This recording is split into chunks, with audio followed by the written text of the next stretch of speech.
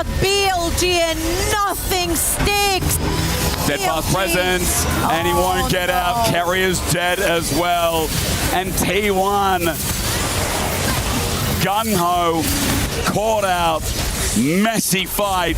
That was not what we saw 3 minutes ago. And it gets worse here, Hysterics. That is a tower into an Elder, into Baron, squatting right up, and Pace getting caught. It's gonna pop the exhaust. Owner, no choice, all out. He too will burn GA first, then his life, and that might be game trouble. Don't need the Baron. They're going to run it down mid. Viper godlike indeed. Spacing and fight fantastic. On finds Faker. He will die a 9th time, but no more. Another ace for BLG. And trouble, I think it's time to pull out the stats. BLG, all-time versus T1, 17 for T1, 15 for BLG. Make it 17 and 16 We're close. With this one. Well, it's only a best of one, but BLG only needed one. They'll continue their streak from MSI. They'll find another win versus T1, and they will be the first team to qualify to the elimination bracket at EWC 2026. And without the Ahri, it's been such a pivotal piece of your team. You're not getting those resets. You don't have that threat onto some of these switchier members. Caps is kind of just playing in a similar way to Hans Sama is, on the fringes of the fight, getting damage down. And Tarzan is just unrelenting. Yeah, and as soon as Flandre respawns, he is on top of Tarzan, making sure that Hans Sama has absolutely no way of dealing with him. And here is the Baron fight as well. As we're checking out live, it is going to be G2 taking that bottom in a turret. Yeah, we see the Rob go in very early to try and set up some of this damage, and they do nearly kill Tarzan on the back of it. Flandre then goes for this taunt to secure the Baron by denying Skumon. But with the taunt flash coming in, here's no way of getting out again. We are back to live though. Hang on, who got the Baron again? Yeah, G2 grouping as 5 and pushing, and ag.al getting caught off guard. They have their AD carrier mid not present here. They're the wave clear absent. Hang on a second. Now the Nexus turrets are under fire. Shanks, you need to come home, buddy. He is going to be able to do so, but maybe he's just he's made friends with these siege minions, and they're going to be his favorites at this point in time. He's now going to be able to go back home, but with this bottom inhibitor down, this is not the play that ag.al were looking for. They are trying to find their way in. Remember, they have the Stand United, so if Hell reaches someone, everyone will be there instantaneously. There's a TP on Caps though, so if they need him to come back, he can. The pings are coming out. ag.al are going for it. Yeah, Kyle is going to land on a Broken Blade first as Labrov looks for Tarzan. There is that Stand United, and Skumon wastes no time. This time kicks him away immediately as Zenith Blade brings Kyle back into the fight, and look at the AoE damage. The Cataclysm from Tarzan. Caps no longer, and Hans Sama's also dead. Both carries eliminated immediately. And G2, I mean, it was a cute map play, but they may have just lost the game. I think from this position, with only the Anivia alive, the Baron buff as well, they can look to end this. 20 seconds to the Baron buff. Rob is back up and available, but it's 5 members of ag.al. Will they try and push for the end? They're looking for the Broken Blade. Yep, that's going to be the knockup on to Broken Blade. He does go golden, but I have a feeling he is still very, very dead. GA's going to pop onto Tarzan, and he will be back for the photo as they take down this Nexus. ag.al looking absolutely fantastic. They bided their time and then won the game in the end. Staying alive here at EWC, and G2 down to the lower bracket. They actually got to one-shot glory with the Nautilus ult that Faker took. That could have been the difference maker for Gam if Glory is able to live there longer, take down pace. It's a whole different fight. And then Kiah is left to 1v3. And he's a scary guy. He can 1v3. He flashes onto Keria. He buys so much time. He's nearly able to take down Faker with the healing, with the damage, with the dashes. But Faker is able to survive on incredibly low HP and take down Kiah through the end. And at this point in the game, he heals up to full pretty much. So they got to do it again. It's like a second phase of the boss, Jack, and you're like, oh my god, he's got the same HP. The raid boss has 2 phases. Yeah. Oh, Cullen going to come through, caught out. Is Faker? No, not quite at half HP. Gam in their 4-man entirety, hover around, or rather 5 through mid. T1 have an angle up in top side. They're going to look for the push up there, maybe, or to steal camps. Remember, Baron is the only objective up now, so That does feel like the game on his side. Yep. Faker just lost his flash in that play. He's not going to have that up and available. But T1, they don't care. They're starting the Nash. Faker's TPing in. T1 want to fight. What ult is he going to steal? Hijack up and available. Carrier with an angle. Gam move in through this side brush. It's Draktar with the lights to turn off. It's Doran with an angle spotted out. He's got Len, so he knows Kia is there at the back line as well. At 8K, Carrier starts it off. Onan looking for his angle. The on-call not too bad as well. Onto Kia. He's versus Doran. Onan tries to jump in and they dive Artemis to the dirt. Meanwhile, Pace is dealing with Taki while I'm watching Faker glide through with Flory's ultimate. We're going to do this again. Kia is going to resurrect, but instead of 3 this time, there's 4. He'll die quicker, and T1's team fighting when it comes to the tooth and nail of the game is going to be better. And T1, they start the Nasher. They know they have the advantage with the ultimates. The Gam burn trying to take down Faker, and with that, they seal Gam's fate. They're gonna get the ace. They're looking to end this game, running down mid. And what better way to do it with 20 kills for the GOAT himself? It was messy, it was convoluted, but 20 kills for Faker. I'm not going to say this is a generational game from him, Jack, but I am going to say that he still started this, and now he'll finish it. Next turret number 1, and then 2. Faker ends with 20 kills on his Silas. Still the GOAT, always will be. T1 survive elimination, survive Gam, knock them out, and continue to the elimination bracket at EWC 26. Gonna grab that one and head straight over to this fight. This might be the last fight of the game. Yeah, the bubble is on the ground as there is that death cap you were talking about. The teleport right into this mid lane. There's Caps. He's got that crescent guard once again. It is going to be very dangerous. Hex Flash gets Labrov in there, but the scatter comes on down. Great Magnet Storm there from Korea. As to the skies he goes, and Hans is dead. Caps finds the angle as well. A 2 for 2 so far, and they do eliminate.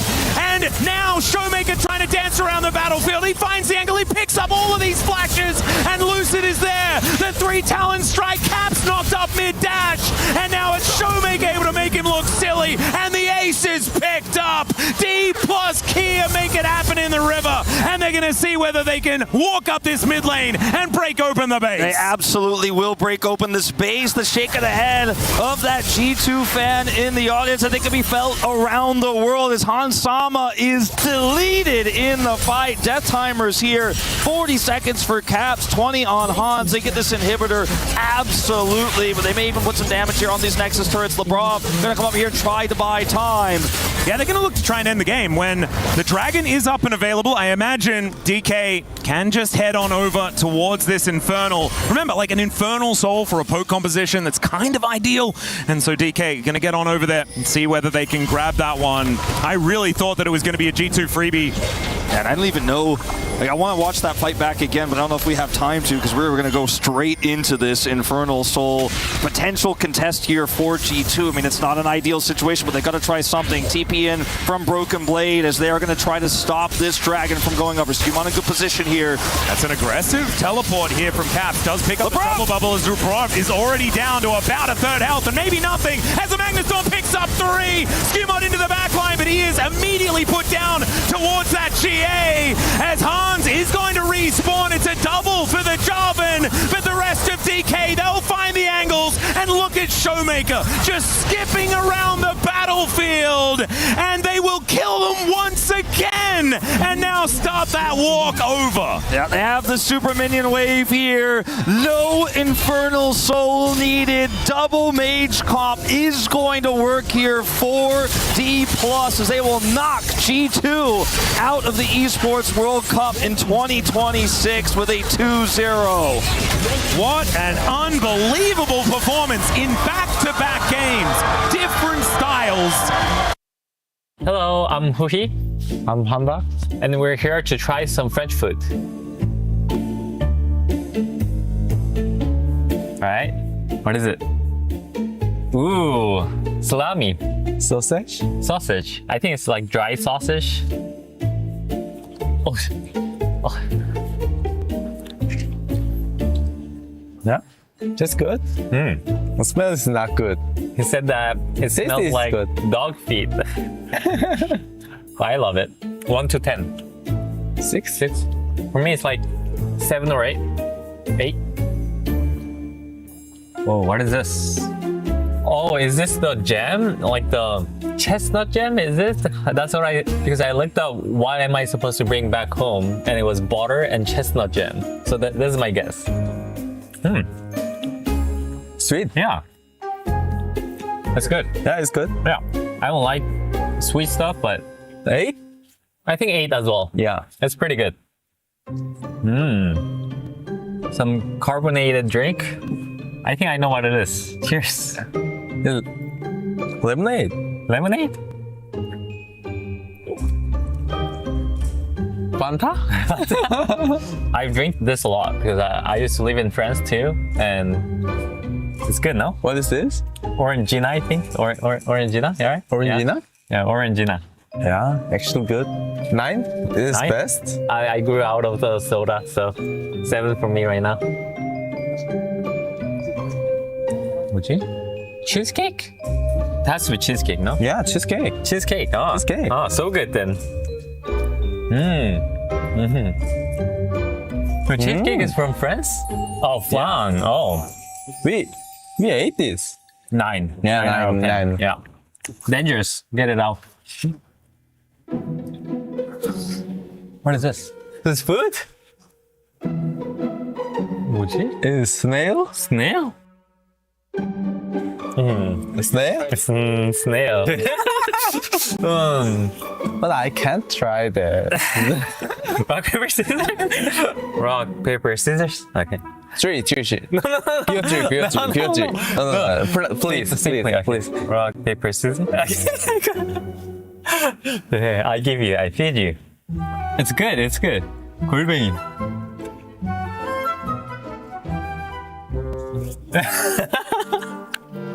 Orangina is coming. Rating.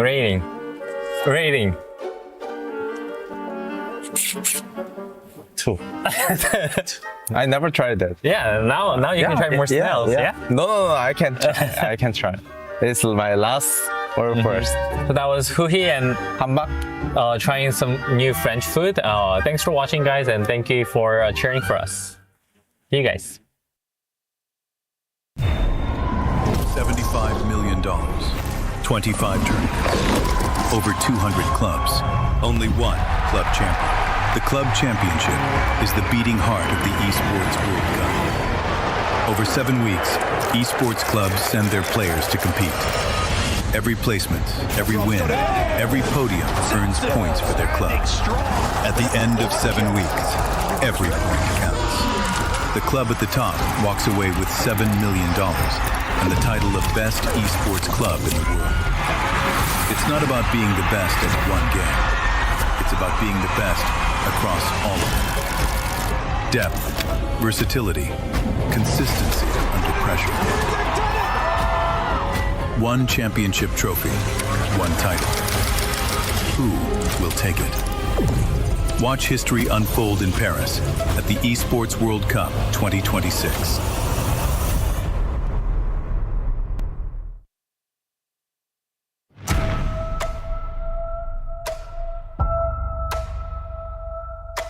去年我们是整体积分拿到第6名嘛，那我们今年肯定是希望能够更进一步的。因为我们 ag.al 有很多分部，就希望大家一起加油，拿到最好的成绩，然后提升更多的名次。我们 ag.al 有15个项目，然后很有自信去冲击更高的名次吧，就希望大家一起加油。É algo bem grande, assim, porque como é um time muito grande, muito famoso e tem muitas modalidades, então tem um significado muito grande. A pressão é algo que me agrada também. An incredible victory here for gen.g. 젠지가 7위 이상의 기록을 달성하면 좋은 일이라고 생각을 하고, 하지만 저희가 할 수 있는 일은 저희의 종목에서 최선을 다하는 것이기 때문에 이제 젠지 롤팀이 젠지가 7등을 하는데 좀 큰 도움을 줬다면 되게 기쁘고 올해도 그렇게 큰 도움을 주고 싶습니다. 저희 T1이 이번 EWC에 굉장히 많은 투자를 하고 있는 만큼 저도 이제 리그 오브 레전드 팀의 일원으로서 최선을 다하고 그리고 많은 분들이 관심을 가져주시는 롤 종목에서 좋은 모습을 팬분들께 보여드리고 싶습니다. 어쨌든 EWC 대회에 많은 게임 대회가 열리는 걸로 알고 있는데 그것들 중 저희는 T1에서 나가는 모든 팀들이 다 잘해야 된다고 생각하고 있고 저희도 다른 팀에 대한 관여를 하지 못하기 때문에 저희는 저희 스스로 최대한 우승을 하면 더 좋은 성적으로 가지 않을까 싶어서 뭐 잘해야 된다는 부담감도 있겠지만 잘 재밌게 할 수 있을 것 같습니다.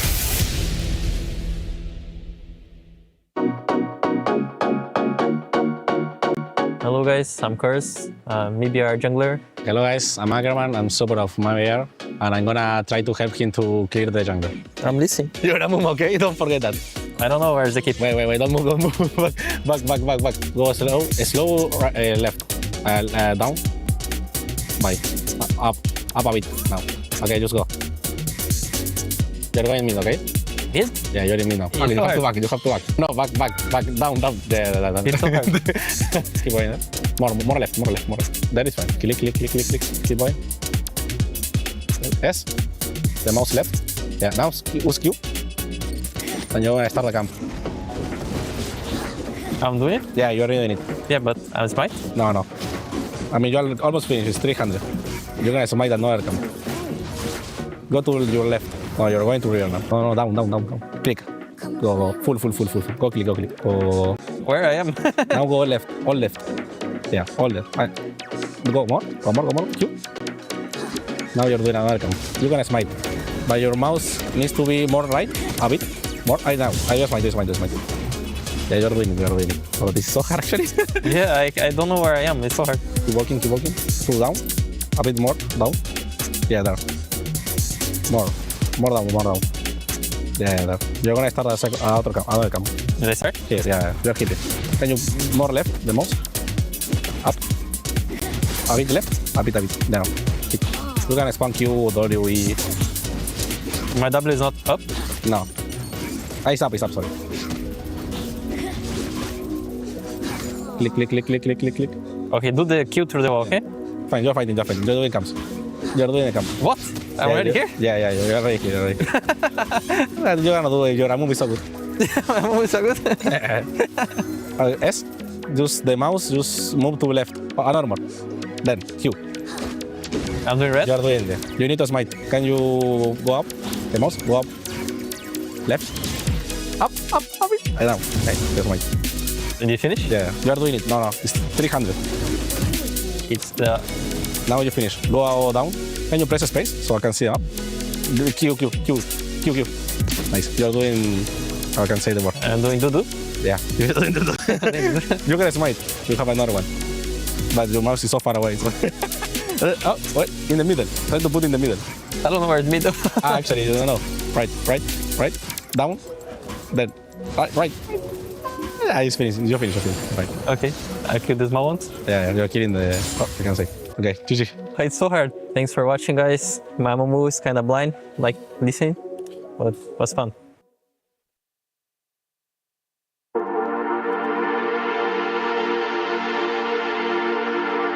跟 Knight 做队友，我觉得就特别有趣吧。然后他实力又很强，然后又比较幽默，打得会比较开心。和 Knight 做队友最大的体验就是觉得他确实是一个实力非常强的选手。和他做队友，很多时候他会给队伍创造很多优势，可以让我们的比赛进行得更加顺利。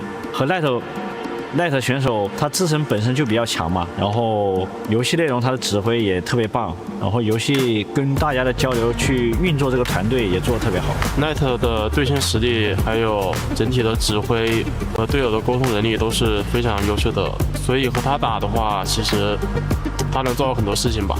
Knight 选手的操作能力、对线能力还有指挥能力都是非常顶尖的，这就是他为什么这么强的原因吧。不管是作为选手还是朋友，最喜欢 Knight 他身上的那股不服输的精神吧。我觉得就比较稳重吧。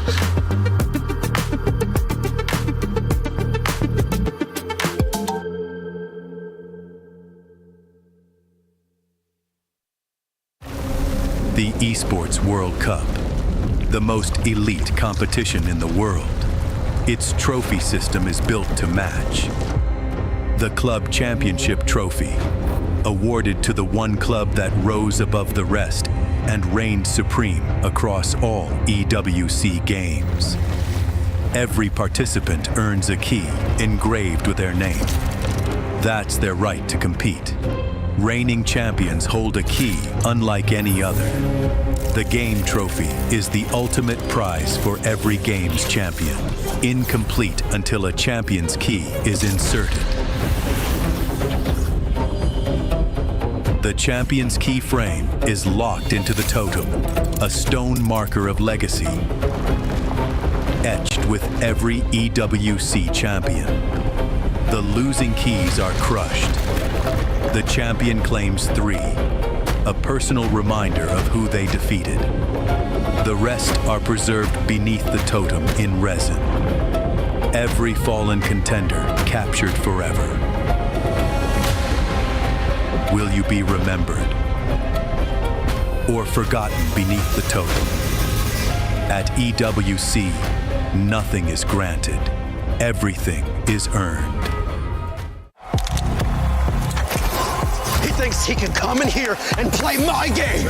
He knows nothing. Let's go! Tyler 1, you're done. This is my ladder. You can't climb it. It's better than being hard-sucking masters. You're going too far now. Your eyes buggy. Your elbows ashy. Is that airline? That's an L airline. Somebody better hold me. Okay, yeah. Do something then. Raw energy. Blow the house down.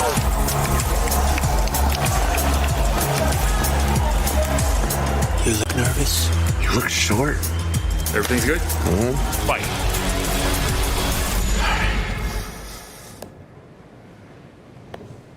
Okay.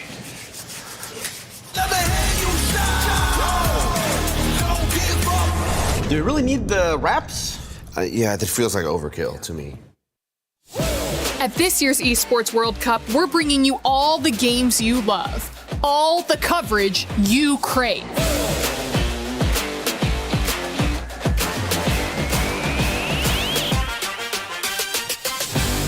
And for the first time ever, a completely unfiltered behind-the-scenes broadcast.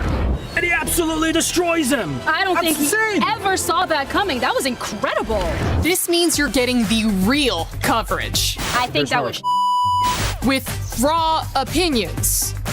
I'm just gonna have to say it. I think they have their heads up right now. They're just absolutely.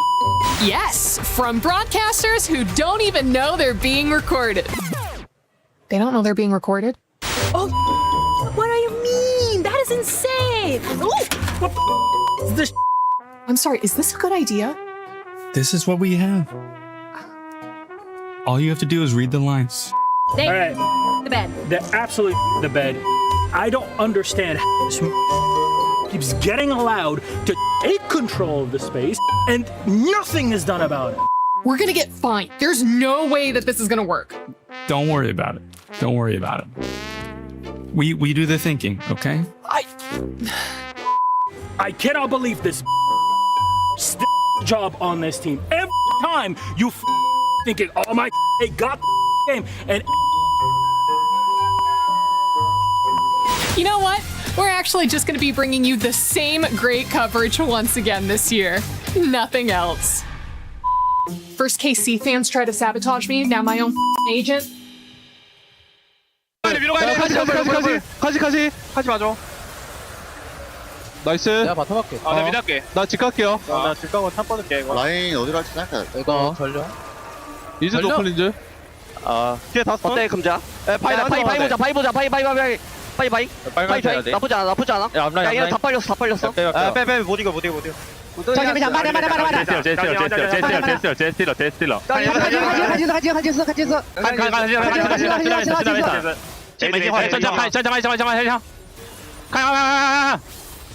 레이디스慢点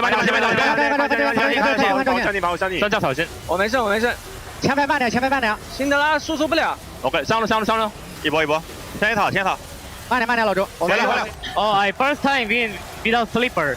What? Oh, without sleeper? Yeah, without sleeper. First time win. Let's go. No sleeper. Nice. Good job, guys. 直线，兄弟们，直线，吃吧，来一次，来吧，兄弟们，要怎么做？直接上台？要过去吧。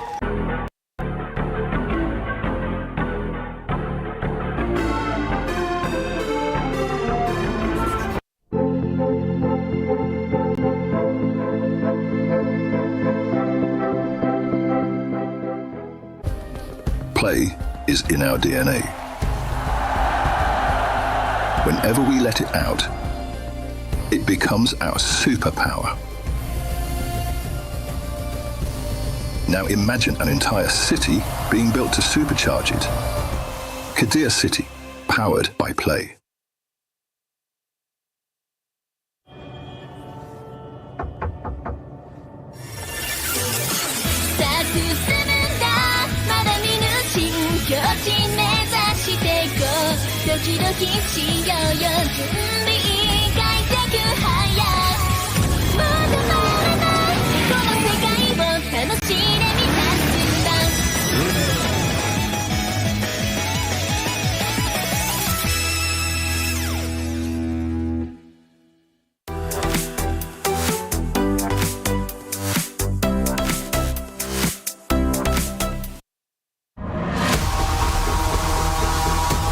The group stage is over. 8 teams have emerged from the perilous best-of-ones with their tournament lives intact.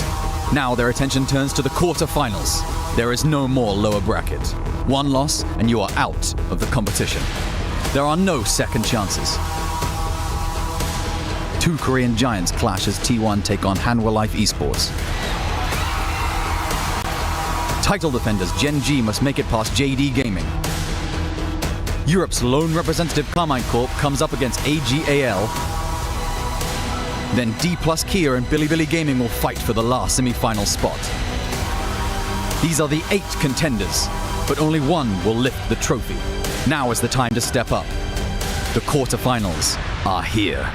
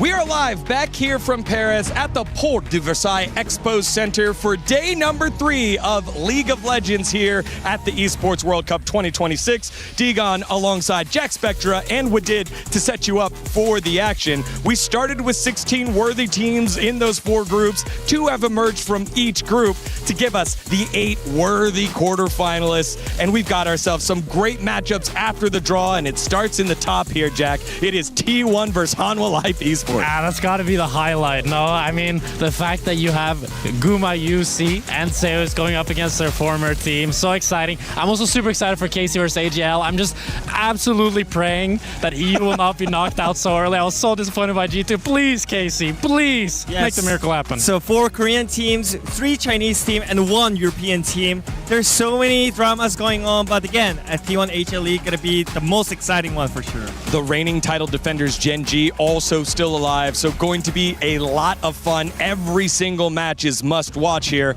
So I'm gonna put you on the spot, Jack.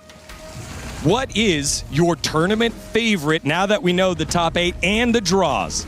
It's got to be BLG. I mean, I love Viper. He inspired me to start learning ADC. I just think he's the best ADC in the world. He can play mages so incredibly well. I think it was kind of a fluke that they lost MSI. Their drafts were really bad in that finals, and I think if they learn from that, if they adapt, I can see them beating Hamo Life, gen.g, all the LCK. Well, wait a second, Jack. You can't say it's a fluke. You know, we all know who won MSI 2026. We do. It's gonna be Hamo Life Esports once again because the momentum continues, and I think they are still the best in this meta. And yeah, I mean, it's gonna be Hamo Life Esports again because I think the AP bot lane is just helping them so much. Yes, a fantastic possible rematch of the MSI finals. Two of the best teams, but let's not forget, T1 still in the bracket. That is that first auto fight there, and they won in 2024 as the title winners of the first ever EWC. And for more on the club championship and what being a title winner means, let's send it on over to the players in their own words, covering exactly what it means to be here at EWC.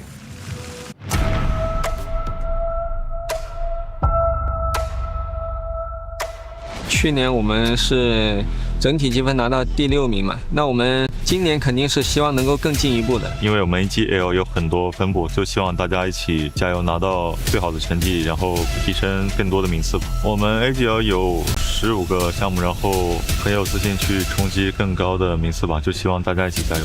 É algo bem grande, assim, porque como é um time muito grande, muito famoso e tem muitas modalidades, então tem um significado muito grande. A pressão é algo que me agrada também. An incredible victory here for gen.g. 젠지가 7위 이상의 기록을 달성하면 좋은 일이라고 생각을 하고, 하지만 저희가 할 수 있는 일은 저희의 종목에서 최선을 다하는 것이기 때문에 이제 젠지 롤팀이 젠지가 7등을 하는데 좀 큰 도움을 줬다면 되게 기쁘고 올해도 그렇게 큰 도움을 주고 싶습니다.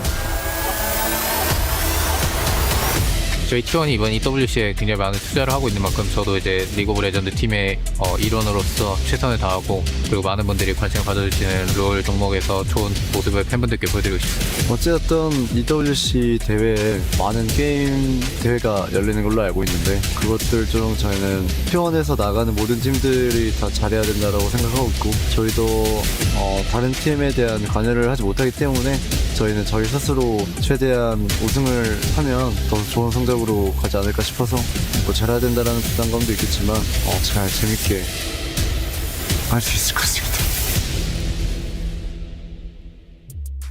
This is our key wall where every team's key, once destroyed alongside their hopes and dreams of winning the tournament, goes. A bit of a reminder as to the teams that have failed. And I'm Ginny, joined with Atlas. We're going to do a bit of a breakdown in terms of the teams that have already been knocked out and that stood out the most when it came to the expectations that we did initially have of them. Yeah, it's kind of crazy. There's actually a lot of hopes and dreams that have already been eliminated here on this wall. And some of these names are a bit of a surprise. I think G2 Esports yesterday certainly were the favorites up against D+ Kia. Even though it's an LCK team, G2 have kind of made it their business to eliminate LCK teams from tournaments in 2026. And speaking of G2, they were eliminated from MSI by Lion Gaming, and they are also no longer in the tournament. I think having a little bit of a disappointing run themselves. Some nicer storylines here, even though they have been eliminated. I think Team Secret put up a good fight, but GAM Esports especially, a team that didn't make it to MSI, a tournament that they've been to multiple times, weren't able to get there this time, and we had TK there. They had some great starts in a very difficult group up against T1 in the end, and they went down swinging. Yeah, I mean, they did get a 4-0 start on T1, solo bolo in the mid lane on Faker, which is incredible. They do also have the reverse sweep on MKOI. So MKOI getting eliminated as well by GAM was, I would say, not necessarily on my bingo card, but they were able to do it, which is phenomenal. Looking at the teams, though, however, that are still here, it's not looking good for EU. Well, I mean, at least you've got hope. Yes, it's looking better for EU than it is for any other region that isn't named LPL or LCK, because no LCK team was eliminated, no LPL team was eliminated, and there's a little bit of French hope still in the tournament. I'm looking forward to that, seeing them play again on stage. But in general, I think the consensus of having your key crushed by your opponent is a little, very BM, I would say, and very on brand, actually, for League of Legends. I'm looking forward to see how this wall is going to play out, because at the end of the day, right, you can only have one winner If you need to pick 3 keys though, like if you were playing, you win the tournament, Atlas, who are you putting up there? Oh, who would be in my your trophy? Oh, that's a tough one. Can't be EU teams. And it's hard because I don't know whether I want to put my favorite teams in there or my least favorite teams. And do I even have a least favorite team? So I'm going to probably go with my favorites. I'd put D+ Kia in there, unless I am D+ Kia and I won the tournament. I'd probably put Gen.g in there. And T1. I'll put T1 in there All as right. well. You know what? I think that's going to be a great trophy, but that's it from us over at the Key Wall. Stay tuned for the rest of the competition to see how this wall is going to be filled up. We're going to be heading over to Tyler 1, who's doing a little bit of a check-in with the super fans. I'm here with 2 fans, an HLE fan, Gene, nice to meet you, and a T1 fan, Fanboy Kyria, is what he goes by. How are we feeling about the game today? It will be very, very easy. 2 old players, T1, we know them very well. They never win words, nothing. It's like MSI, small. We will stop them, clearly. I'll let you speak. We will dominate. Fair point, fair point. Now, we were talking beforehand, Guma is actually on HLE now. How does that make you feel? Wow, also, I think that he will conquer and he will fight Korea and dominate will fight and kill Korea. No. Guma is nothing without Korea. Korea learn game to Guma Yushi, seriously. Carries him at all words. We are the MSI champions. How many words? How many? I don't see the stars here. I have 6 me. Yes, and 3 of your 6 stars is also Guma UC stars. Oh. The Korea's bot lane, I think. Korea can play ADC and support. He win. He's better than Guma UC alone, I think. Okay. Settle down. Put your hands up. You don't need to throw blows or anything. Well, we hear what they have to say. Let's see what the game says.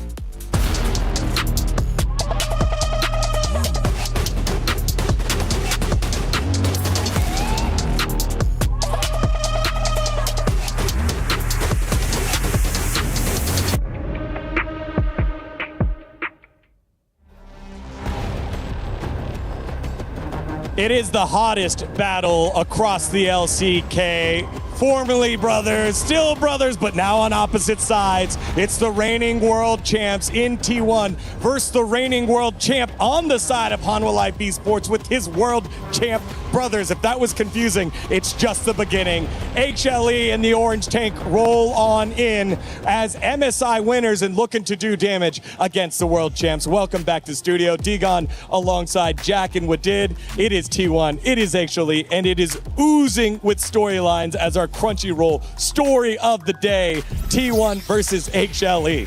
I mean, it's the highlight of my day. I think it's going to be absolutely incredible. I think it's going to be really, really close, regardless of who takes it. Because I feel like we've seen these teams, they've been a bit inconsistent, but when they're at their best, damn, they're good. Well, did you ask for this? You asked for the Naruto Sasuke, Yeah. so Can you please explain explain. Please explain. You don't watch the Naruto? I watch Naruto, but how is it Naruto? Yeah, but Sasuke? it's just so epic. Every time when they play, beat against each other, it's like, is it gonna be Naruto winning against Sasuke or Sasuke beating Naruto? You know, it's just like well, that. Which one is Naruto? Is it T1?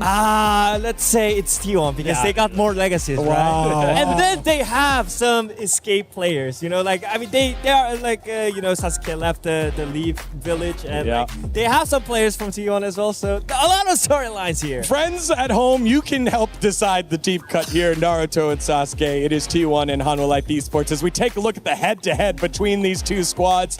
Since 2025, these guys have been playing so many times. Now, including in just 2026, you see how many times they played? It has been an epic battle every time these two teams meet up. I mean, for me, most surprising one was Road to MSI because it was T1 who had the momentum from the regular split, and I think HLE was still struggling to find out their theme of the game, but eventually they had such a surprising win against T1, and the momentum keeps going on in the EWC as well. Yes, 10th place all the way to first here has been so awesome to watch. And, you know, one of the big matchups that I think has gotten a lot of eyes on it since 2025 was the top laner swap. It was Zeus and Doran, the 2 top laners that seem to be fated every time they play to be talked about. But it does seem like one of these top laners currently has an advantage here, Jack. Yeah, I think for me, the one question mark for T1 is can Doran hold? Because we've seen the games where he struggles, the rest of T1 falters. Their loss against G2, it felt like it was really about Broken Blade taking over the lane against Doran, and then the rest of T1 wasn't quite able to get it over the finish line. And we've seen that Zeus is a player, I mean, if you give him resources, if he gets ahead, he's for sure going to carry you the game. So they need to shut Zeus down and help Doran out if they're going to be able to win this one. I mean, for T1 right now, they're trying to find some champions that Doran can actually fit in. Like, they're trying some tanks here, and I think they're trying to fix the draft as well. So I feel like they're getting better when the game goes on, and I think still, though, like Zeus is too much power in the top lane. So it's for sure his favorite for HLE this time. And finally, we are done with these best of ones. It will be best of threes here, so those top laners and the teams will flex their champion pools. Speaking of a pretty big champion pool, we've got Gumayushi standing by right now with Jenny. Take it away.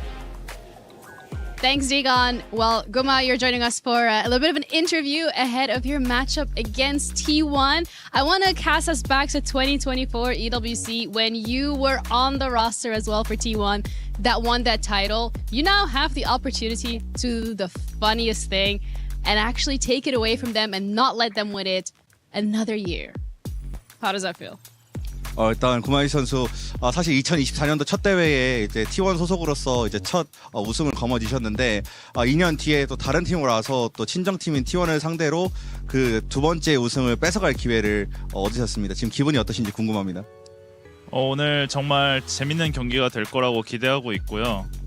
T1을 이렇게 빨리 만날 줄 몰랐는데 MSI 때 못 만나서 좀 아쉬웠던 그거를 풀 수 있을 것 같습니다. Yeah, definitely this is going to be an interesting match. I didn't really expect to meet T1 this early, but we didn't meet them at MSI, so yeah, it's going to be a fun match. I'm looking forward to the matchup, but I'm also looking forward to the picks that we could potentially see in the bot lane. How has it been for you adjusting to that new meta on the AD carry role with more mages being in play? 사실 이번 메타가 확실히 좀 비원딜이 좀 성행하는 메타이기 때문에 일단 원딜러인 구마유시 선수에게도 조금 어려움이 있었을 것 같기도 한데 비원딜 적응하시는 데는 좀 어떤 과정이 있으셨는지 궁금합니다. 무작정 좀 비원딜이 좋다는 것보다는 비원딜도 하나의 메타로 해석하면서 어떤 상성관계가 있을지 좀 연구하고 고민했던 것 같고요. 어느 정도 정리가 잘 되어가고 있는 것 같아서 메타 적응하는 데 큰 어려움은 없는 것 같습니다.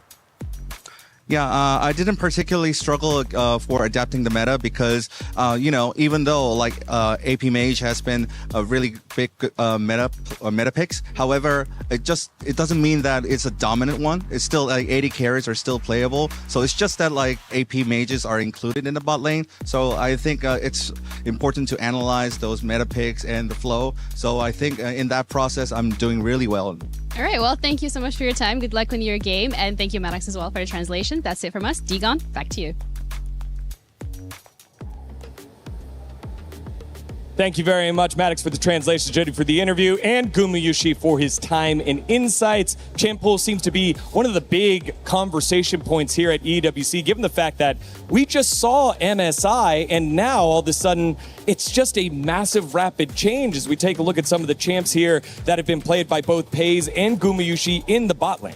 So I think at first we thought Ziggs bot lane is most OP champion of the bot lane because it kind of makes the bot lane boring and it enables your support to roam around. But I think people are starting to get some counter picks into it, something like Cassiopeia and also Talia with Shen, so you can actually be more proactive on the map. So I feel like there are some solutions that you can play into, but still, even though Guma said he can still play AD carry in this meta, I feel like high priority is still on the APs, something like Syndra flex pick as well. I think there's a lot of possibilities that it brings into the bot lane if you can actually flex those picks. And I feel like that's why I've been so impressed by Pace. The fact that he's been pulling out the Cassiopeia, he's been playing the Talia, and especially since he's a player that you associate with these hyper carries, that he can only kind of play these high resource champions, that he's able to then adapt so quickly to this mage meta and smurf so hard on these mages. I mean, Pace for me has been incredibly impressive thus far. Well, speaking of being able to play mages, there is the greatest of all time in the mid lane who had himself a field day against GAM Esports in that second game. Like a bajillion and a half kills here with Did. Faker looked like he was back in prime form. I mean, always whenever you watch Faker playing, you might a little bit worried maybe when he's dying a lot, but it doesn't matter. He has the mentality that he's gonna do something for the team when it matters, and I think it was Faker once again playing against the one of the best team. I feel like Faker has some kind of like charisma, like when it comes to really important match, like it doesn't matter what he plays, he's just gonna bring some plays for the team. I mean, Faker got 20 kills, a new career high for him, and he was smurfing so damn hard. But I actually noticed he played against BLG, and I noticed his stats in that game. He had 9 deaths. Yeah. And I thought to myself, that seems really high. Has Faker ever died that much? And then I looked it up, and the only time Faker had ever died 9 times was once, and it was against OK Brion, who That's you right. guys are very familiar with. Oh yeah, the Bro Gang. Bro talent does bring out sometimes the best out of some of the teams, sometimes the worst here. BLG, always a menace to play against, and I think that was a fascinating thing to watch because Faker was still making plays, but every time he died, it wasn't like necessarily a knockout blow, but it just felt like the lead was getting larger and larger for BLG. So he too still adjusting with the meta as he's done throughout his illustrious career. I mean, for me, it's all about the matchup as well, because I think he had to play Syndra into Camille support, which is not ideal for Syndra. So I think we talked about a lot of AP bot lanes and the flex picks, but when you're lost in the draft, then you have to play something that you really don't want to play into it. So that's why he had some struggling in that game. But I feel like that's the risk that you take whenever you pick the flex pick. Either you want to go for mid lane or the bot lane, so you have to deal with those kind of issues, and then if you get correct situation for the draft, then you will win the draft, but otherwise you get punished just like that. I think we've seen the ups and downs for Faker, so it's really about, for me, for Hanwha Life, about shutting down mid lane and top lane. It's about these solo laners just kind of having Gumayusi chill, shut down Faker, shut down Doran, and that's really Hanwha Life's key for success for me. I mean, for me, it felt like you have some solution against HLE, but they're playing literally the same strat over and over again. Just leave the Guma alone and then play through the top side. I thought they could actually play into it, but there's no option. All right, well, here you have it. It is yet again another huge matchup. Hanwha Life Esports and T1 do battle in the quarterfinals of the Esports World Cup 2026. Only one can move on. Let's find out together. In the beginning of every game, the scale is balanced. 10 summoners, 10 champions, same gold, same rift, same hush before the horn. But the moment the clock starts breathing, the balance begins to sway. One way, then the other. 2 sides of the same mirror, each waiting to weigh heavier. And then, in every game, there's always one moment. One decision. One extra weight lands. One insignificant flap of the wings that marinates in time and causes a total storm, leaving everything after in echoes. Be the grain of sand that tips the balance. 그래도 뭐 이것저것 준비한 게 많긴 하니까 다양한 조합을 보여드릴 수 있도록 열심히 더 해보겠습니다. 그냥 어떤 상대가 오더라도 이길 수 있다는 생각으로 경기할 생각입니다.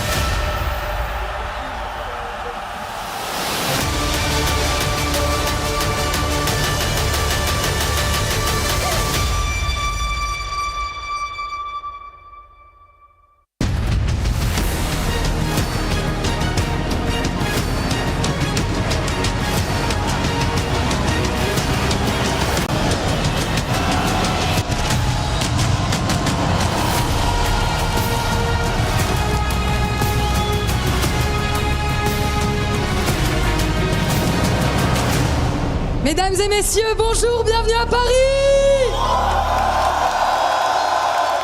On est à la STC Arena pour les premiers quarts de finale de cette EWC League of Legends. Here we are, first quarterfinals of EWC League, and I'm so excited in. Toi, ça va? Ça va bien et toi? Tranquille, tranquille. The lineup of teams that we've got for these quarterfinals is simply crazy. The defending MSI champions, last year's EWC winners. We've got multiple time world champions in the building, and of course, some hometown favorites too. Lou, the fans are here for it. Exactement, moi je vais te demander en premier, t'es là pour soutenir qui? Who are you here to support? Justin! Carmine Corp here, of course! I love it, we've got some fans down here. Excuse me, sir, who are you here to see?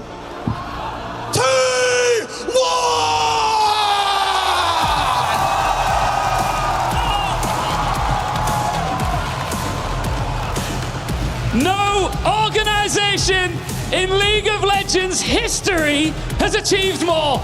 With Faker leading the way once again, expectations never change. Every tournament is another opportunity to add to one of the greatest legacies in all of esports. Les légendes du jeu sont là. Mesdames et messieurs, du bruit pour T1!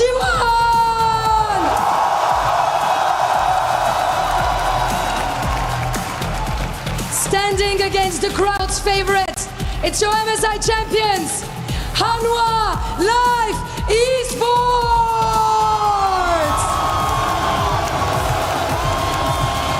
The Titans of the LCK, they're coming back for the back-to-back. Si t'es pas content, c'est doublé, c'est pour aller le chercher que les HLE sont à Paris. Gumayushi said after the draw that facing his former team is both the best and worst opponent he could have wished for. An opportunity that means everything against a team that means everything. Are you guys ready? We said, are you ready?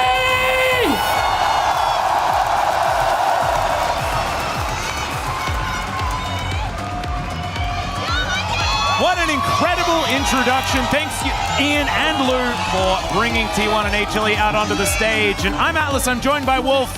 A little bit of deja vu here, as there was this exact matchup in the road to MSI back in Korea. It was won by Hanwha Life Esports, but there has been some time since then. There certainly has. A lot has changed. Hanwha Life Esports won, in my mind, the toughest MSI of all time. And they come off of that tournament win with the high seed coming into this top 8. And it was Gumayushi who lifted a trophy in the inaugural Esports World Cup in Riyadh, but now faces off that very team he won it with. Yeah. And a best of 3 that will decide who is moving on to the semifinals. The jump in prize money is massive. You want to be able to make it to that next step, go to the finals, lift that trophy once again.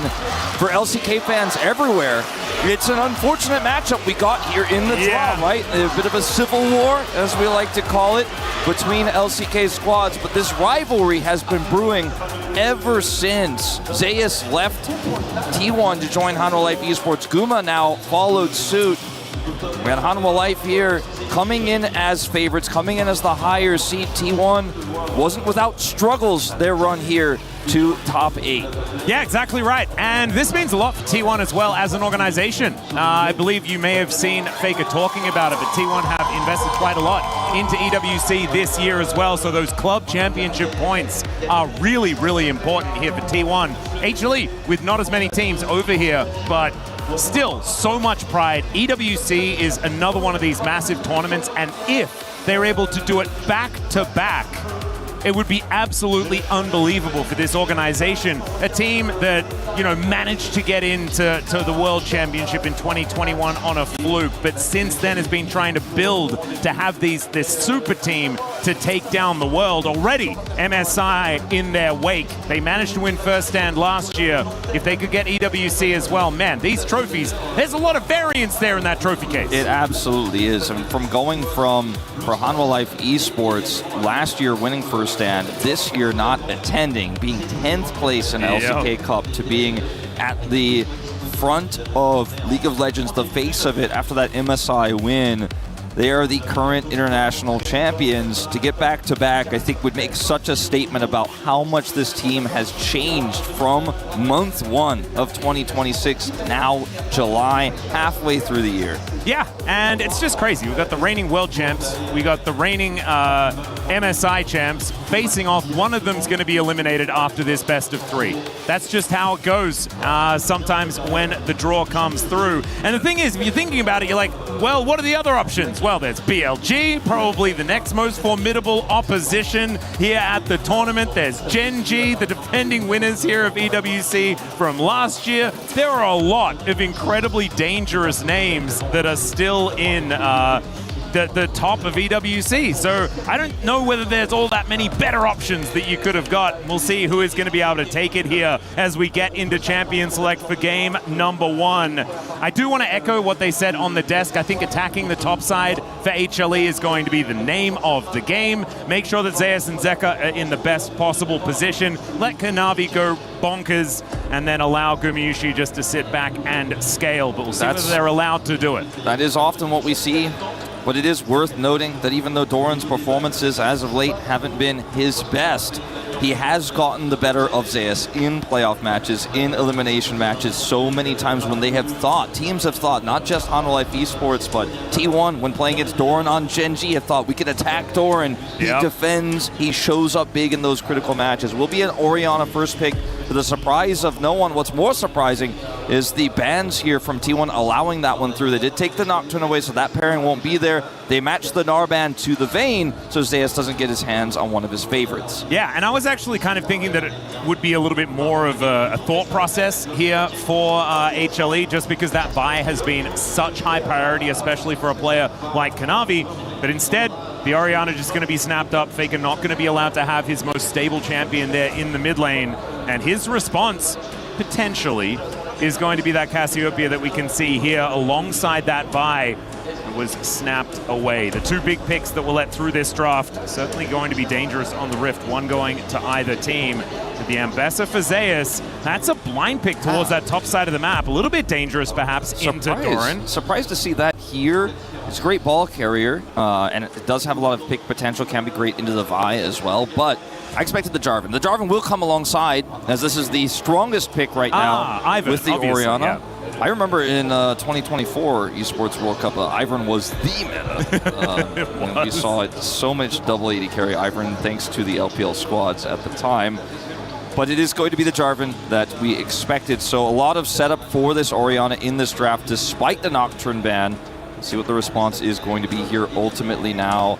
Is it just a free Renekton angle? I think it's the most likely option, especially with the mid-game power it's going to give with the setup they already have and the scaling Cassiopeia. Yeah, I mean, there's no Gnar here, obviously, is banned away. So I think you're on the money with this one, and there it is. Yeah, and even if the Gnar was there, I mean, the Ambessa's already locked in, so there's just not really much of an option for response here out of HLE. Just shows that Zeus feeling very, very comfortable in this matchup and confident up against Doran in this game. I think that could be dangerous, but the Zig's going to be taken away from Guma. Definitely his favorite mage to play towards the bottom side of the map. You did see that Pays has branched out a little bit further from just regular 80 carries there on the bottom side. Let's see what the response is going to be here in terms of Pays carry at bottom lane, as the Bard is actually still available in this draft, believe it or not. Has been very rarely given to Carrier across this year, just because he's so good at it. Even though it's not necessarily the perfect angle for it in this draft, can empower a lot of traditional AD carries. Yep. Akali is removed. Again, that flex of the Cassiopeia being respected here for Hanwha Life. And one more ban come through from T1. Do they decide to get rid of something like the Camille? And they do. That is going to be removed from Delight. Obviously, a whole bunch of other engaged supports if you would like to go down that route, which he's Delight. We know that he does want to do that. The Leona really skyrocketing in priority here at EWC, something that Carrier found a lot of success on earlier on in his career, and Delight as well has really enjoyed that champion. But the Shen feels like a bit of flavor of the month, and they are going to be banning that one away from Carrier this time. Not going to allow that Stand United extra flexibility onto the Rift. I don't think they have to play Mage bottom lane. I don't think they have to play the Cassiopeia. I think they absolutely can run I think you just lock Nautilus and you can do whatever the heck you want. You can Nautilus, you can Caitlyn Bard. You know, you have so many options here as FaZe and Carrier to... Or just lock Bard. Yeah. That's another good one. I think it is just going to be the Caitlyn Bard, as maybe Guma could deny it, potentially. It's one of his favorites here in the bottom lane, but what it comes with would be a bit of a question mark. There is the Caitlyn. Maybe let's go Caitlyn Nautilus. I mean, the Ezreal is still up and available here, so FaZe could jump onto that one if you would like to. A very strong lane alongside the Bard as well, but it's Karma. It's Karma, the Caitlyn. Classic. They're just going to try and just smash the lane as best we possibly can on Harma Life Esports' side. And is it just going to be an Ezreal, or are we going to be picking something for Faker to try and take down this Orianna that isn't named the Cassiopeia and allow that flex to come through? It's going to be really hard to play Cassiopeia Bard into Caitlyn Karma. I would the agree. Ezreal you mentioned is just so much more flexible, so strong into the Jarvan and the Ambessa, especially with the fairly recent nerf to Ambessa's channel time on her ultimate. Gives Ezreal so much ability to escape it, so much time and freedom there. A lot of scaling here on the side of T1 with the Ezreal and the Cassiopeia, but it also packs a big mid-game punch with the Vi, the Renekton, and the Bard's ability to impact team fights from super far away. I think Hanwha Life Esports are going to have so much setup, though, and this is the kind of Karma draft I really like, when you have so much engage outside of the bottom lane that you don't need to have an engaged support, so you can win the lane and empower those frontliners, and then the Caitlyn gets sit back from a million miles away and add that damage. There will be a moment in the mid game where Guma isn't able to fully come online, but if they have a lead there, it'll be very easy to then just skate into the late game. I think a lot of this game is going to come down to second dragon fight, herald fight, third dragon, those periods of the game. Yeah, and I think so much on Hanwha Life Esports' side is going to be Kanavi. And live or die by Kanavi has kind of been the way for this squad, but especially in a draft like this, where you're just trying to get an Orianna to the late game, get a Caitlyn to the late game. The Jarvan is going to be absolutely pivotal, and Kanavi has been able to really warp games on this pick. But I don't know, coming out of this draft, I feel very comfortable for T1 as well. They managed to get the Bard, a feat that I don't think they've been able to do very much at all over the last few months. And the Vi has been incredibly powerful. It's a decent matchup for Faker on the Cassiopeia in the mid lane, and a counter matchup on the top side of the map for Doran as well. And so T1 probably feeling great coming out of that champ select. Let's see whether they can put it into motion on the Rift as we load up and get ready to get into game number 1. It's EWC knockout stages here in 2026. And we'll see who is going to be able to keep themselves alive. This is a best of 3 where one team is going home immediately after this. It is just done. There is no lower bracket to fall back to. You just have to keep winning. You absolutely do. This is Kanavi's second most played champion of the year on this Jarvan. Talk about how iconic Keria is on the Bard, but Kanavi similarly on this Jarvan. 70% win rate across so many games, 17 of them. And see how he does perform here, because I think a lot of this early game is going to be about him, his early pathing, and which lanes he can impact. Most likely the bottom lane, but that immobile Cassiopeia also a potential target. Yep. HLE looking to try and grab the shove here in this lane. They should definitely be able to do so. Caitlyn Karma is just very, very strong when it comes to getting control of minion waves. You can see they're doing so. Decent job being done here by FaZe and Carrier to try and clear out the minions where they can. You can see it evened up in terms of the lanes there, and not a huge push, but at the cost of a lot of health of FaZe and Carrier to do so. So not a free neutralization there, and Hanwha Life will continue to apply that pressure. Every Q from both Guma and Delight hits hard. Okay, the difference here is the fact that there is Ona moving down towards his bottom side. There is going to be the trap put down, but FaZe is able to walk out of it just before it arms. And Keria had to use his magical journey to escape, so it's on cooldown. I don't think there's really any way Owner can impact a play here. So this is just going to be a continued push for Guma and Delight. FaZe eats another Mantra Q. That is a really, really big amount of damage he's taken here. This is very risky to stay against this cannon wave, but luckily for them, Kanavi is on the other side of the map. Yeah, and this is what this lane is supposed to do, right? If you are a T1 fan and you're watching, you're like, oh no, it's a disaster. Well, it's kind of what's going to happen. That's what it said on the tin as we came out of Champion Select, and we'll see whether they can utilize these solo lanes in order to get some advantages. This should be a good one for Doran on the top side of the map. I know he's had some ups and downs, but navigating a Renekton into Ambessa matchup is something I am still confident he will be able to do relatively well. As the Ruthless Predator comes out towards that top side as I'm saying it. There is going to be a Kanavi up there just finishing his full clear. Both junglers looking to meet on that first scuttle on the top side. Delight moving on over, but Keria hot on his heels. It's Faker, not a whole lot of mana here as they do converge, but that is going to be Delight now in a lot of trouble. He might actually have to flash to get himself out of this. Decides that the Command Protect is going to be enough, and Kanavi going to get punched here by Owner a few times. Did manage to get that knock up, but just both junglers trading blows and will back away. Yeah, Kanavi had cooldown advantage there, so that was a little bit scary for Owner to stay, as he had gotten caught with Delight actually sticking around there on that Karma.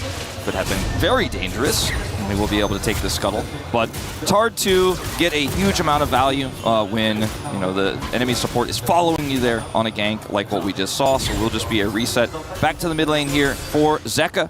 Teleporting in. The game is dead even, with the exception of that small lead in the bottom lane, which is expected. If you don't earn a lead like this, you probably shouldn't be playing the Caitlyn Karma, right? Yeah. And it is Guma, of course, one of the most iconic Caitlyn players, if not the most of all time. So, everything is going exactly as planned. It's really the mid game where this game is going to open up. No one's made any major mistakes just yet.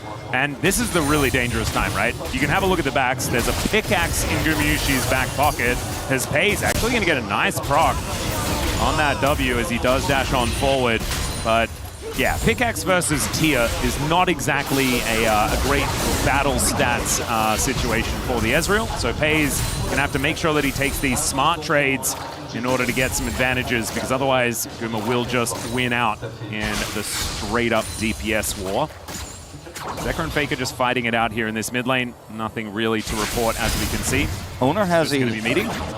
very slight camp tempo advantage. Like, he's getting his very, very slightly faster. He's actually on the bottom side of the map right now as a result of that. This is a very scary moment. Yeah, Keria making his way over. Owner is going to join him. Great Net going to connect onto Pace as the flash over the Vault Breaker is going to keep HLE's bottom lane safe. That being said, now Gumayusi not with that flash. Very important. Faker now in a fair bit of trouble as well, as Kanavi just leapfrogs the Miasma and looks to see whether he can get on top of Faker here. Not investing his flash either, knowing that Faker can flash away. But now the flash comes in. Q secures first blood, and that's Kanavi getting off to the perfect start for HLE. Makes you wonder if there should have been more communication about the fact that Kanavi was not contesting there in the bottom side. Faker too far up, and with Jarvan having such a long engage range on top of that flash to follow, Faker was going to have a hard time getting out no matter what. Didn't have level 6 for any sort of outplay there. And unfortunately for T1, First Blood will go to Hanwha as a result. Great flash away from Guma as well. If he gets caught there and he dies as well, it's a 1-for-1, right? And that ends up being a cross map, but instead it's an escape plus a win for Kanavi. Yeah, and this Jarvan well and truly accelerated. We set up the series saying that it's going to be largely about what Kanavi can get done. And already takes the dragon down, takes the goat down, and is able to go back now and see what he can put together. Still things quite even as far as camps taken are concerned, and Owner is going to try and push that even further into his advantage, as those Krugs seem to have his name on it. A lot of indexing here to the top side of the map by T1, faster than Zeka can rotate. And they need to make this happen fast because Zeka is coming up, as we are going to see that dive here onto Zeus. Yeah, Bolt at the ready. It's going to be okay. There is the public execution. The flash out of the way as Faker is not going to find the Petrifying Gaze. That is a lot of healing onto Zeus here as Faker's taking up the turret and Zeka takes him down. Overstayed is welcome greeting for the kill. And that is 2-0 here for HLE. Zeus just played it so well. Ults instantly to get the unstoppable, is able to flash away, and Ambessa has all of that healing to come through as well, and they just don't have the damage. Doran flashes away. Faker commits heavily, thinking he's not going to get out. He dies. They get nothing. It's 2 kills here for Hanwha Esports, not to mention an incredibly heavy commitment from T1. Doran's flash now on cooldown. They really get nothing out of this play. Yeah, HLE in a pretty phenomenal position now. 1.3 thousand in the lead. 1 minute until these grubs are going to spawn. And T1 starting to feel like they need to make something happen in their direction. We'll see what kind of plays they're going to have for us. They are no strangers to being a little bit behind in these games. We have seen it all EWC long. We saw it in MSI, and we saw it in the LCK. It's just the way of the circus, ladies and gentlemen. They like to keep you on your toes. But this is the MSI champs. This is the first place team in the LCK, and a team that has been able to take down T1 in the past. It was a 3-1 last time they met at the road to MSI. And HLE are not a team to give very much quarter. Certainly not. T1 have a lot of scaling in this draft, and the spikes for Faker and Pays will come much later on in this game. So stabilization is now the name of the game. Mentioned earlier that the big fights were going to happen around those mid-game Drakes and the Herald. Right now, Grubs are spawning, as you guys can see the bottom right of your screen. But T1 need to be careful now about fighting and contesting these early objectives since they're already so far behind, because that could just end the game. If they lose another big fight, HLE will just be too big to fail, as they are going to come over here and contest this blue. As the knock-up, as that's Cataclysm, Owner able to get out of there with an immediate Vault Breaker. And so that means Kanavi's ultimate doesn't do a whole lot. Zeka now just playing some defense, as you've got Pays moving on up towards this top side. Good defense, though, played by T1. Keep everyone safe. Yeah, just gotta let it go.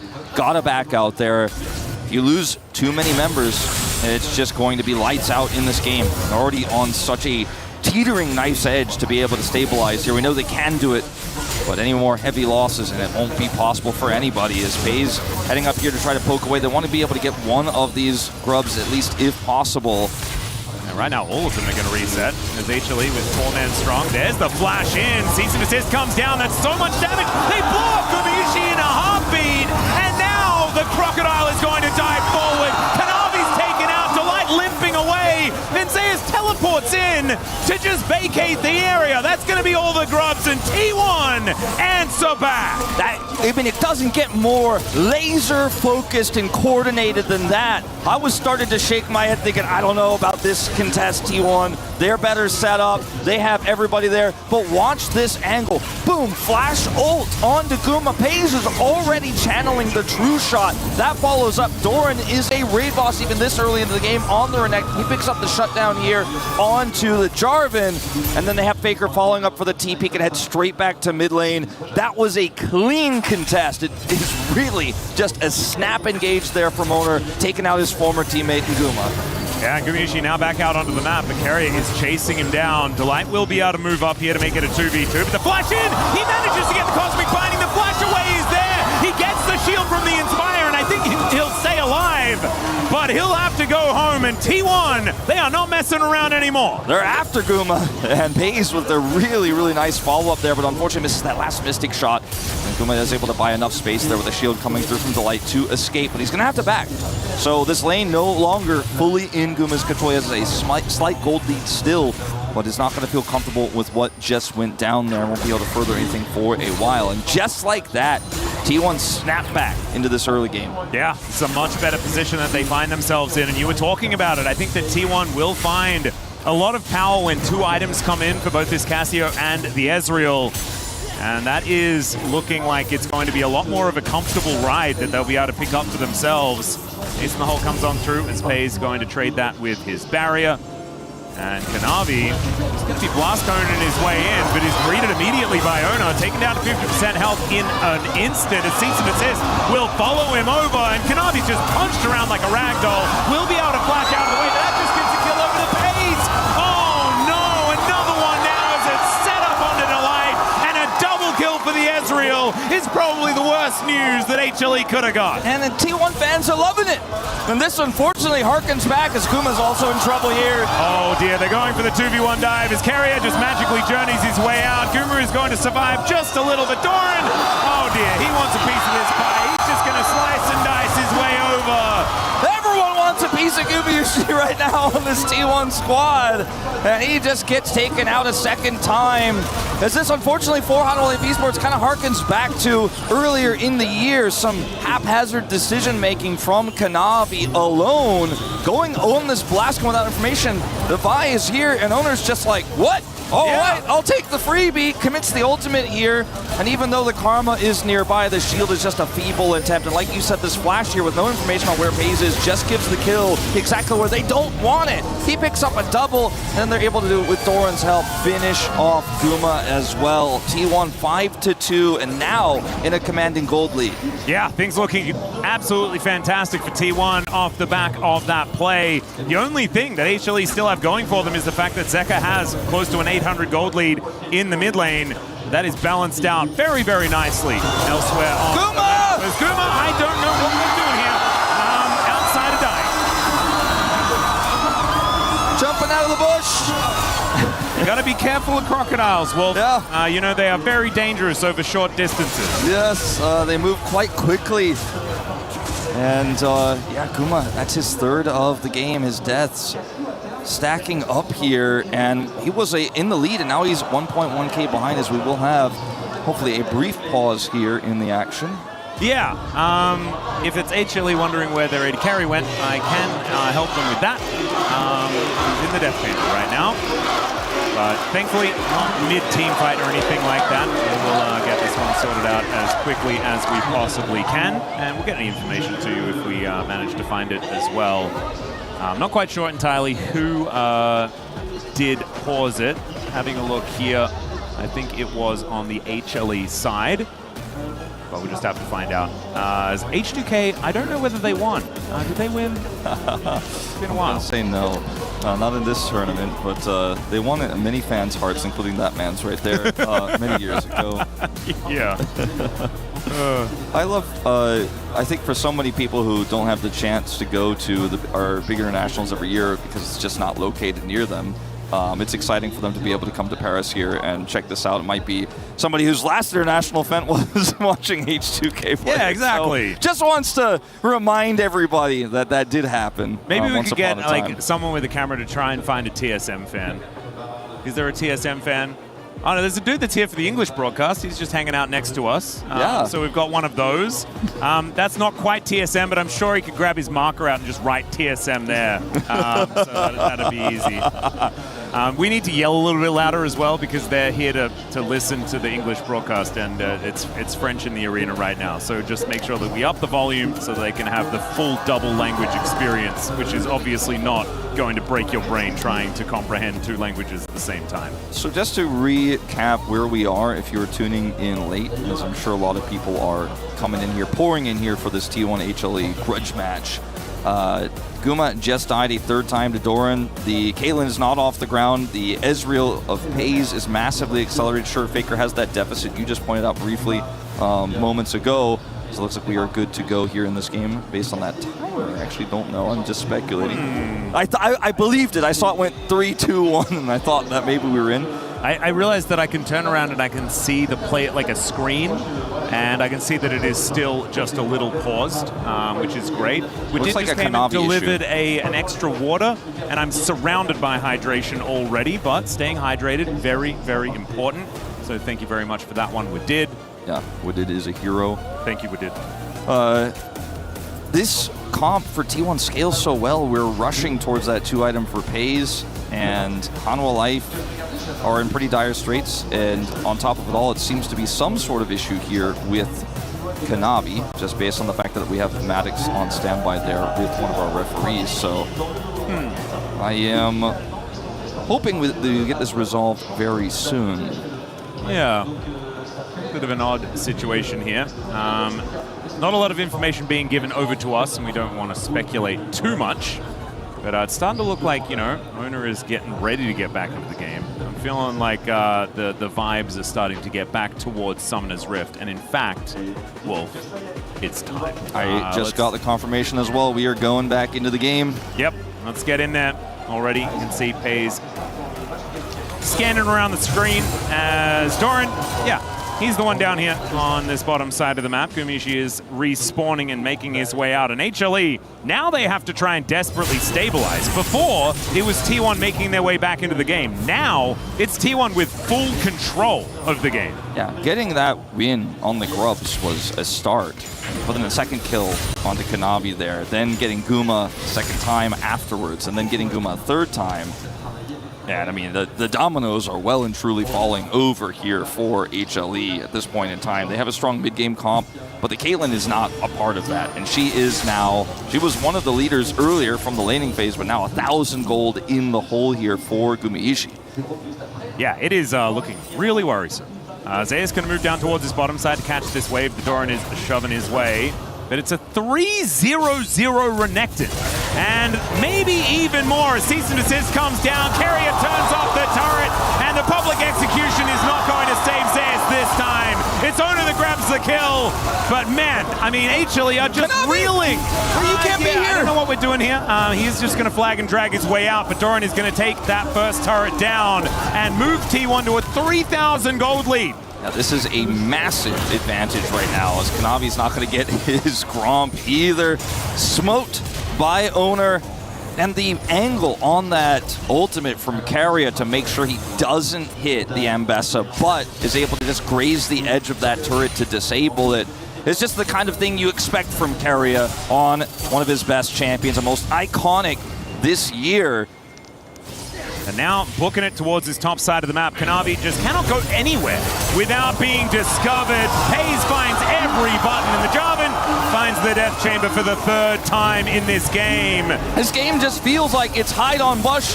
The whole T1 squad edition is okay. Keria maybe in a little bit of trouble, doesn't manage to flash away from the 90 caliber net, but there is the flash forward from Delight. Hayes keeps his Bard alive, and T1 not going to be falling down in that scrap. Had that net connected, headshot would have followed to take him out for certain. So a good flash there, but now he is flashless. As Hayes is walking a tightrope here, very low on health and mana. Bit of extra damage here towards this turret. The flash forward from Goomer, he wants to get it, and he fails! Oh, why do you go for it, Goomer? I know you're behind in this one, but Hayes has got the barrier. That was such a risky play, and it does not pay off. Hayes is 4-0 and Guma is 0-4. True opposites in this game as he pulls up to a 1,500 gold lead. So watch the first-person view here. Hayes holding strong. He's up a level. He has just enough mana here to try to hold on. He just wants to thin the way, barriers this damage. And question mark fakes him! No! My God! Oh dear. Yeah, that was an odd situation, and I've been that tilted before, Wolf. Don't you worry, we all make those decisions sometimes. Is Kanavi gonna try and get out of the enemy jungle, but I don't know whether Owner is going to let him. Cease and desist is there, he follows the Jarvan over, the flash forward, the two-man shockwave is just doing nothing. But Kanavi, he flashes, the follow is going to be there, and now Owner is going to chase Zeka out of this top lane. The dissonance is helping, but the Vault Breaker is going to slow him up, and I think the Orianna will be safe for the moment. But T1, man, they only know one direction, and it's forward this game. This Guma's hiding, tucking tail, and running between turrets. That's my God, Thorn just pops out of the bushes yet again. T1 have squeezed every last drop out of the orange. There's no Hanwha life on this rip. It is just done. That's 16 minutes here, nearly 17. I think this game is completely done, Atlas. T1 taking this mid turret. It was an early pick onto Guma that made us feel like the game could be competitive, but everything that followed after that, there's just been T1 hiding on bush, popping out of bush, and now Hayes taking over. He's fully stacked his tier. He's going to have his Muramana completed very soon, sub 20 minutes. And they're going to look for this dragon now as well. Will be their second of the game. It's an Infernal. Hayes says no Guma in this map. Yeah, he's going to teach Guma how to do it, and that is how. Have way more money, and then just hit him a couple of times. Delight is going to try and slow up this Ezreal as Keria takes a magical journey over. There's the miasma down, and Kanavi, I mean, he might make it towards this inner turret, but it ain't helping, ladies and gentlemen. HLE are just falling apart here in this game. There's hardly a good choice to make for them now as they've stacked their soul laners topside here to try to get a bounty turret and try to maybe kill Doran as Zeus is waiting alongside. Doran goes forward, here's the angle. Yep, there's the shockwave connecting on to this Renekton. Delight is going to show up to try and figure something out as well, but I have a feeling that Doran is going to be all right. No slow to come in, and he just gets himself out of there. Now Pays and Carrier are turning up, and HLE, I mean, they're trying to deal with this turret. The Tempered Fate goes down, though, and the Ambassador is in a lot of trouble. True Shot Barrage finishes off the Oriana. Zeus, he wants something back, but he doesn't even find the public execution. It is just privately an absolute domination here from T1 as Delight is going to run away. Pays is so early on in his career. He has so many kills to his name so quickly. He's so moving up the leaderboard. Well. I know. See whether he can find another one in this game. He's just insane. A whole bunch of knockups come on through. The season assist from Owner as Pays absolutely godlike. Gumayushi going to get another dose, and Kanavi, the next one to probably fall, takes the magical journey over. Arcane shifts back. He is just styling on him. Don't let Pays get a 2-item spike before 18 minutes, or you're going to see a game like this. I want to point out also in that top side turret secure, Carrier was like a millisecond away from Tempered fading the turret and denying them from even getting that bounty, which is all they got. They lost everything else. So this game is off the rails. Oh man, just Zeka's ult just dodged. Yeah, to get out of the way of a shockwave. I mean, HLE, they are incredibly far behind, right? So there's not a whole lot they can do here, but the way that T1 just took hold of this game was absolutely ridiculous. Dodges the flag and drag with the magical journey and then just comes back and kills him. It's beautiful out of Pays. This is just the kind of game that is a showcasing of what T1 are capable of when they get even a slight lead, what they can turn that into.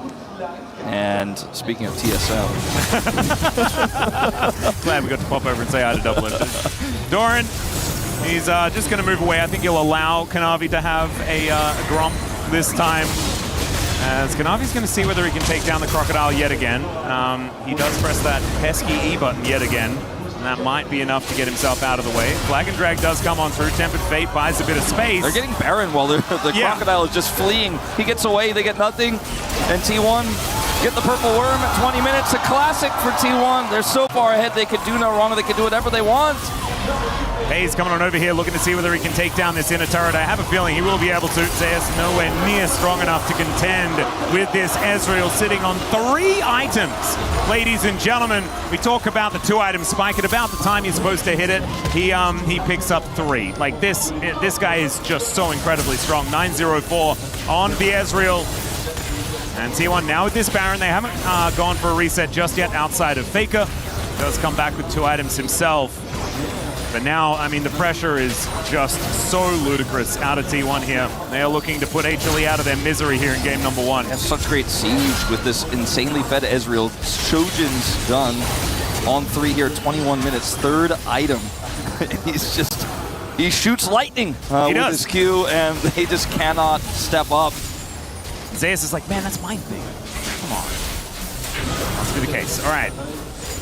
HLE desperate to try and find any sort of comeback here in this game, but at 21.5 minutes, a 9.6 thousand gold lead.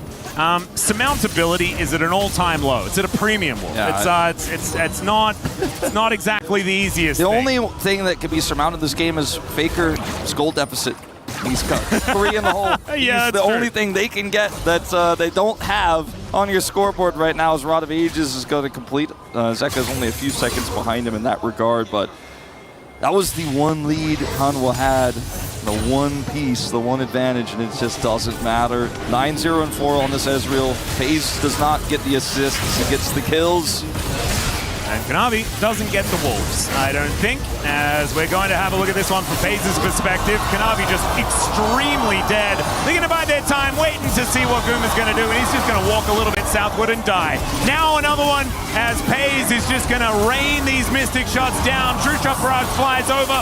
Zeka dies as an afterthought here to a very angry Crocodile, as T1 will just walk in through the front door and obliterate the base of HLE. What a statement here in game number 1 in our first game of the knockout stage. T1 do not want to be going home today, and HLE, if the MSI champs want to stay at EWC, they're going to have to do damn better than that. They certainly will, as T1, this arguably the most decisive game of the tournament here against rivals HLE. And Pays just took his lead and sent it in the top lane, in the bottom lane, in the jungle, and in mid to push to end. Massive, massive lead on the Ezreal. They go for 4,000 there, and the end. He's just so good at this pick in particular, any pick that's high skill ceiling. But I think the ceiling was pretty low in this one with the lead he had, but he just doesn't miss. Yeah, and Gumayusi unfortunately netting the wrong direction, but that doesn't really matter at that stage. They were just kind of counting their money on their way to the bank to make a deposit. I think the bank was around where the Nexus was. Unlike Esports had the change jar. Yeah, they did, and unfortunately they dropped it on the pavement on their way, and it just didn't quite work out. That was, I mean, I'm still kind of reeling from that turnaround, because at the beginning it looked like what we had all kind of assumed would happen, right? Based on what we saw at Road to MSI, and then T1 said, no. This is going to happen much more differently than what you thought. As Pays did over double what Gumayusi was able to, and I mean, it's understandable. Guma was dead half the game. Ooh, bit of a rough one, but I think Honor Life Esports can bounce back. You start falling behind at 16 minutes, that you are just not going to come back. Yeah, what incredible performances out of T1 players, and now it is time to throw it over to the desk to break down that ridiculous game. Thank you very much, Atlas and Wolf. That was the perfect analogy for exactly what happened. It was ridiculous in terms of expectation. You take a look at that white part of the gold difference there, and you're thinking it's the beginning of a specific story that we have seen a lot in 2026. And then T1 flip it on its head. It's crazy. What did I just say in the pre-show? I think I said HLE is going to win everything, right? But what? T1 Magic once again hits the ground, and like, it's again. They're having such an incredible performance here. Yeah, I mean, you can never count T1 out, especially at internationals, but this was not what we expected whatsoever. I mean, Pays on the Ezreal this game. He just couldn't miss the Qs. He played so insanely well, but I also feel like Gumayusi, this is not the Gumayusi we're familiar with. So we were talking about the bot lane matchup mainly because I think this draft was all about winning the lane or not, or the bot lane, because I think HLE had such a great advantage of the bot lane with the Caitlyn Karma, because you have to play into Azure Bard, which is kind of easy lane for them, but the issue is that the risk is too high. But we thought they could handle it, but eventually it was not. Yeah, I mean, you're looking at this Caitlyn Karma to dominate the early laning phase, get a lead for themselves, and then they can be the ones snowballing the game, moving around the map. The opposite happened. It was Owner and Keria that took over the map completely, even farming Gumayusi pretty much. Just whenever they saw him, it was a free kill for T1, and it really defies all expectations that we expected. And I think a ton of props has to go towards Owner this game. Like how well he was pulling the trigger. He was so aggressive on this Vi, always going in, always finding his mark, and just really gapping Kanavi in this one. Yeah, and again, this was with the Bard, Keria's Bard on the opposite side. It wasn't going early, so you're thinking, okay, Gumayusi will be able to get out of the lane, no problem here, and instead just was punished at every misstep. And this one too, a Doran at half health, Guma thinking he's safe, and Doran getting the kill on his former teammate. Yeah, in the pre-show we were kind of worried about Doran because he was the one underperforming from the roster, but I think he had such a great draft into this one because he had Renekton into Ambessa, and out of this the laning phase, he could have the window to punish the Caitlyn on the bot lane as well. So I think it was just a really great game overall here. Yeah, I think T1 got everything they wanted in draft. Yes. Easy lane for Doran, carry on Bard. I don't think, like, you don't give carry a Bard, especially in a matchup like this where you're up against the Caitlyn, you're up against the Orianna. It's so easy to find good Bard ults and so easy to set up his team for success. I mean, you were a former AD carry, so you definitely know how hard what the matchup was for the AD carry, right? Yeah. I think this Azure game performance was not that we expected because it's, again, really hard lane into Caitlyn Karma, but Pays somehow managed to win this lane and have a phenomenal performance here. Let's take a look at one of the coolest parts here of EWC, the POV cams in the middle of the fights, and you're getting to see one of the best to do it. Pays on the Ezreal, playing on the edge, and punishing. You can see the question mark thing afterwards. What is this guy doing? I mean, Pace just knows his limits so incredibly well, and he's playing so damn aggressive, punishing Gumayusi at every step. And I just feel like you could see that Gumayusi, the pressure really got to him after the early game. He was missing some of the traps. He was trying to go for the 1v1 even when he actually lost it. And I think game number 2, Guma needs to step up, or this is a 2-0. Yeah, I mean, and this is the thing that we've seen from Guma before. We've seen it from Faker as well. He keeps pushing to shoot the shots. Like, all right, one of these is going to land. I'm going to get going. I'm going to be able to outplay this deficit. And then on the flip side of that, sometimes it ends up becoming an 0-3, all of a sudden 0-4 before he gets his first kill. The last one I really wanted to shout out was Doran. He's under so much pressure. He's been called out so many times, been as well, and then has himself a fantastic game against one of his arch nemesis. They will be forever linked in Zeus. A great, great storyline here. Now it's time to hear what you all think. With the opportunity to play with the pick'ems, head on over to the EWC website and make your picks now. Currently the vote stands at 62% for Hanwha Life Esports, 38% for T1, but I feel like that number might be moving. You can also make the votes on all the other quarterfinals happening right now. We're going to have a short break. When we come back after this piece of content, more T1 and Hanwha Life Esports.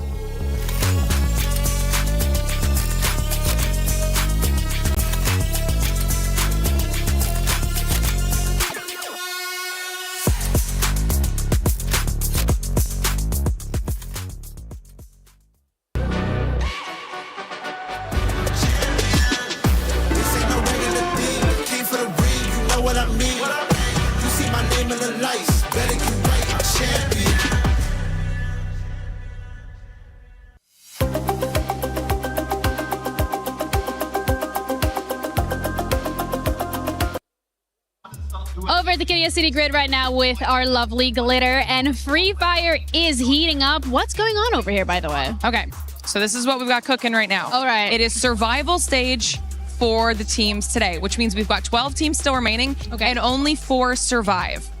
8 keys are going to be crushed today after 10 matches. So it's a really big deal. And what we've got so far, we just finished our first 3 matches on the day.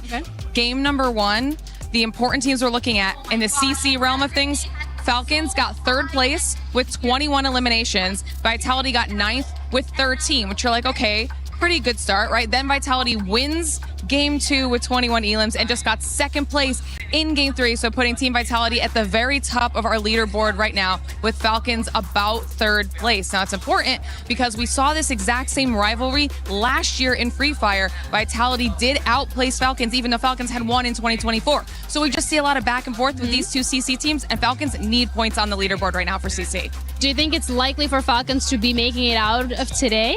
If we get the performance that we saw in game number 1 out of them, absolutely. They're more than capable of doing it, and everybody was assuming they would heading into this event, but Vitality just looked so good. It looks like Vitality turned up the heat over on this stage, but that's it from us for now. We're going to keep checking in with you whenever we have an update. Bye.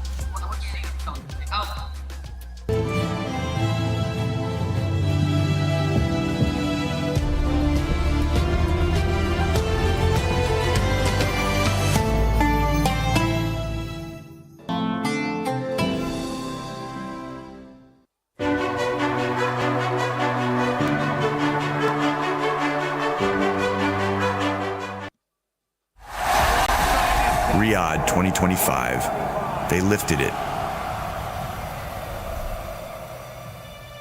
Then they got quiet. The world is talking. They are not. 7 worlds, 0 finals, same ending,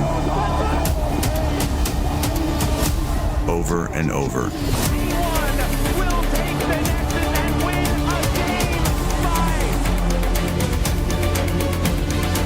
The memes came, the threads came, the tweets came, the Reddit threads stacked.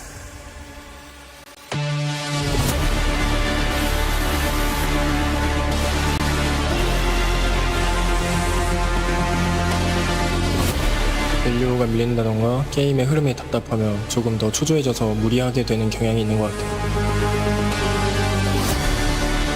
They've heard every version. The world has changed its narrative. They have not. Drew getting into that backline. There's a knock up onto Ruler, but he takes down Kyle. Now a second to come in as Tarzan's on top of him. Will is the Arcane Storm doing so much work in Gen.g. They are just going to ace them. Getting us all through there as they're looking to turn it on to Duro. But there is the Impale to answer the ulti, and down goes the tree.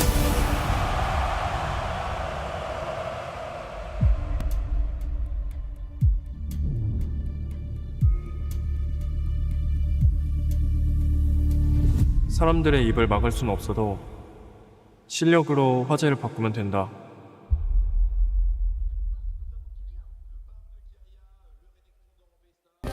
Play is in our DNA.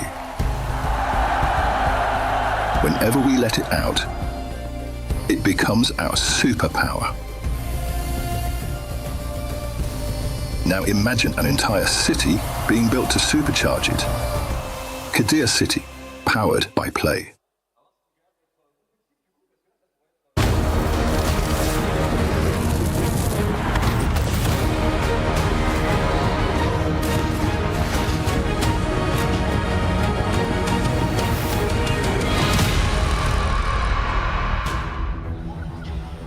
Welcome back, ladies and gentlemen, to EWC 2026, where the MSI champs just went down one game against T1, who honestly were not performing quite as well as HLE coming up to this moment. But certainly not. We also have a special guest, Wolf.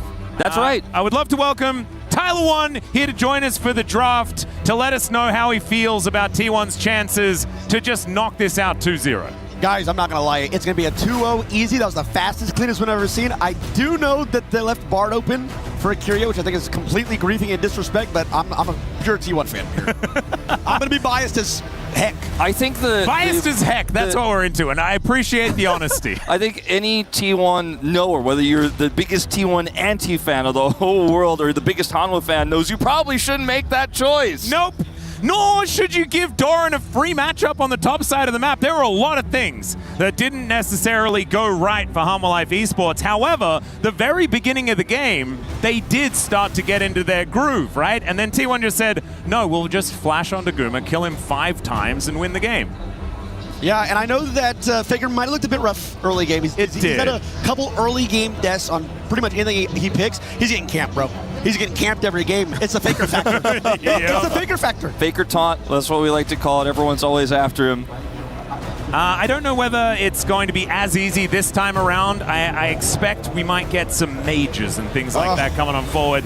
As a little bit of a delay getting into Champion Select here. You can see our refs having a chat with Faker at the moment, making sure that everything is set up as comfortably and cleanly as possible. Looks like Carrier having a bit of a chat to Easy here and here as well, making sure that they have the game plan down. And speaking of the game plan, that's why we brought T1 in order to talk about T1. Yes. Because he knows about T1. What is the plan for T1? Okay, I'm going to be honest, guys. I'm going to be honest here. Okay, Mage's bot lane. I'm really glad. You've really been very honest. I love being honest here. I'm just going to keep it a buck. Okay, Pays gapped him on 80 carry against 80 carry. He did. Now we got to like ego check. Does Guma say he's better than on 80 carry and lock in a Mage now? There's no shot, right? Well, this is the scary No thing shot. to consider. They banned Ziggs in game 1. That's Guma's best mage, right? I think they're going to ban it again in game 2.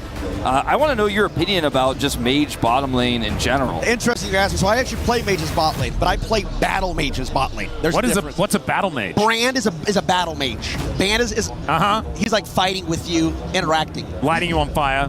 Oh, true. Yes, but these things like Syndra, Seraphine, Xerath bot lane, they're not interacting with you. They're just AFK farming and like abusing Mage bot lane. I also play Karthus, that's a battle mage. Wait, so you play the honest mage's bottom lane. Yeah.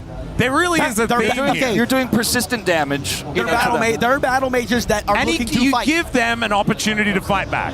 You know? Absolutely. Exactly. Skill. I like that a lot. Now, I do see a lot of Ziggs and Syndra and Anivia. Anivia, I think, is completely broken all throughout the game. These are like those tanks that let the supports roam. You said Camille, ban that first game. Absolutely, I think Pantheon's extremely strong right now. Just Leona is open. Yep. There's a lot of options here, and we do also have, like, Delight loves to play those engaged supports. I think he's really fit the Camille into his wheelhouse as well, very, very comfortably. But I think Leona is a big one. I think we're going to see one of our supports play that champ in this particular game, and I think that one of the teams is going to need to have some answers in order to make sure that doesn't trip them up. I want to talk about something that I think we didn't hit on that much because Pace took over the game so incredibly heavily there, is Doran had a pretty good performance on the Renekton, right? Like, he's had a pretty rough tournament. He was able to get that flanking TP to catch Guma, I think the third time they got Guma, but he had a large impact on the Grubs fight as well. He had a really good Renekton game. Obviously, the laning phase wasn't that relevant in that first game, but I'm curious to see how he's going to bounce back as well for the rest of this playoffs. No, exactly right. And what's your opinion on Doran, Tyler? Okay, he's like a, people think of it as like a hit or miss, right? It's all in or nothing. I think he kind of showed that last. He's either do one thing really well or the other thing really bad. But I think he's good, bro. I think he's good. Yeah, I think he's fine. I think he does. He's good, bro. He's good. He soaks the aggro. He soaks the aggro for T1. I think that that's very, very important. You know, if things are going wrong, Doran's like, you know what? I'll take it on the chin. And he's been doing it his whole career, and then has these moments where he goes absolutely ballistic. I remember a time when Doran was back on Gen.g, and he deserved an MVP in a final. Don't get me started on this one, Atlas. And now they're on the same team he's again. So selfless, he even gave his MVP over to Pace. Weak side warrior. Yep. Absolutely incredible, but now it is time. It is time to get into the draft. And I've been recently kind of likening draft to chess a lot, and I know that Tyler's pretty good at chess as well. What do you say, chess? Yeah, because draft is all about having the answers, putting the pieces in place, and being able to then have them defended and protected in the right ways. So you know, it's a somewhat chessy type vibe. The one thing I feel like I'm sure we're going to see is that we're going to see another Ziggs ban by T1. Okay. I think everything else is pretty open-ended here. Do we see Syndra? That's the thing I'm worried about. Are you a fan? I do not like Faker Syndra. I don't like Syndra in general, so I'm with you, sort of. I think Syndra's really good. No. I think Syndra's really good bot lane. I don't think her Q I think her Q is undodgeable. I think her E is a huge lane-wide stun. I think she's really strong, actually, but I think she's good or better bot lane. Well, we'll see whether it actually gets a look in here. As that Ziggs you were talking about, Wolf, going to be taken away. The Vayne going to be removed as well. And the Nocturne. Possibly another Gnar ban, since they banned the Vayne, just like we saw it last game. There it is. All right. Seeing the future here, Wolf. Nicely done. This is going to be all bot Syntric here, by the way. Bot lane focus here. I'm serious, guys. That's what this game is going to be about. I think Pace versus Guma. Dude, so far, it's been about Pace versus Guma. We don't understand ego. Like, emotions play a part in this always. People don't think players read comments or read that. They absolutely do. Pace just dropped a crazy however many kills he did. Guma was trying to kill him in a tower, failing. It matters, bro. It matters. He question mark pinged him. He did. He did? He question mark pinged him when he defended the dive, yeah. And like that was before Guma had even died to the turret. He question mark pinned him. Oh, it was brutal. Rise ban is pretty interesting. With the Cassiopeia already taken away, I think it does make a little bit of sense to try and avoid that Rise first pick. One more ban. I think it's pretty underrated, the Rise mid right now, just because of the global rotational power, especially with Taliyah still open, still being played in the bottom lane, especially by teams like D+Gia. All right, Camille. Oh, there it is. Now okay, what's the first pick? What are we picking, T1? Gonna secure Major. Let's see. Major jungle. So worried about a Syndra pick, aren't you? You worried about a first pick Syndra? I don't want T1 to pick Syndra at all. That's the... Oh dear. I feel like as soon as, like, it feels like you're willing it into existence. Instead, it is going to be the Jace. Taking that away from Zeus is another big thing. Doran has had ups and downs on this champion, but Kanavi going to answer with the Lee Sin, and I feel like we're coming out of the gates swinging here for both of these drafts already if this is going to be the lock. Pretty aggressive picks right here. Kanavi Lee Sin, surprised to see her this early in the draft. I think that's one you could definitely hold a little bit longer. It also might mess up the bottom lane that Hanalife was looking for if they want to get a counter pick for Zeus here in this first phase. As there's the Lee Sin. So gonna commit to that. It's a fearless draft, of course, so we'll deny owner from being able to play it if we have that potential game 3. And now, will it just be picking something into the Jace? That's kind of my question. Will we see what Zeus is going to be playing? Everybody loves a Yorick. Yeah, that's what I was thinking as well. That has been banned away from Zeus a couple of times so far in this EWC as well. But oh dear, there is that Syndra. And a sigh of relief from Tyler sitting next to us. I'm not gonna lie though, like it's Zeko or Guma, and that doesn't fill me with confidence on either front. That's what I'm leaning towards Zeka playing the Syndra here, which I think is fine. Blind pick as well. They'll flex. It's a flex. Oh man. Okay, Poppy into Lee Sin. That doesn't sound like a whole lot of fun for Kanavi here, as Owner has been a phenomenal Poppy player. Keria has also been very good at this pick, though. Not to mention Doran's actually got a few games under his belt as well, so very flexible, likely going into the jungle. Come on. What are you looking for Come here? on, big pace. Come on. I think. Pick the brand. Let's go. Okay, I'm not telling them to do that.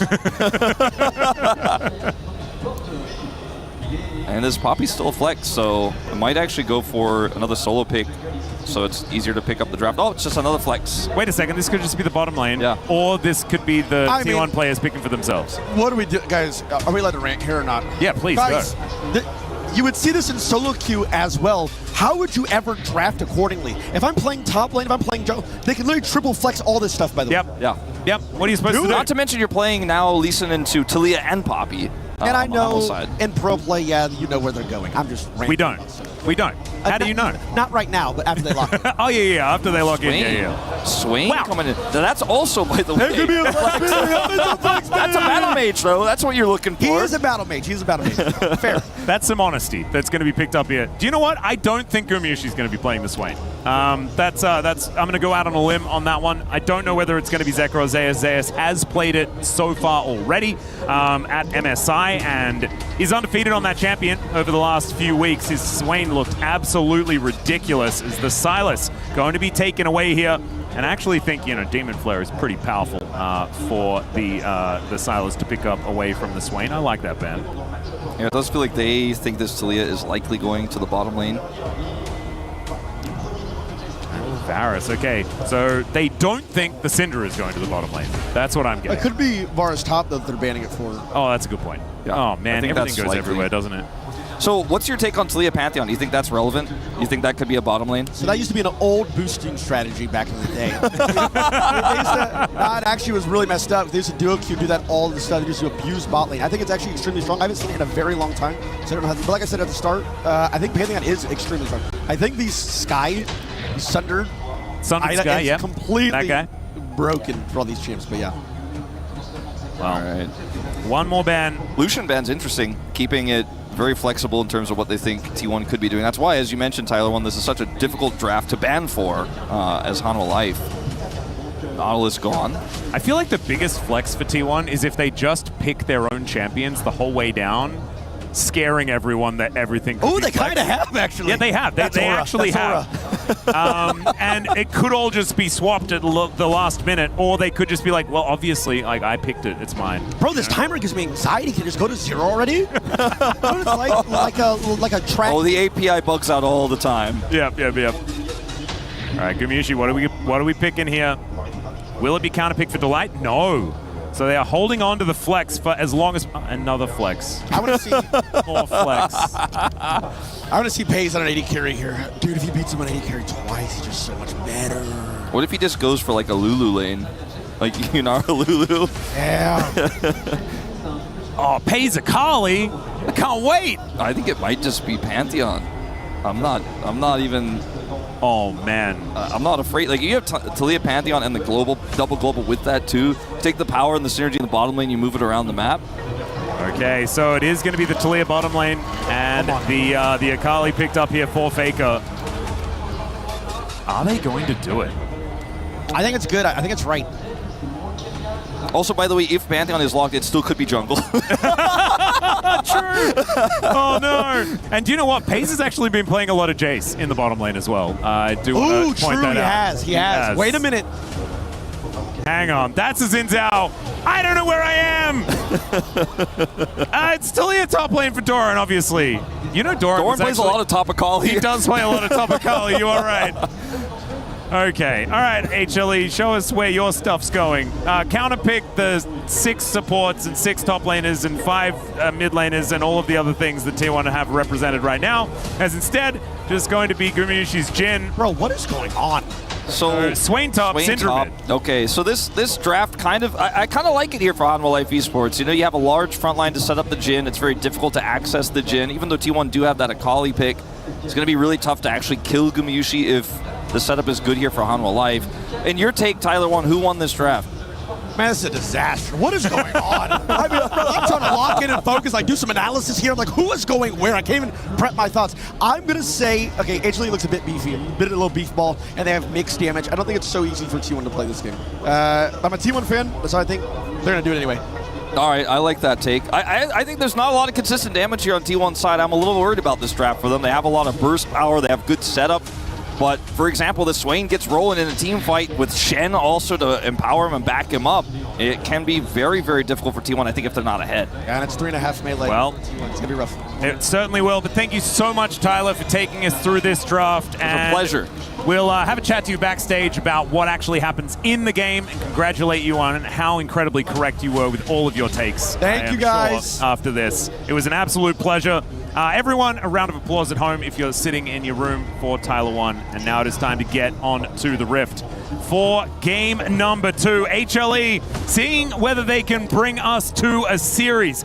I mean, that was fun. I mean, that was really cool. I mean, it's not every day you get to sit down with someone like Tyler 1 and do a draft of an elimination game. Right now, T1 in match point, right? But the eclectic set of champions here for this second game. I love that also, like, Tyler comes on and complains about the one thing that is exemplified in this exact draft, which is where the heck is anything going? Yeah. Like, both of these drafts were just flexing all over the place. Maybe they got word that they needed to do that for Tyler, and that would have been absolutely lovely of them. But here we are, onto the Rift for game number 2. Hanwha Life Esports taking on T1 and LCK versus LCK grudge match here to see who can stay alive at EWC and whose key is going to be crushed alongside their hopes at the tournament. Carrier on the Poppy support in this particular game. We really didn't go into it too much as the Xin Zhao was locked in last. That does mean that the Poppy will not be in the jungle this time, and instead it will be the Xin Zhao versus Lee Sin battle in the jungle there. Yeah, I like this matchup for the Akali as long as you do not get too incredibly bullied in the lane. This is unfortunate for Faker. He's probably going to end up eating some damage here on his way back to the lane. Leave the Q there and the Airy damage, but the whole name of the game for Zeka is in these early levels to try to get some chip damage in before Faker can actually start to fight back. But the Akali is so difficult for the Syndra to deal with because she's so mobile and her Shroud makes it difficult to scatter. Yeah. I mean, once Faker hits level 6, that's when Zeka is in danger of being all-in. But at this stage, can you dodge the balls that are just appearing underneath you over and over again? That is going to be the question. Zeus, man, he has looked so good on this Swain. It really does feel like HLE, if they lose a game, they're like, all right, okay, Zeus, what do you got for us? Is it Swain or is it Mundo? Which one is just going to be immune to losing so that we're going to guarantee staying alive in this tournament? Yeah, that is a pretty interesting way to look at it, but I think kind of accurate. Yeah. The Swain in this game is interesting because obviously he's so durable. It's very difficult for the Jace to find kill pressure. And the Swain is got decent sustain, and if he never moves, you know, you actually start really getting a lot of control, as we just saw there. So I'm excited to see if Zeus can continue to pull this off. The T1 composition is not easy to pilot because it doesn't have a direct theme. Zeka is really putting the hurt on Faker as well. Another scatter will hit. Yeah, this is what the Syndra is supposed to do. Absolutely bully at this stage of the game. A little bit more of a different vibe to what we've been seeing for a lot of the Syndra picks so far this tournament, as Doran taking so much damage into Zeus here towards his top side. But this is more about Faker being like, I can stay alive and take some of this farm and then be better later on. And we're seeing exactly why the Syndra has been banned and picked so often, and that is because that is so hard to do when you are just eating Q after Q after Q here in this lane. See, Faker's trying to use his backflips to dodge some of these combos from Zeka and also then apply that to the CS, but finds himself down a wave over the Syndra, which is expected. He's been so great on Akali this year, by the way. I think it's one of his best picks, kind of sleeper that people haven't necessarily realized. He doesn't play it that often, but when he does, he pops off. Everyone remembers that 2023 Worlds as he's going in here. Yeah, looking for an angle, but Kanavi's going to make his way over. The Q going to get flashed. Faker, gets flashed on by Kanavi. First blood goes over to Zeka. And HLE, once again, a great start here, but we'll see whether they can keep it up as this game goes. Faker a little greedy there, was just not aware of where Kanavi was. Owner going to try to make something happen here with Keria, though. Yeah, actually flashing forward, the heroic charge, wanting to find a Lee Sin, and he'll get there. Owner is able to return the favor pretty immediately as Faker turns back up. Had they lived a little bit longer, the kill might have gone over to Faker, which could have been even worse. So just straight up getting the return kill with the Poppy. And as Lee Sin, you often feel like you can kind of be wherever you want. So we'll go back to this play here initially. Faker gets chunked down, but goes back in. And that's the problem because Kanavi's here, gets the flash on the Sonic Wave, but there's just too much damage there. Kanavi flashes, hits him with the E. But then Kanavi's playing around with Owner here, thinking, okay, I'm very mobile on this Lee Sin. Even if somebody comes over, if Faker teleports here, I'm Lee Sin. But Keria says no, because he's Poppy, shoves him into the wall. Yeah, and the scatter missed from Zeka there as well. Like, if he had that for the Poppy turning up, then it could have been a very different story, but not going to have that available and didn't even have that information there, I guess, as Keria does come out of the fog of war and really ruin their day. So nicely done from T1 to answer back. As Vision of Empire here towards the top side, there is Sith hands for Zeus. As Doran not having the greatest of times, but is keeping up in farm quite nicely on this Jace. He certainly is. As long as he does not die. Zeus hasn't gone back yet, by the way, ladies and gentlemen. He's still sitting on the Doran's ring. And Doran, I mean, he provided it with his ring and is now going to have to go back again, perhaps. It starts to feel like Zeus took it from him at this point. Yeah, I think it might have not. It wasn't a purchase. Let's just say that. Yeah, might have found it in the treasure chest after a defeat. As Owner is going to come up here and punish. There is an ult here for Zeus, but that's not necessarily going to be enough to save you. He might have to flash early, see if Owner can get the jump on him. Owner is flashless, so Zeus might just have enough distance here. Yeah, Zeus going to be able to flash out. But there is the shock blast to take him down. And even if the never move hits, it's still going to be good news here as Owner, man, he is having an absolute day out here today. And I think a lot of people have been quite critical on how Owner has been playing over the last few series.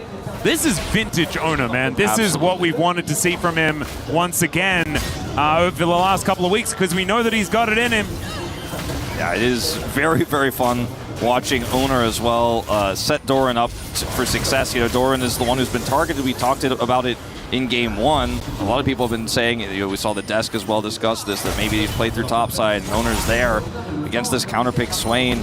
Speaking of him being there, he's here in the mid lane. Yeah, another heroic charge going to pull Zeka back. He's going to have to flash to get out of the way of the Poppy Zinzao. Oh, Wind becomes lightning, gets him as well. So he's not only now flashless, but at half health as Faker shows back up to the lane at full with level 6. This is such an uncomfortable position for Zeka, even though he's ahead in this lane.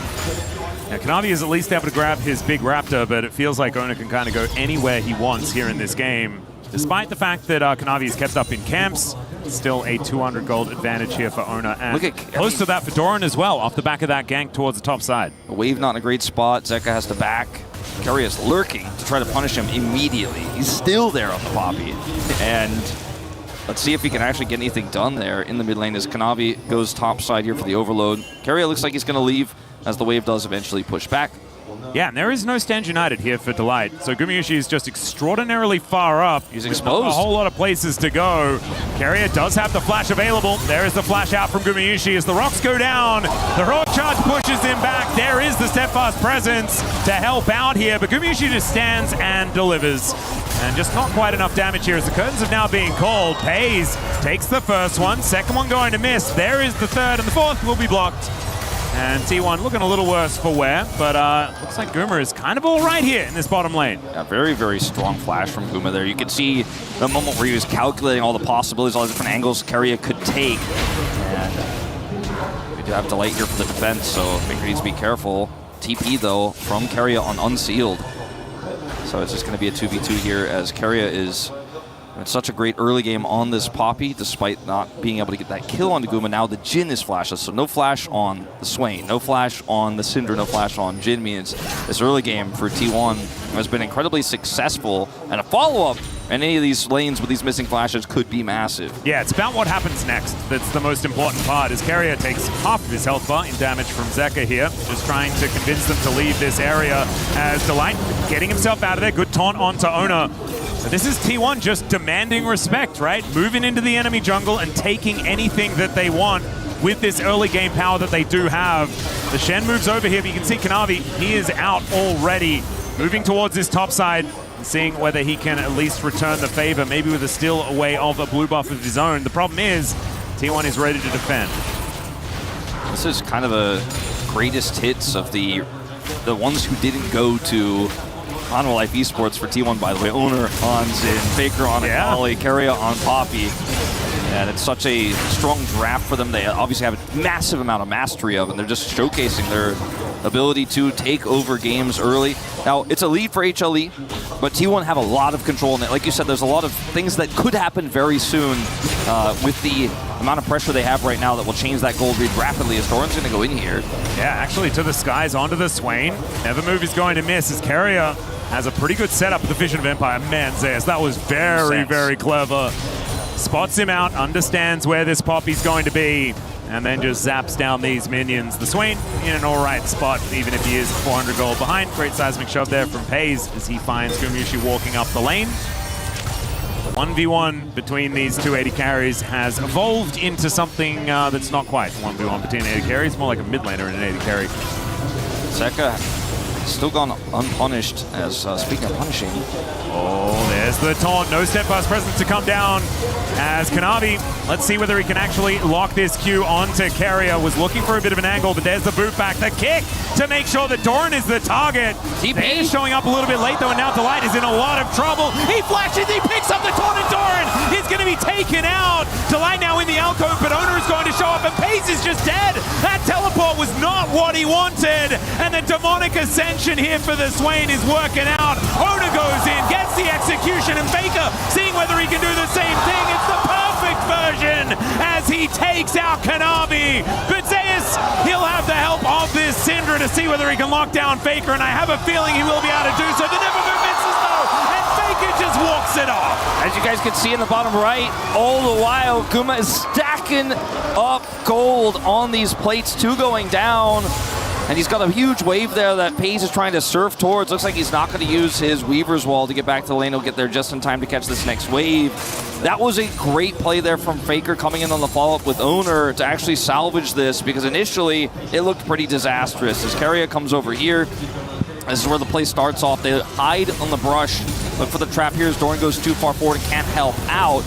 And Pays is like, I can't Weaver's Wall that far, as he wants to come salvage this play as Owner's coming up, and they think, okay, we'll over-index and we'll win the numbers game. But HLE, this engaged from Delight.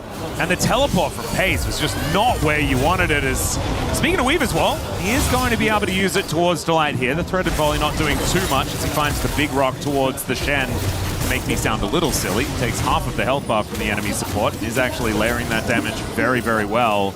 Captive Audience comes down, Deadly Flourish misses onto Carrier. As T1 lurking around this dragon. Will be the first of the game, actually. Quite a late one here at 11.5 minutes. As the Q is going to connect onto Owner. Kanavi doing a fair bit of work as Sundered Skies are completed by both of these junglers. And another Q going to come on down. Tempest not going to quite find the mark or anything like that just yet, but HLE, I think, have bought themselves some space to get into this river. No Weaver's Wall for Pays, so he's not going to be able to do any zoning here in this fight, with the exception, of course, of his Unraveled Earth. I suppose you could slightly zone with that, but no obvious play here for T1 to actually start this dragon up. May look for a contest, but it will be late here as Faker does not have access to the pit. Zeka, who has a massive lead and a first item spike here, is just denying the Akali entry, and I think T1 are likely going to have to give this up. Best case scenario, maybe look for a steal. Faker is completely on vision as well.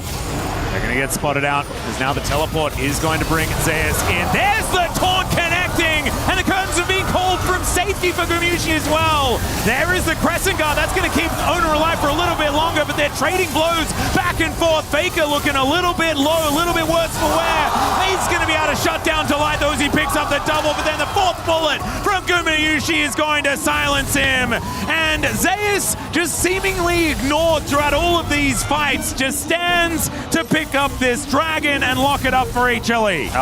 I think one of the big wins, really the only true win for T1 in this fight, as HLE do smash it. They had so much setup, and Guma is massive now, is that Faker got a lot of money, despite him dying there at the end. You can see in this commitment from T1, this double knockaback from FaZe, Faker's like, I can actually skirt around this fight. They're so low, I'm going to go in.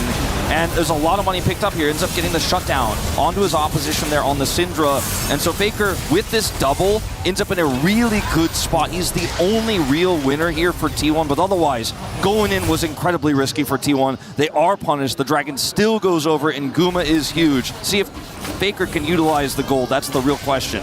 Oh, and also, let's see whether this trap is going to be sprung by Carrier and Doran towards his top side. Zeus is going to walk towards this brush and does not get the information. Ooh, very, very sneaky. Now Delight possibly in trouble. He's able to taunt his way out of FaZe there. is up there too. Okay. FaZe in position. Zeus, Demonic Ascension not available just yet. And Flash now not available as well. Seismic Shove does go wide. He gets the full information as to who is here and will be able to back away using that. The Rylize is completed here as well for the Swain. Very, very frustrating with the build that he has currently, as now Owner moving towards Guma. The Flash going to get him out of the wind becomes lightning, as the Weaver's Wall did bring FaZe on over. I think the Flash was a good idea. Let's see whether Faker can keep himself alive here as well. Dash Cannon to get himself out of the way, and Scatter the Weak will land. Dodge this, says Zeka, and they will be able to take down the Akali. A lot of money now over to Kanavi there. It's a massive, massive play here, and the defense of that top side cost T1 so much. They lost a huge wave that went to Owner in the mid lane, and then he wasn't there to defend bottom side. Now they're going for part 2. Yeah, the problem was that the ulti then came back up, but it was not enough to keep this Swain alive. And now Zeka teleporting in is somewhat dangerous. Deadly Flourish is going to go wide for the curtains. Now coming on out, they can just leave, and Gumayushi doesn't find any value out of that ultimate. Very close call there for T1, but they will evacuate. And that's a big strike back, taking Zeus out in this case. Now Flashless on the Swain. Light is not ready to leave just yet. Well, this double back is going to get stopped here by Carrier. At least one of them does go home. Zeka able to get back and spend some money. He has extended to almost a 40 CS lead on this Syndra. Blackfire Torch now done as Kanavi wrapping around. Steadfast Presence doing exactly what it's here for, to deny Kanavi a way in. And now Doran is flanking his way over. The Q going to connect as the flash away from Carrier gets him out. As Delight is just dead. There is the boot back onto Kanavi as Gumayushi is the next one in trouble, and Kanavi's going to try to keep him alive. Decides instead that he's just going to have to get out of there as Doran gets on in, presses W, takes him down, and now FaZe is going to find all of these angles for the rest of HLE. Zeka will stay alive, but the rest of his teammates not so lucky. T1 are just so persistent in this top lane, and Delight was delaying his back, and they continued to frustrate him. And then, this is first turret, by the way, on top of it, so this gold lead here for T1 balloons up to 1,000. And then Doran says, we've got that control ward. I've got TP. Let's try to make a play here because Delight's so low. He bursts him down, and then without the support, it just all falls apart like a house of cards. As Gumayushi doesn't have his ult either, has no mobility, just cannot do anything. And Kanavi is not able to peel for him, as now you do see Delight once again, the target. Yep, Shadow Dash not going to be used there because the rocks go down. The Steadfast Presence was threatened. I mean, this Lee Sin and the Shen have such a difficult time, as the Herald is going to be able to take down this outer turret in the mid lane. Probably going to get another charge here. We'll see whether anyone is going to drive Shelly towards something else. But HLE will deny it for now. Owner down to 50%. HLE still with some fight in them, but T1 finding so many great angles. Now another curtain call does come in. Seismic Shove to try and remove Zeus from the equation in this mid lane. And Kanavi going to be able to kick Owner away, but he keeps himself alive. Doran, not so much, as a shutdown goes to his opposite number. as Zeus is going to be able to close that massive gold gap just a little, and they'll take a turret. This is a really big win here for HLE. Faker is going to be able to get some side lane gold here throughout this moment, as he is down here by himself alone with this turret. But that was a very, very close call. The Herald goes through, and T1 stay around a little long here, trying to set up for a second charge. The scatter comes through onto Owner. He doesn't crescent guard here critically, as he wants to be able to defend the turret, because he's looking steps into the future. And then this ultimate here from Guma misses the second time. Kanavi's like, all right, we're going in on this. Crescent guard comes through, but Kanavi is the one who hits him, so he can actually apply that damage. And then unfortunately for Doran, he's the one who's the casualty. They get the turret in exchange. So a turret for a turret here, and like you said, they cut the gold lead for T1 in half. Zeus going to move on over. Vision of Empire is not going to be able to steal away a blue buff. And the Cloud Drake looking to be taken here. So far this series, we have only had Earth, Wind, and Fire dragons. Last time it was in order. This time we've got the Mountain and the Cloud. Will it be? It is another one. It's another Infernal Soul. It's only Earth, Wind, and Fire here. Yeah, it's a bit early for September, but... No, we are going to groove tonight, Wolf. Absolutely. And Doran going to be able to take down this this outer turret as well. Let's see what HLE can get done. They're pushing up super far forward in the mid lane. Kanavi, that's their base, buddy. That's a Talia also. Yeah. They are trying to get this inner, and they have a big wave here, but I think this is going to be the end of the pressure. Zeka says otherwise. Keria, look for the punish. Going to be able to get that heroic charge back. Zeka just a little too far up. And now Doran is going to pay some attention here as well. The taunt, fantastic here from Delight. As they look to get on top of Pace, they get rid of him. The flashes get them out of there as the Keeper's verdict just kind of helps to get them to safety. Delight going to taxi over away from this skirmish as they still want to force this red buff. Still a risky call. Owner very healthy. Yeah, these health bars are actually looking a little better here for T1, as it is going to be that red buff secure over to T1 as well. Zeus now moves in, give them that man advantage as Faker able to backflip his way over this wall.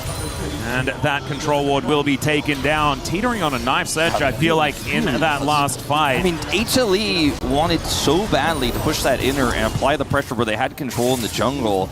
And if a few things go a little bit more wrong in this fight here, Zeka gets completely punished, by the way, by Keria over the wall here.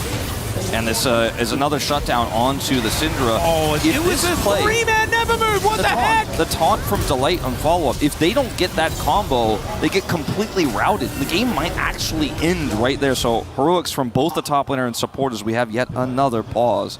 All right, pause does come in. I assume someone was like, how did that never move hit all three people? That's ridiculous.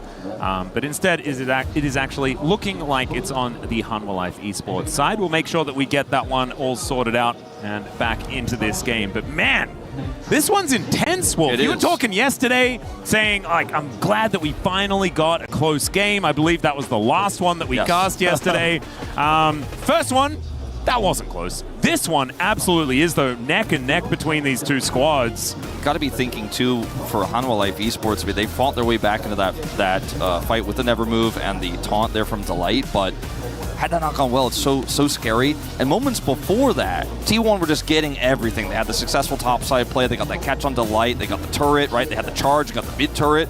And it was like, wow, if you blinked, you might have missed it. You know, if you were like, oh, I'm going to go get a drink out of the fridge, you come back and you're like, I thought we were winning. But they are able to get back the gold lead. I love that sign saying the quote from Gumayushi, you can't let Keria have Bard, and then he just let Keria have Bard.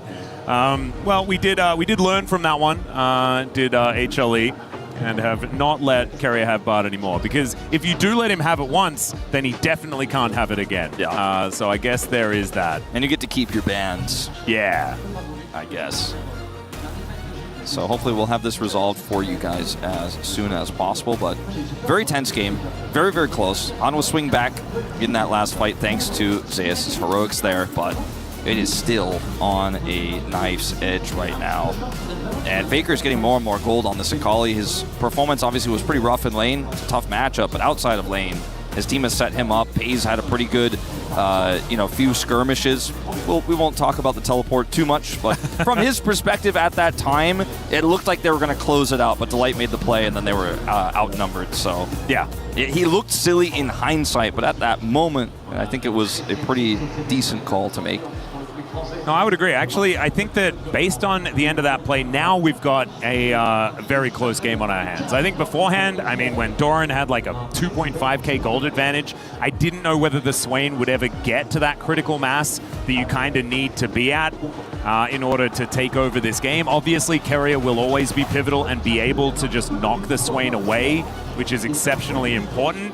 But now it does feel like Zeus might be able to hit that point, might make sure that Keria does have to do that. And I think we are getting back towards this game pretty shortly. Small update, the issue which you guys might have been able to ascertain is that it's a Kanavi hardware issue on his mouse. So with this peripheral swap coming through, they will do the required tests to make sure it is functioning properly before we do go into the game again. So hardware issues are always the easiest generally to solve, especially when it's a peripheral that has a backup setup, because that's what you do. Yeah, you just plug a new one in, and that is going to work. All of the players also always bring a spare with basically everything, and have that one backstage. So that one is going to be plugged back in, and let's see whether these claps are actually going to be finished up by the game being there. Because otherwise, this crowd's going to have to hold on to this until we resume. Oh, they didn't. They decided they didn't want to do that. Okay, never mind. Not sure what the French commentators were talking about. I mean, when you do that, I don't know exactly what that type of clap thing is called, but... The slow clap thing? But when you get to the end, you go faster and faster and faster. There is like a limit to how fast you can clap in here. You can't go like supersonic speed.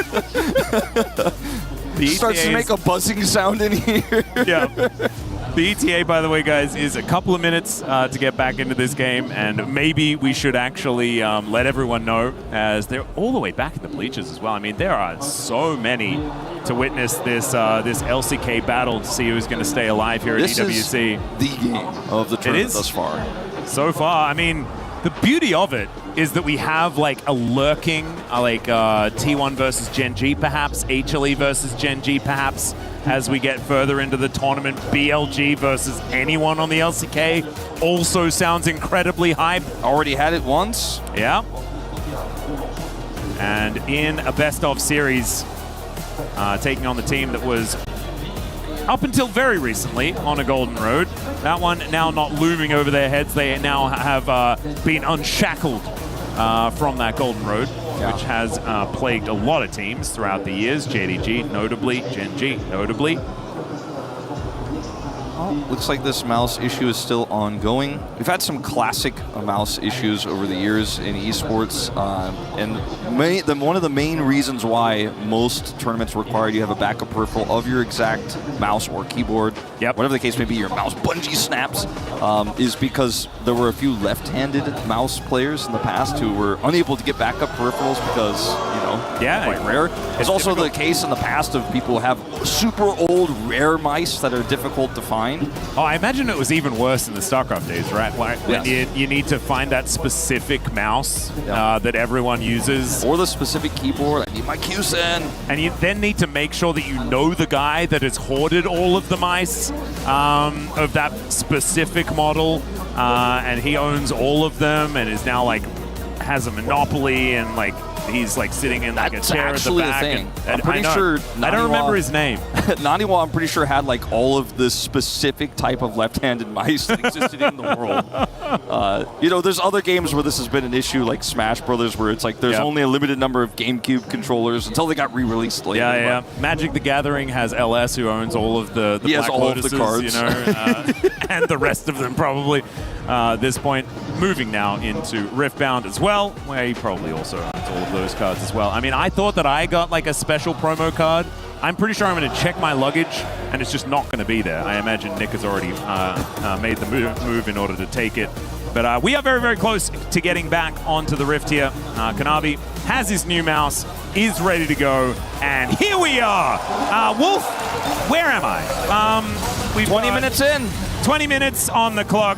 We should be near the Baron because that has just spawned, but instead T1 just going to be pushing out this bottom wave. It was after a reset when this pause happened for that last little skirmish, so We do jump out of the pause into a bit of a setup where just farming and fighting for vision, but no team fight. It's not a pause in the middle of a team fight. That's the most chaotic and worst situation, which we do not have. And if you look at the gold, it's 100 approximately for T1 in the lead. 2-kill advantage. And it's such a close game. Wolf, I just remembered. I remember my favorite pause. It was the Umpty pause. I don't want to talk about that pause. That was my favorite. It was very, very cute. He just made a little bit of a whoopsie. He's playing Zen. Owner actually understands the ability. Why didn't he get knocked up? Well, Umpty, that's because your 3-talent strike wasn't at the 3rd talent of the strike just yet. Oh, there were actually, now they're all flooding in.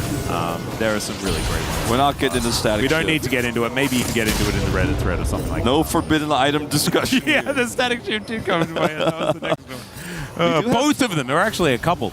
Yeah. It's all right. HLE now looking to defend. We're still in pause mode. We need to get back into game mode. We got to go again. It'll take one team fight, I think, to get Atlas out of it. But Faker here is just going to get pushed away. And you do have, right now, a group around the Baron here, but there's actually a ward in the pit. T1 are getting all the vision around the pit itself, but not actually able to find that ward within it. Owner may be able to if he has a sweeper right now. And he does.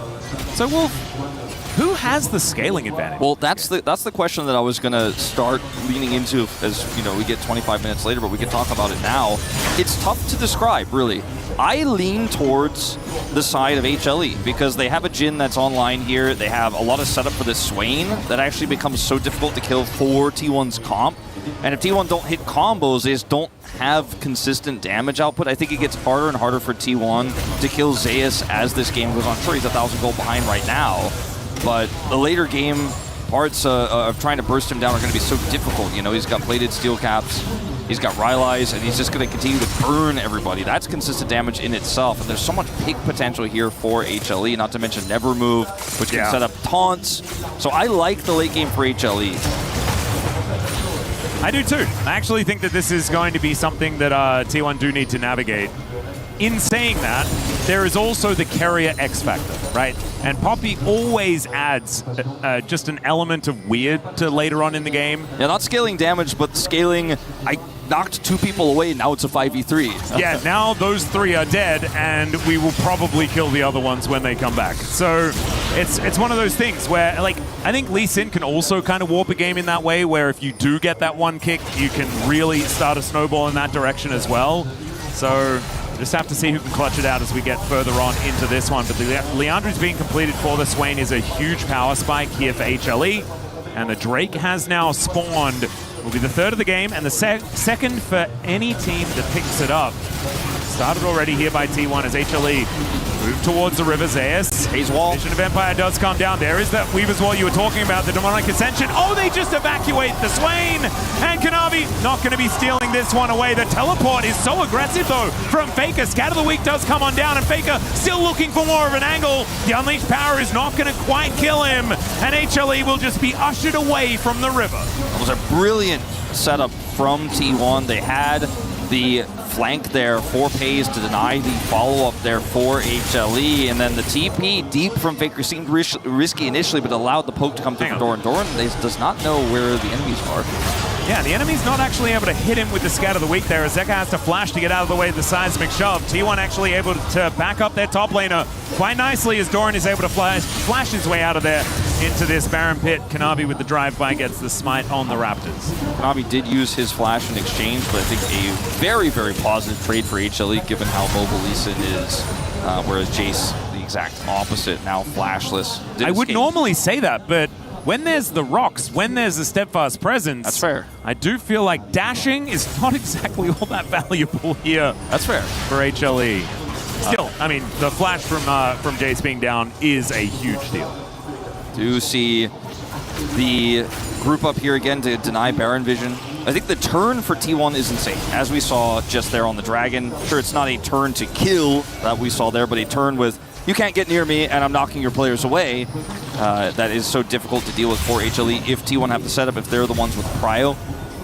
A term that we don't necessarily use as much as we used to, but being first on objective, having that control, turning, becomes so much easier. And I tell you what, I have been pretty impressed by Zeka on this this Syndra so far. Has been landing a decent amount of these Qs. The pressure on his control mages has certainly gone up in recent days. I was a little bit worried just because it is Zeka, right? Managing to find Carrier here as well. Not going to quite find him, but the Baron is getting pretty upset. Carrier is just going to have to go lick his wounds somewhere else. But it is refreshing to see Zeka continue to expand that champion pool over and over again. He just looks really good on this pick right now. Ooh, okay. T1 actually going to try and force this one. Pace gets right into the back line. Not sure about that one, but they just eviscerate Konami. And immediately the Swain is out of there. We mentioned it before. He is going to be able to come back in. But can they actually do enough? That is going to be the question. Zeus is just so difficult to kill. Owner gets into the back line though and takes out Delight. And they're just distracting this Swain over and over again. Doran picks off the carries one by one. And yeah, Zeus now completely alone. He'll be taken out and it's just surgical here by T1 in the team fight. And that'll be Baron, and I think surgical is the exact right word for this. We talked about how difficult it is to kill Swain in the late game. We're not quite late game yet, but you saw how difficult it was to kill him even there with everyone dead. But if you kill every single other member of HLE and the Swain is the last man standing, it won't be standing for very long. Very low health bars here for T1. We do have some contesting members coming over, but I think they have the damage. It's going to be close. Konami's heading over. T1 not going to bail out. Oh, he's so close. He at least got the ward in, but T1 are going to be able to finish off the Baron. And HLE with not enough members to actually get enough done here. So Konami back out onto the map. The Baron is now gone. I mean, when you look at how this is set up here, gets the kill on the Lee Sin. They get the knockback. Jin goes down, right? Get the follow-up here from Faker. And then now Owner's like, well, Delight also, potential target here is waiting, biding his time. And the Swain's doing his job, but he's just going to ignore it. He's going to find the juicy targets here at the back, avoids the scout of the week. And then Syndra here kind of lurking around. He's like, got you too! Oh, man, the follow-up from Doran over and over again as well. Every time, Owner marks a target, and Doran says, all right, I'll kill him.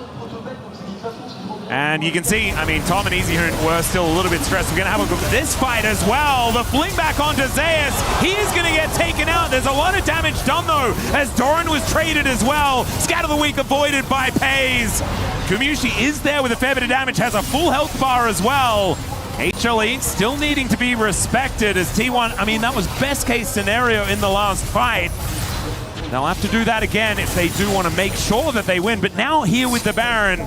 You know, this draft just, and how this game is quickly shifted to a 5,000 gold lead here for T1 just kind of harkens back to what Tyler once said in the draft, you know? It's going to be hard, but they'll get it done. They are getting it done right now. Delight, I don't know if you want to stay here. He's going to bait Faker a little bit. Yeah, Deadly Flourish does come down. Gumayusi going to get dashed on by Faker. It's such a difficult draft to pilot, but they've just done it now 3 major fights in a row. Just impressive feats, ignoring the Swain, and 1,000 gold still Gumas, right? He's had that basically all game. Watch this here. So big group up from T1. The knockup. Zeus is burst down. They have so much damage because they got so much gold from that last fight. Not to mention the Baron buff on top of everything else. They will get this Infernal Soul Point. 3 dragons to 1 here. Oh, 5 minutes time. HLE are going to have to hope that scaling is going to come in big. But they do not have any map control to fight for that prio I was talking about. And Gumayusi might have a lead.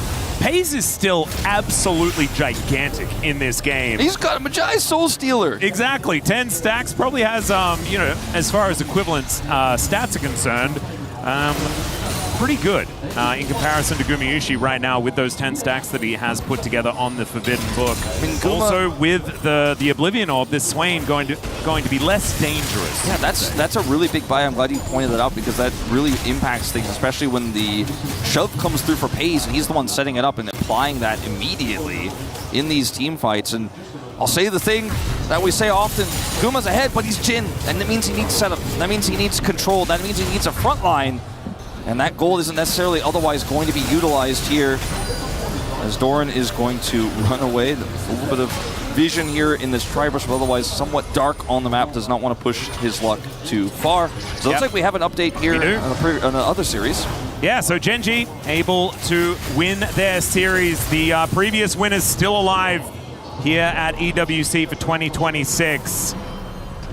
But see who is going to be joining them from Korea, whether it is going to be T1 or HLE, as T1 right now in a great position, but there's the kickback from Kanavi. Perfect execution does come on out, and Kanavi straight back in there, gets the shutdown on to the Akali, and Delight comes on over to try and make this one more difficult as well. Owner is going to be able to take down Kanavi, though Delight not going to be able to fight him. Gumayushi comes on over, the Deadly Flourish is good, but Owner is better, managing to take down the Shen. Curtains now getting cold, pays so much damage, but he dances out of the way. Owner gets on in there, and there's the shutdown for Gumayushi. Vision of Empire comes in, pays. The Deadly Flourish does not get the stun, but he is still limping away. Doran's in the meantime, yeah, Doran is just going to be taking down the enemy base. But HLE going to do their very best to just ignore that. The reason why this is so important, even though it's a massive win fight-wise here for HLE, especially considering how far behind they are in gold, is it now means the push will be on the top lane, the opposite side of the map to where that Infernal Soul for T1 will be spawning. So it's a great map movement. Let's see if he gets punished here, however. Yeah, Gumayushi's moving up. Doran just clearing out the Krugs. He is the Krug Lord after all. He gets away with it because he is. Absolutely. This game is a special place. This game is still so playable for HLE, as we saw in that last scrap. They can index into finding one target. Someone who's overextended can really be so difficult for T1 if they get separated instead of being a fist into 5 fingers. And that's exactly what happened in that last fight. But one of those, maybe perhaps the index was pushing into that inhibitor. So now, again, HLE gonna have to fight for prio and also manage that wave. So teleport cooldown's really important. Zeka right now is the one who holds it, so he might be the one who's relegated to go up there and defend the push. Yep, and a minute and a half on that dragon that you were talking about, the all-important Infernal Soul for T1. 36 seconds on the Baron as well. As Owner picks up that Sundered Sky. Had grabbed that one a little bit earlier on, though, but now has 4 items, ladies and gentlemen. More Malmortius, the Black Cleaver, and the GA. 3K up. He's never afraid to go in.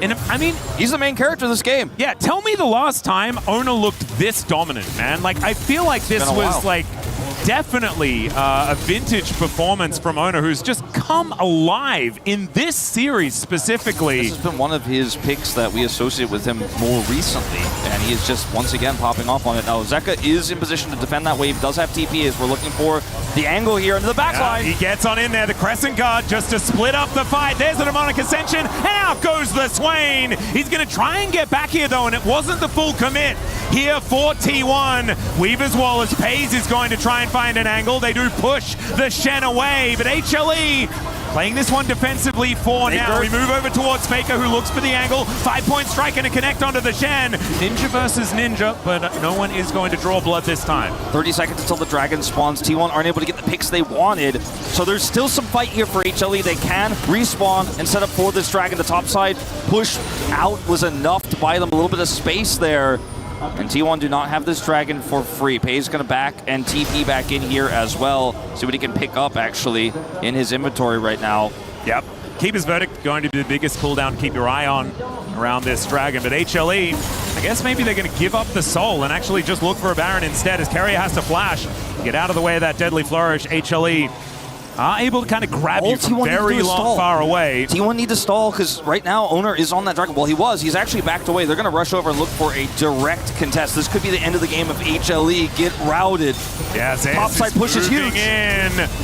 Half the health bar now, but here is the turn. Looking for the angle towards Faker. There is the kickback onto Owner comes in. There's a nice stun off to the other side, but Doran just decides to jump in on top of Gumayushi. He gets the barrier. He gets himself out. The Keeper's Verdict once again as the Deadly Flourish comes down, and all of the GAs are being destroyed.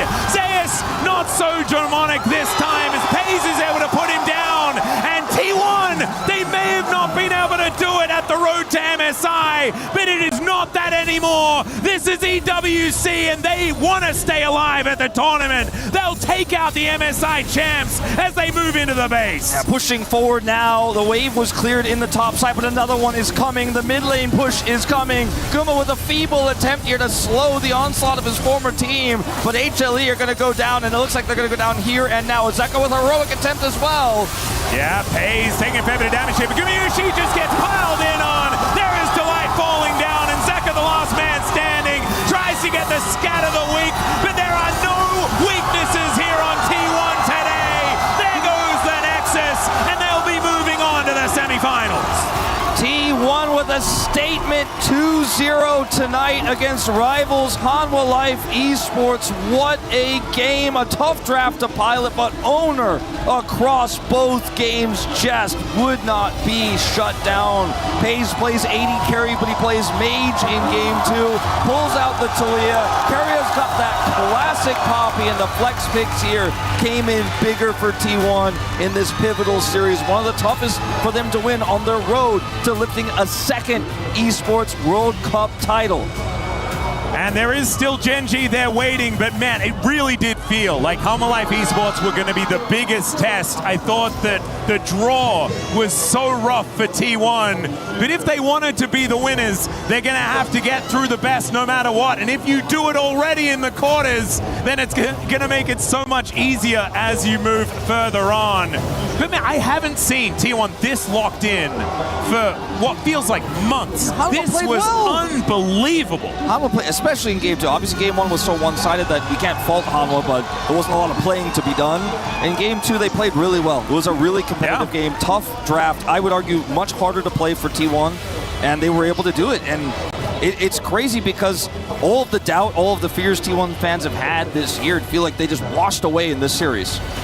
Unbelievable stuff. But now it is time to throw it over to the interview. Take it away, Ian. Paris, make some noise. Faites du bruit for your EWC semi-finalist, T1! We're here with Doran and our translator Maddox. Many said that HLE coming into this were the favourites and that they would send you home out of the tournament. You send them out. What would you say to the doubters? 일단 도란 선수 승리 축하드리고요. 정말 많은 분들이 사실 한화생명의 승리를 예측을 했습니다. T1이 여기서 떨어질 거라고 예측을 했는데 그런 의심의 눈초리를 가지고 바라봤던 분들에게 이렇게 T1이 승리했던 모습을 보여주셨으니까 한마디 해주시죠. 네, 일단 한화생명의 기세가 너무 좋아서 저희도 준비를 되게 열심히 했는데 또 준비한 대로 잘 나와가지고 또 뿌듯하고 이렇게 멀리서 와주신 팬분들이나 또 현지 팬분들에게 감사의 말씀드립니다. Yeah, we were a little worried because HLE was on their best form. So yeah, I mean, we did our best and we showed our full potential in this game. So I'm really grateful for it, and thank you for all people here watching and cheering for us. They can continue to cheer for you because you go into the semi-finals. Now, you joined this T1 roster after they won EWC in 2024. This time, you could have an opportunity at the trophy. What does that mean to you? 사실 T1이 2024년도에 이번 EWC 와서 한번 우승을 했었고 그 이후에 이제 도란 선수가 합류하시게 되셨는데 만약에 이번 연도에 EWC 우승을 하시게 된다면 선수 본인께는 어떤 의미가 있을지 궁금합니다. 일단 또 선수로서 이렇게 좋은 대회에 참가하게 된 게 너무 좋은 일인 것 같아서 이런 좋은 기회 꼭 끝까지 잘 잡고 싶습니다. Yeah, it's always a really grateful opportunity to play in this big stage. So that being said, I really want to lift the trophy. Now, you're a very humble and kind man, but will you get any joy out of crushing HLE's key here in Paris?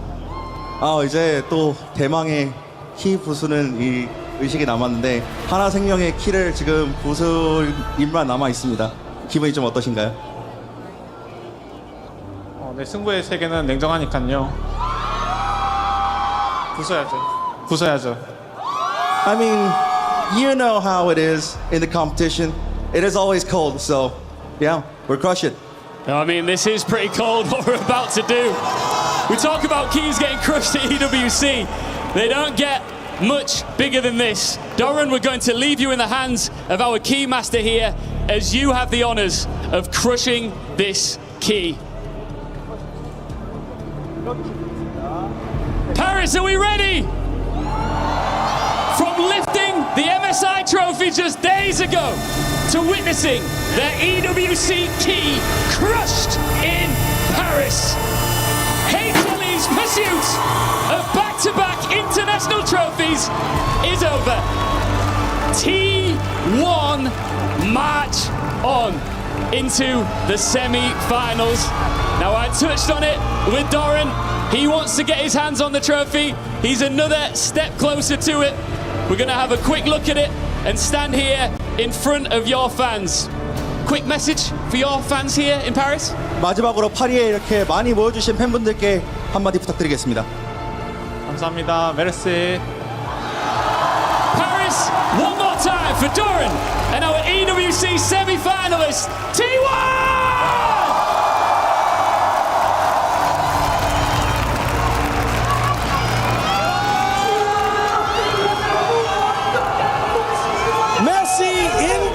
As it is T1 winning the Battle of the Brothers over Hanwha Life Esports. They will move on here at the Esports World Cup in a 2-0 fashion to the semifinals.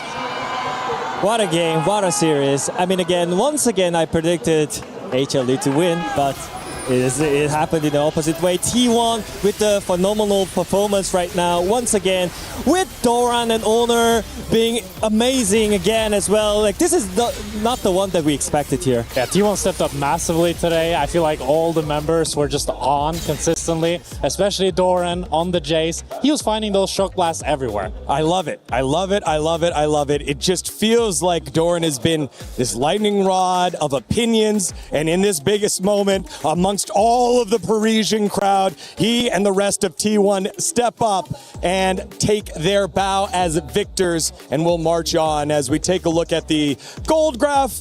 It's nice, but we've got a special guest here on our analyst desk. Joining us fresh off the victory, it's Pace from T1. Pace 선수, 안녕하세요. 안녕하세요. 어떻게 지내세요? 경기 준비하면서 잘 지내고 있습니다. Yeah, I've been preparing matches, yeah.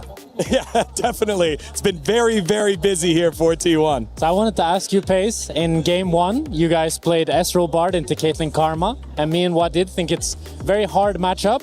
What made you guys comfortable to play it? 사실 첫 번째 경기 때 이즈리얼 바드를 케이틀린 카르마 상대로 픽을 하셨잖아요. 이제 잭스펙트라랑 저는 이거 좀 많이 힘들 것 같은데 이런 생각을 했었거든요. 좀 본인은 어떤 마음가짐으로 이즈리얼을 픽하셨는지 궁금합니다. 일단 그렇게 힘든 구도라고 생각을 안 하고 있었어가지고 그냥 게임 이기는데 이지카르마가 더 편하다 생각해서 그냥 편한 마음가짐으로 했던 것 같아요. So I personally think that this matchup is not that hard. So I felt like it was just a comfortable pick for me to pick Ezreal there. What a chat. Absolutely. You get to play in front of this Parisian crowd very, very close on up. How's it been in front of these fans specifically in France? 이제 어떻게 보면 팬분들의 이런 응원과 열성이 어느 때보다 정말 뜨거운 이 현지 프랑스 파리인데요. 좀 어떻게 느껴지시나요?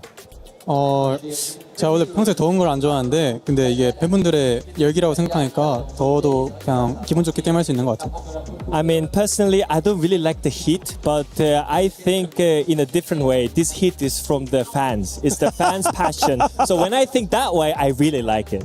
So I want to ask you, Pace, I'm also ADC player, and I really don't like mages bot, but you had really good games on Talia, on Cassio. So I want to ask, do you like the mage bot meta? 이제 저도 어떻게 보면 원딜 유저로서 이 메타에 대해서 그렇게 달갑진 않아요. 좀 메타가 좀 힘든데 이제 페이지 선수 같은 경우에는 탈리아도 그렇고 카시오페아도 그렇고 너무 다 잘 다루시는데 개인적으로 이 메타 마음에 드시나요? 일단 픽 툴이 넓어진 거 있어서 저는 되게 저랑 잘 맞는 메타를 생각하고 또 인게임 안에서도 뭔가 원딜이 전보다 할 게 더 많아 활동 반경이 더 넓어진 느낌이라 네. 되게 마음에 드는 것 같아요. I think it kind of expands my champion pool, so I can pick whatever I want. And also, there's so many things that I can do on the Rift right now as an AD carry compared to before. So I really like it. Wadid, do you have a question? I know you've been caught translating, but do you have a question here for Pace? I mean, I'm gonna ask about like how he feels about like France in general, because I'm pretty sure he's been around the world, but like this is here, like especially EWC in France, right? So, 이제 페이지 선수 같은 경우에는 당연히 정말 많은 나라를 왔다 갔다 하시면서 많은 경험들이 있으실 텐데 프랑스 좀 어떻게 생각하세요? 이제 좀 한 며칠 스테이한 지 좀 되셨잖아요. 제가 프랑스에 지금 세 번째로 왔는데 세 번째인데 방문이 네. 올 때마다 되게 만족하고 있는 것 같아요. 어떤 부분이 가장 만족스러웠어요? 일단 음식도 입에 다 되게 잘 맞고 또 그냥 거리들이 너무 이뻐서 제 스타일인 것 같아요. So actually it's my third time being in Paris, but I really like the food and the structure they have, the buildings and the streets are so beautiful, so I really like it. Can I ask him what's your favorite food? 가장 마음에 In 들었던 France. 음식은 뭐였어요? 프랑스에서? 그냥 양식이 제가 평소 양식을 좋아해가지고 그냥 일단 스테이크나 뭐 피자 같은 게 제일 맛있게 먹었던 것 같아요. I like Western food in general, but especially pizza and 그 스테이크. steak and pizza. Yes. Steak and pizza, so good here in France. Now, obviously, we're at the Esports World Cup. We have some of the best teams in the world, and we're now in the final top 8, top 6, with gen.g winning over j.d.g. Is there a team that you wanted to meet and already did, or a team that you want to play against later? EWC에는 정말 강한 팀들이 즐비하고 있는데요. 이제 gen.g가 j.d.g를 이제 옆 스테이지에서 이겼고 한데 페이지 선수는 개인적으로 좀 만나고 싶은 팀이 있다면 궁금합니다. 일단 강한 팀들이 많아서 딱히 한 팀을 고르기는 힘들 것 같고 그래도 안 만나본 팀을 한번 만나보고 싶어요.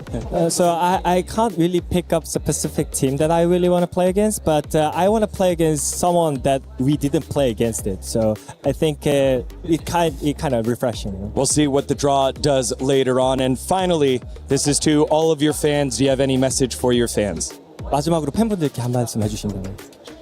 내일 바로 4강을 치르게 되는데 내일 경기도 이겨서 꼭 결승에서 만나뵐 수 있도록 오늘 잘 준비해서 내일 경기 이겨보도록 하겠습니다. So we're gonna play semifinals tomorrow right away. So we're gonna be prepared, and I will see you guys at the finals. All right. I love the confidence. Pei is one of the most successful AD carries in the world. Victorious again today. 축하합니다. 감사합니다. Pei 선수. 감사합니다. All right. We're going to take a short piece of content when we come back. It is our second quarterfinals. Who will be joining? Let's find out after this.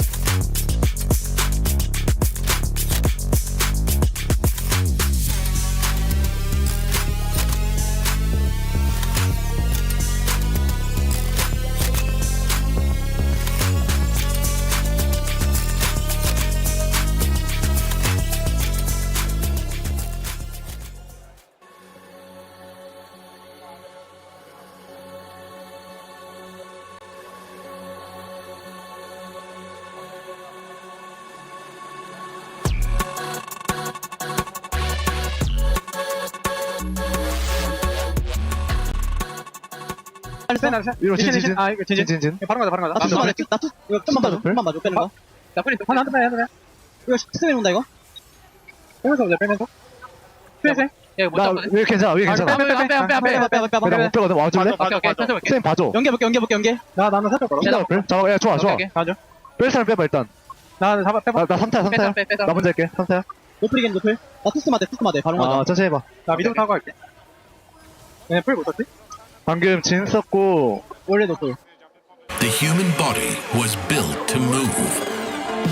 Not trapped at a desk in one singular posture for 12 hours a day. It's time your chair evolved. This is Secret Lab Titan Evo. Ergonomically engineered for you, gamers, hybrid workers, artists, backing your every move.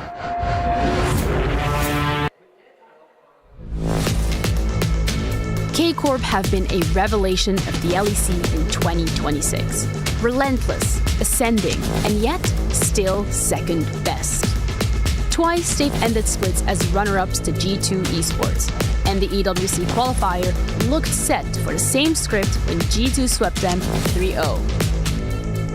But K-Corp clawed back through that lower bracket, took down Movistar Koi in the second chance series, and booked their flight to Paris.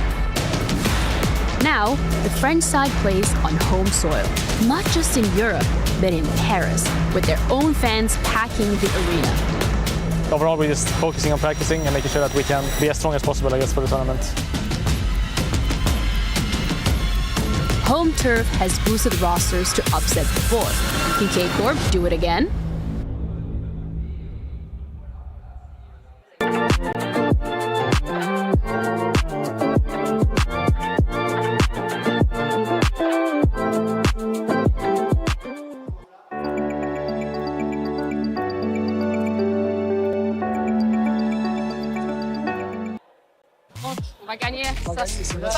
Jenny, what are you doing here? Yo, I'm with my people, man. What are you doing here? I must be lost. Now we can tell. This is EU.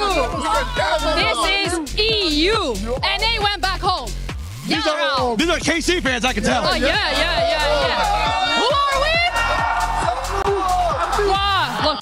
Casey, man. Casey. Right, dude. You're in Paris, man. You might as well join in. Right? Maybe. Let's see it first. Yeah, all right, let's show them what we got. 3, 2, 1.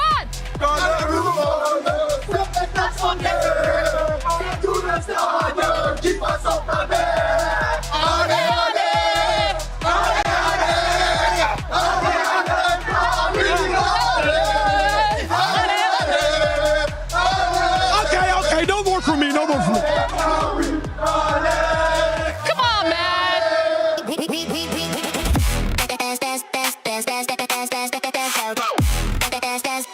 We booked Esports World Cup.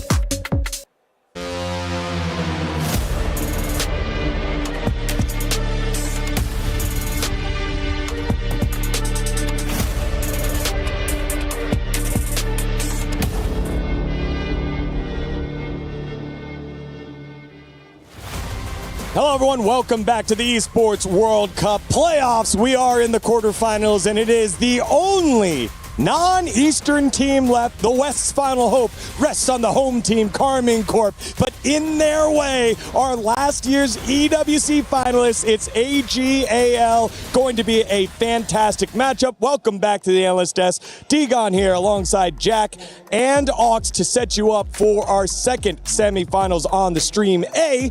But over on the B stream, we already had one of those matches, and it was gen.g and jdg. And surprisingly, look at the kills, look at the gold, still in the side of gen.g, and a huge team fight goes the way of gen.g. This one was crazy, and honestly a heartbreaker for JDG, who had such a solid lead throughout this game, but gen.g just notorious for being able to claw it back in the later stages, showing a lot of resilience here. So yeah, a bit unfortunate there for JDG.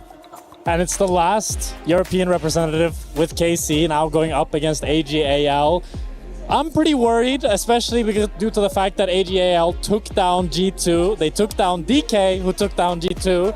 So it does feel like this is a very uphill battle for KC here. Well, let's see who will be joining gen.g and T1 later on. We know a person who has hopes, dreams to join them. It is owner of KC, co-streaming live here from Paris. Coveted joins us on the broadcast. Welcome, Coveted. You asked for BLG yesterday. Hin said you get a different LPL squad in ag.al. Yeah. We got ag.al. Thank you guys for welcoming me. Yeah, we didn't get BLG. We might face them in the final. No, I'm joking. First, we have to beat AL, and they are very, very strong. So I'm a bit stressed right now. Yeah, how do you feel your chances are, Coveted? I mean, this is the team that took down G2. I don't know how you view G2 at this tournament. I feel like maybe they were playing a bit weaker than we're used to. At least that's what I'm coping with, you know? Yeah. But you guys have been playing much better. What do you think? I mean, G2 changed their coach, so they might be a little weaker in this tournament, and they might come back stronger in the summer. But for us, I know that the players have the hands to do it. They have the brain to do it. They just lost confidence after MSI, and this is the right time to gain it back. So being in front of the French crowd, the blue wall, how much of a difference do you feel like that makes for the team, for the players? I mean, I talked to them yesterday and the day before, and it really pumped them a lot, because when it was in Korea, we had fans, but not as much as here. Like when you look, the stadium is full. They're cheering for them. They're sending them love, taking picture with them, and they know that they don't just play for themselves. They play for that fan base also. I love the Parisian crowd to let everyone know how they feel. Cometo, what's the score going to be? A 2-0 or a 2-1? I will always say to OKC. There you go. Cometo, best of luck today. Enjoy that coach tree. Hopefully the nerves settle down after a KC win. Thank you so much.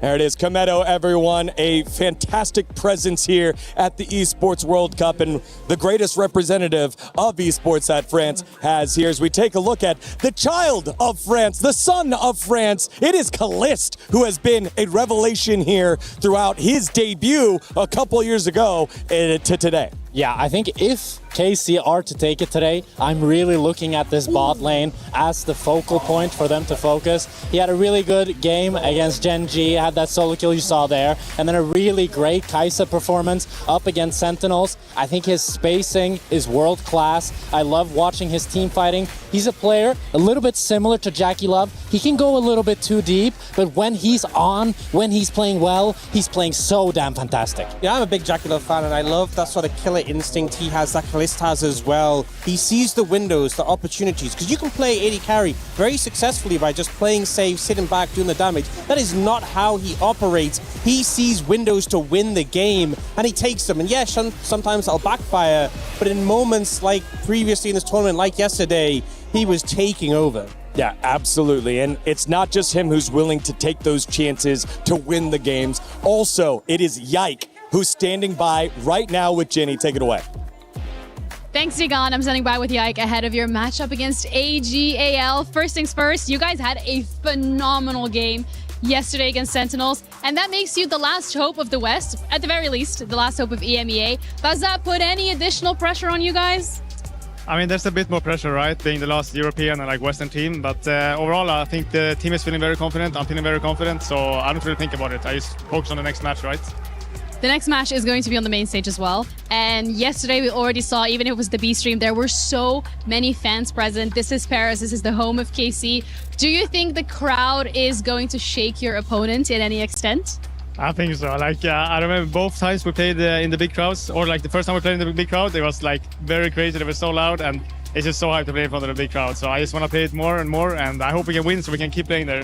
I hope so too, honestly, like no bias here, but either way, I want to continue also talking about the fact that we're seeing a couple of changes in the meta, especially when it comes to that bot lane on the AD carry, and how are you as the jungler role fitting around that to make sure that you are continuously setting up your bot lane successfully? Yeah, I mean, I think it's a lot about jungle right now because bot lane is going to be more mages, so they're kind of independent more, and that means I have to play with booster together, like jungle support, and I think that's what we have to work on the most, which I think it's been going better and better. In MSI, it was like probably the hardest, and I mean, it showed like with how it went, but I think in EWC it's gone better, and I feel like we improved so much with that.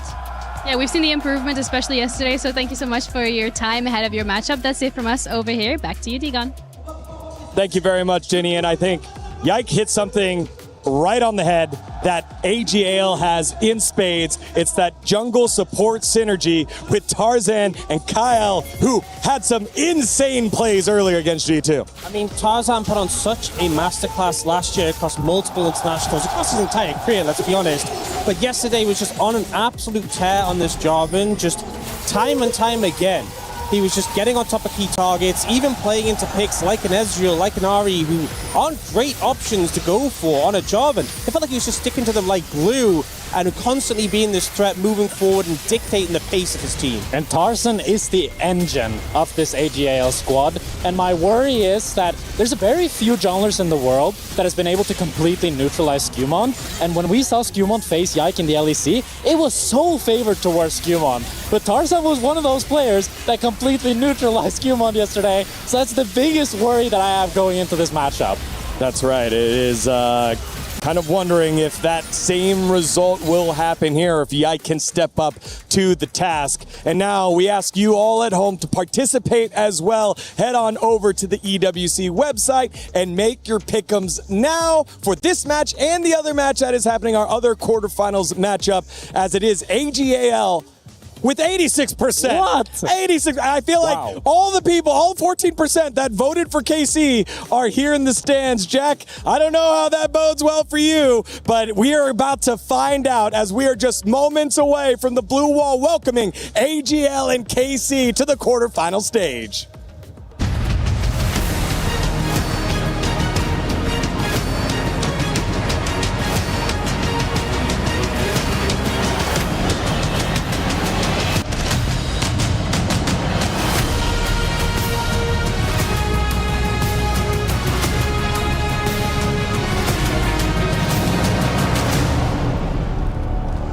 Comment ça va tout le monde? I can sense some excitement in the STC arena for a certain team to step onto the stage. Now we've already witnessed a piece of history. The MSI champions HLE's Key crushed. They are no longer in the tournament. T1 waiting in the semi-finals for an opponent. Who will it be? What a question, Ian. I am biased here, but we don't care. I am with KC fans and they're ready for it. Les gars, on le sait, on est en quart de finale, c'est déjà un espoir de dingue. Personne ne s'attendait à ce qu'on soit là. Est-ce qu'on en a quelque chose à faire? Des prédictions ici? We don't care about predictions, of course. Et je vais te demander, qui est-ce qui va carry aujourd'hui du côté de la Carmine? Caliste! Caliste about to carry the BO. We're gonna see, les gars, est-ce que vous êtes prêts? Les Ultra Carmine, on va faire entrer les joueurs. What's the color? What's the color? I said, what's the color? Let's go!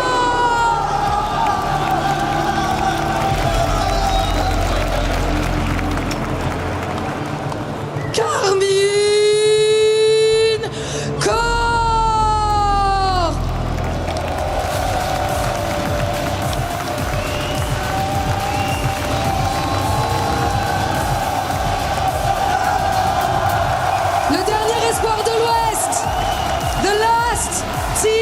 Standing for the West. Can they make the impossible? Can they defeat the LPL? We're gonna see that right now. And their opponents, ag.al!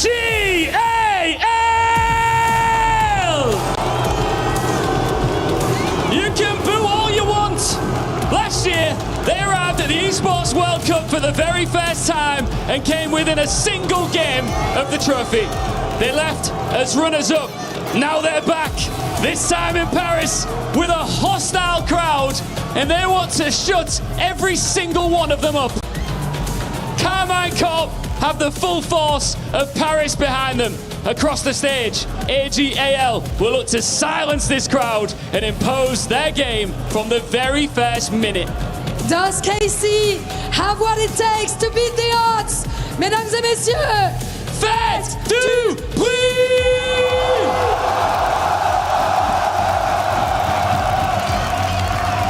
It's a friendly boo, but it's one to warn off anyone's legend as they enter the stage. They don't get much crowd support, but will they even need it?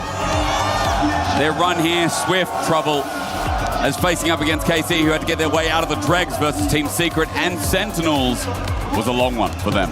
Absolutely. Happy to be joining you here. I feel like KC were sort of lucky here with the draw as well. I feel like they got an opponent that hasn't necessarily shown as much strength as they showed last year at internationals. Yeah. So this is looking very, very winnable, and they are the last hope for EMEA. And it is a best of 3. 5 off the table. Does it make it better or worse? A lot of fans might say that makes it better for, these teams that don't have as extensive pools. ag.al is a team I fear for champion pools with players like Tarzan, Kyle, with all these niche pocket picks. They can go any direction, and the longer the series goes on, the more fear I have as an EU fan for KC. Absolutely, and I felt like they said it very well on the desk as well. That we're looking at consistently KL and Tarzan making plays all together. However, the one thing that worries me on the other side for ag.al is that Hope hasn't really shown many mages down that bot lane. If you look at his entirety of the year, it has been him primarily sticking to traditional AD carries. Now, we have seen that teams can still play traditional AD carries and make up for it. I feel like AL have been playing their team fights really, really well in the last 2 games that we saw. However, KC have a lot more reps in this tournament. But you know what I'm laughing about now in hindsight is that we look at Hope's champion pool, but I look at Kalist and I'm like, yeah, he can play mages, but not really that well. I haven't enjoyed his Ziggs this tournament. I haven't enjoyed, I think we got a Syndra down there as well. People can correct me if I'm wrong. I have not enjoyed Kalist on these mages, so likewise, we might get in a traditional AD carry versus AD carry matchup down there with a flex that comes through from our supports. Remembering that Camille has been priority picker banned so far as well. We even had a bit of Poppy that Carrier has made look absolutely broken as of the Humble Life series. I feel like when we go back to the more traditional AD carries, we see a lot of Ezreal, we saw some Kai'Sa, and there was a lot of back and forth. So we might be into a very, very explosive best of 3. Oh, yeah. We do have more traditional AD carries, the Lucians, the Ezreals we mentioned. The 2v2 really does count, and KL and Hope have really showed that they want to take their chance. And historically as well, Hope and Kalista both loved the Ezreal. Ziggs is taken off the board. There goes that Poppy as a reflex from the last series, I'm sure, but also the tournament. Nocturne going to go through as well. Reminder, Jhin has also been great with a lot of these Syndra comps and Jace comps. And speaking of, Jace is still available, while ag.al do not want to give over that Ezreal to KC as a first pick. About the entire series versus Team Secret as well for KC. Kalista has shown what caliber of an AD carry he can be on that particular pick. Jace and now, is it Cassiopeia? Is it the Jarvan? Is it the Syndra? It is going to be the Jarvan locked in for Flandre right here, which means that the Cassiopeia I'm expecting to go over to KC. Jarvan, most big jungler of the tournament as well. I'd be surprised if that's an Akali. As you said, Syndra is available. Side note, Varus as well as an option that can also fit into the Poke comps. So I'll just leave that there because for now, KC thinking about what their 1-2 is going to be. I feel like Camille is also pretty early in the rotation for game 1. So it might just be a Cassiopeia into Camille sort of situation right here for KC. Just to take it away from the double wall that the Jarvan creates with it. Kana Jace. Kana is going to choose for most likely himself. We have seen the very rare occasion where Jace might just end up in the jungle at this point, but it's a very, very rare occasion as well. Again, I am expecting to honestly see the Cassiopeia right here. However, Yehu played a really sick Akali, so they might even be looking for that counter pick. It's always there as an option as well. Anivia for setup might also be there. They were flexing around the Rumble before, obviously thinking that maybe Flandre builds a hot pot for himself. As it's going to be Victor early. This is blind, no support, no AD carry. Interesting from KC that they've set up a blind mid. This is making me a little bit worried from KC because a lot of the times in the LEC they locked in their tops of the map super early and got countered on every single one of them. I feel like Shanks and Flandre have shown the caliber of players they are in their traditional lanes on the 1v1. Flandre with so many weird picks in his back as well. Could definitely pull out something like a Yorick to go up against Kana's Jace here. That's also true. But again, Jace could be a wild flex into Yike's jungle as well, so we'll see that Varus getting locked in, another flex. I truly wonder though if this victor on the side of KC was a preparation for the potential Cassiopeia that has been left open. You know, trying to get some lane priority here for Yehu against Shanks. And Shanks reverse? loves Cassiopeia, well maybe. But the setup so far, Jarvan, Varus, is it going to be that Camille we talked about? Are they going to play for lane dominance, or is it going to be the matching of mid here so that Shanks doesn't lose those options that we enlisted before? Knowing Flandre right here, this could very well be a Varus top lane going up against the Jace. I feel like it's a pretty fine lane. Or he's Shen again for like the 3rd time this tournament. I mean, AG is just triple flexing right here. Sorry, double flexing. Yeah, Jarvan is gonna come the classic of the meta, isn't it? But it could be KL on the Shen, or it could be Flandre, and then traditionally it could be Hope onto the Varus or Flandre. So KC are going to have to make a really big call right here. Traditionally, you do not want to pick Camille down that bot lane when Shen is on the other side. A lot of people have been saying, not necessarily a counter, but it can flex around the map really easily and follow up that Camille. It is going to be the Nafiri for Yike. Yeah, so who's going to follow that up? Because so far we've got a bit of poke. We've got a safety net built by the solo laners, and now dive built from Yike. He needs follow through. Side note, Flandre's only played Shen this tournament, so if that's not a Flandre Shen, I would laugh. As we're going to get more of the answers now, of course, as well as we do find out in these next 10 seconds where KC are going with bans. No bottom lane picked up. for them, but there's no support on the side of ag.al either. I feel like KC right here have built a lot of range with the Victor and the Jace. They just need somebody to engage this fight, or disengage rather, what ag.al will be throwing their way. And with the Poppy being one of the many disruptors permanently banned almost in this tournament, they're gonna need to find other ways, whether it's something like a Brom that can go down bot lane. They have played a lot of Seraphine lanes as well, but I would like either some hard engage so they can have the ease to start fights themselves in their own terms, or something that is like super disengaging down that bot lane that can actually dissuade ag.al from getting too deep into the back line. Poppy would have been really nice as well. For now, Camille's going to be taken out, so that's one thing that can help with that dive. Bard taken away by KC themselves. Busio, this split, his Bard hasn't been super exceptional, but it is still a comfort and a favorite for him. Regardless, though, doesn't want to give it to Kyle with that Varus, which is very well put here. So again, what is the final option going to be? Camille's already taken away.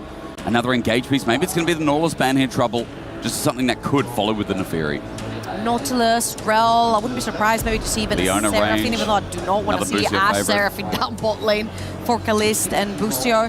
I mean, I don't know, maybe something like if they want to play super aggressive, they can lock in their support here, or their AD carry. Something like Lucian could potentially work. He's very slippery to get away from the Javan as well. And then you counter pick, you try to create a lane like a Nautilus or a Rel. Yep. They're going to pick the support instead. So there's part of the engage that was kind of needed for KC's comp. But I do worry about the 2v2. How is it going to shape up? There's been a lot of roaming at this tournament at MSI. It's been all about those level 2s, those level 3s, getting impacted mid. We were talking about that set lane as well a little bit before. The Cassiopeia has been left up and available. The Victor was picked optionally into what was going to most likely be the Cassiopeia. Now it's confirmed. And is it going to be worth for Yehu as Shanks gets, let's say, comfort on one of his best? That's pretty much going to give us the answer of where Shen and Varus are still going. We don't know if we're looking for an AD carry or if we're looking for a support right here, since the Varus and Shen can flex on both of these positions. So this last pick right here from ag.al, I think it's going to be a Shen top. It's going to be a Shen top. I mean, Shen versus the Jace feels nice. Flandre comfort. Flandre on a pick that can actually hold down the fort.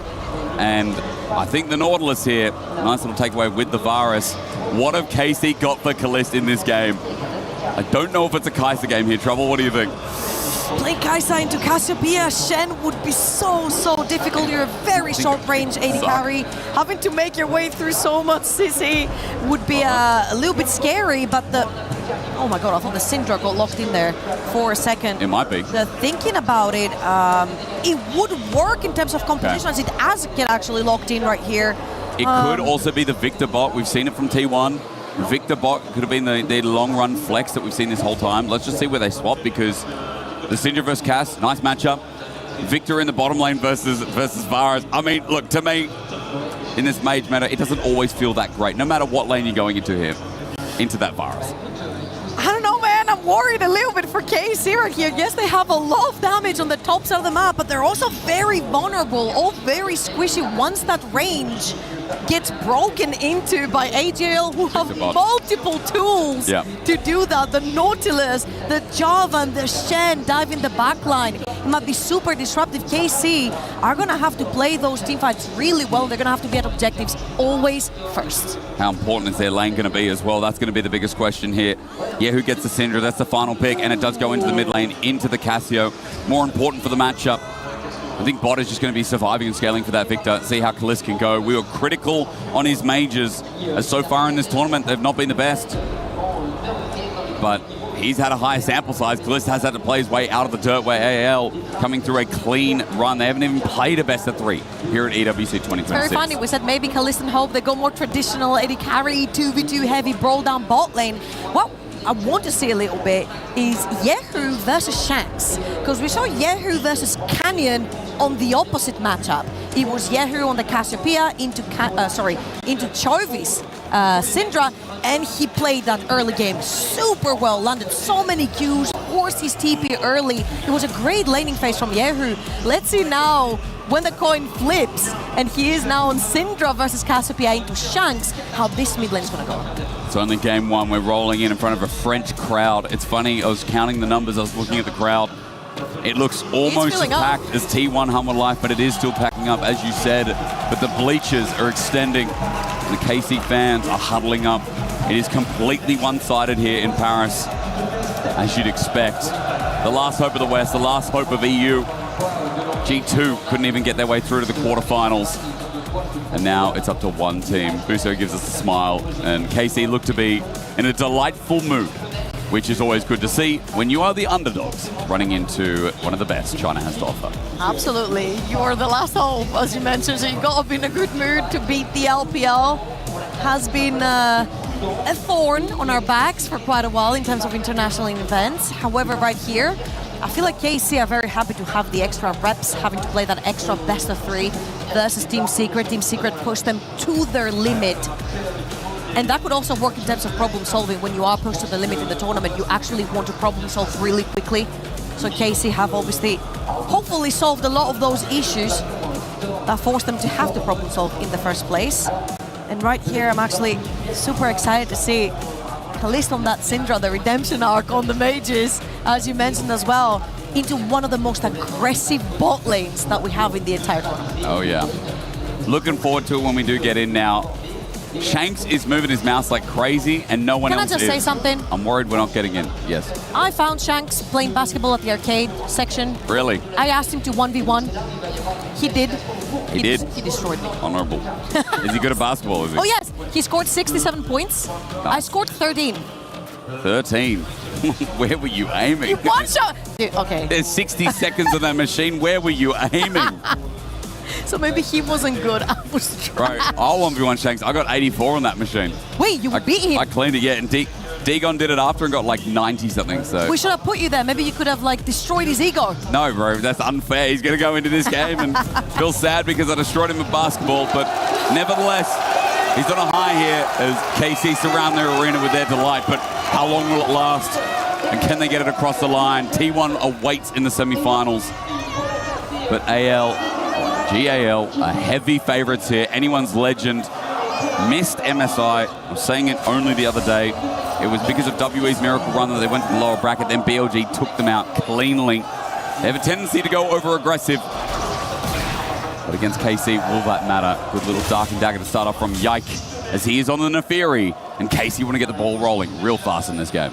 The one thing that's really going to go well for KC right here is that they do have champions that can actually force a push. Now, Fairy wants to be free to farm. This is the whole point. Want to get to the first item super quickly, get the Voltaic Cycle Sword in there, and start playing super aggressive into the Javan. On the other side, we have seen Tarzan do some crazy stuff on the Javan. We've seen the level 2 gank, into a level 3 gank, into a level 4 gank. Yeah. And let's see if he's actually going to have that early game impact, because he is the moving gear for ag.al every single time. And hopefully, if he can get to the top lane and get that early flash off of the Jace, Flander will have a great laning phase. Tarzan, someone who is one of the most flexible junglers in the LPL of all time. He can really be a dog to his laners, but he can also be that carry jungler himself. Sounds very basic, but when you know LPL junglers, it makes a lot of sense. Crashdown comes through from Bucio. Kale's completely fine here. Kalista steps out of the way, and behind the minion wave, the power of this Victor is he doesn't have to step into Nautilus range consistently. Shanks pushes down mid lane, has landed a few Qs, and rough. Here comes the back. Now, we also saw that happen into Owner. You back, you grab the extra long sword, and now you're ready to fight. You have the extra item in your inventory, you've got the extra pot in your inventory as well. I feel like Tarzan is looking to actually potentially play 1v1 or 2v2 versus Yike for those Scuttle Crabs. If Yike gets involved, that bottom side Scuttle might just be the go-to as both junglers are pathing the same way. Yeah, who you can see in the middle of your screen dodge a lot of those noxious blasts. Shanks looking for it yet again here. Enough mana in the pool to get a trade. Finds Yehu. A couple of those early ones landed, and that's why there is a pot difference in the mid lane. Shanks actually up 1, but the mana difference is in Yehu's favor until, of course, he either misses the scat of the week or launches one out to get that final pot from Shanks. Super fast clear out here from Nefiri. Yeah, he's going to finish that jungle really quickly, of course. Tarzan is 1 back up with a longsword in his inventory. However, they are both landed on the both side of the map, and Tarzan is slightly stronger in terms of raw AD power Hope is going to push out that last minion, and both ag.al and KC are looking at that first Scuttle Crab down bot lane. HB advantage for Kalist. Hope is on the wrong side as well, not there yet. We look towards mid because Tarzan's going there. Scuttle given over. I think Hope's HP bar was a deterrent that KC knew they had the upper hand. So Shanks tried to push that mid lane a little bit more aggressively, had lost a couple of points for his HP bar, plus his mana, and they did not want to take the 50-50. I still think ag.al could have fought this right there. They did have Cassiopeia who could move into the river. Yeho was 0 mana. He could never be of any impact in that river. They decided to go a little bit more slow and steady, which is very uncharacteristic for Tarzan on Javan, in particular with the extra power in the inventory, as I feel like that bot lane has been going at it back and forth this entire time. It's like what you do with engaged supports. Oh, that dredge line close. You can see Kyle is shifting angles through this brush, trying to find Kalist, but Busio, being the best friend, really hovering around in front of his AD carry as Tarzan looks top. He's trying to shadow right here for Kana, knowing that Nafiri is clearing towards the top side of the map. Could potentially pull a big wave into potentially a dive on Shen, which is never easy. However, Nafiri has W, and when timed correctly, it can work into Shen. This is not going to be the case. Tarzan starts the clear again, going to back now. Kana gets away, pushed in here as well. Slow pushing. Ouch. Could have been a bad spot if it wasn't pushed in before Tarzan made a move. Next wave going to be hard shoved as well. Flandre will TP back in. And as Kana does that, he will have probably the advantage being able to walk to lane once it's there. No, he's going to go for plating instead. Fair enough. A there very we go. uncharacteristic ag.al early game right here. Wait. They are showing KC so much respect due to KC having so much pressure down bot lane and top lane. They know they do not have their lanes to move really quickly. Plus, they don't have to do anything for the time being if you're an ag.al, because Flandre doesn't have level 6. You definitely want to get your Shen online to try and make plays cross-map whilst you know Jace is going to be pushing that top lane. It's the advantage, isn't it? It's that global opportunity that Flandre now has as Trouble just pulled out, 6 acquired. TP was burned by Kana in the end with the Serrated Dirk, and he just picked up a cull as well. And I guess it was that going for that plate. TP had to be used, of course, so both top laners now without the summoner. But again, that advantage with the Shen ulti is worth noting, as Dragon might be the next port of call. Yike is looking towards his bottom side. That's the third Scuttle spawn. It is going to be in front of the Drake. For now, Kalist's small health bar disadvantage he's just trying to get the wave shoved in so that Yike can maybe do something about contesting. You can see Yike is wrapping around behind the Dragon, trying to contest right here. They're both going to pop. Pickaxe versus... Back and forth. Tunneler. Build up into, Tunneler exactly. Flandre in a bit of trouble. Shadow Dash is out of there. Kana, this is his Jace. Again, his second most played in history. 69 games now picked up. Just under his Nav by a game. This is a comfort pick for him, and a lot of teams in the LEC will not give Kana Jace for this reason. They're playing for the dive. Look at Yike diving behind that wall. They will be spotted right here. Oh, but the health bar but is great. But if Yike actually times the W correctly, this can actually work. Flandre is running. Dodges Shadow Dash, Dark Dagger #1. He's going to run under the turret, and that's a danger point here for KC. They're not going to complete the dive, instead pressure off and back off. As Ye tries to zone off Shanks, we come back towards mid. Tarzan has an ult advantage. Yike also knows that he's up here, as I believe a bit of information was gathered on the travel up. That's a bit unfortunate right here from Yike. He wants to be ahead in terms of CS and farm. However, right here, not only... Oh, level 6, Chance, Corruption, Hope. Perfect timing. Kale gets the hook in. Busio, he's going to shove his way out of there. But Hope gets level 6 on the minion, and the R button is pressed. Really nice aggression from the bot lane for ag.al. They're going to shove the wave. They're going to back first as well. And then Tarzan is going to be heading towards that bot side of the map anyway, because this is where his jungle is spawning next. So that is his natural pathing anyway. Now Yike has fallen behind with that attempt for a gank towards the top side of the map. Wasted quite a bit of that time. Tarzan also heading towards the top side. Can I slow push in that wave? He's going to choose to crush it right now. Tarzan will get spotted. Might play a little bit of disruption onto that Jace, but he's just going to clear that one out and back off inside his jungle. Yeah, Kana also backs off with his timing as well after the wave gets shoved in and neutralized, or at least pretends to. He's going to receive. Busio on the way up, spotted on a ward by ag.al in the river. Scrubs up in 30 seconds. Topside, a bit of a priority here is Scout of the Week not going to connect, and Busio is just going to travel. Maybe back towards that bottom side, where KC have more control. They're both heading towards that mid lane. I feel like because that mid lane wave was not pushed, it's a little bit scary now to walk inside their jungle into Fog of War. Saying this, the second they spot Yahoo walking back, this is where KL feels a little bit more confident to walk up, clean down that vision, and Yike knows that I feel like both sides of the map is off limits for KC currently. They've got it all locked down. However, ag.al know this as well, so they're going to contest over the top side of the map. Bit of extra items on point here for Tarzan. Pickaxe and longsword for Yike versus the tunnel and longsword and Crystal plus the moat. Just forcing them off. And he's going to force them off. That's KL looking for an angle as well. Lucio going to have to face check. Shanks with the Petrifying Gaze waiting, trying to lure them in. That's one scuttle picked up. Yike now trying to trim off the hedges off this left side. You can see Kana has prior. Is it going to matter? The Shen ulti going to be used. It's not. Dredgeline into a dog. The flash over the wall to get Yike, and the Shadow Dash captures him.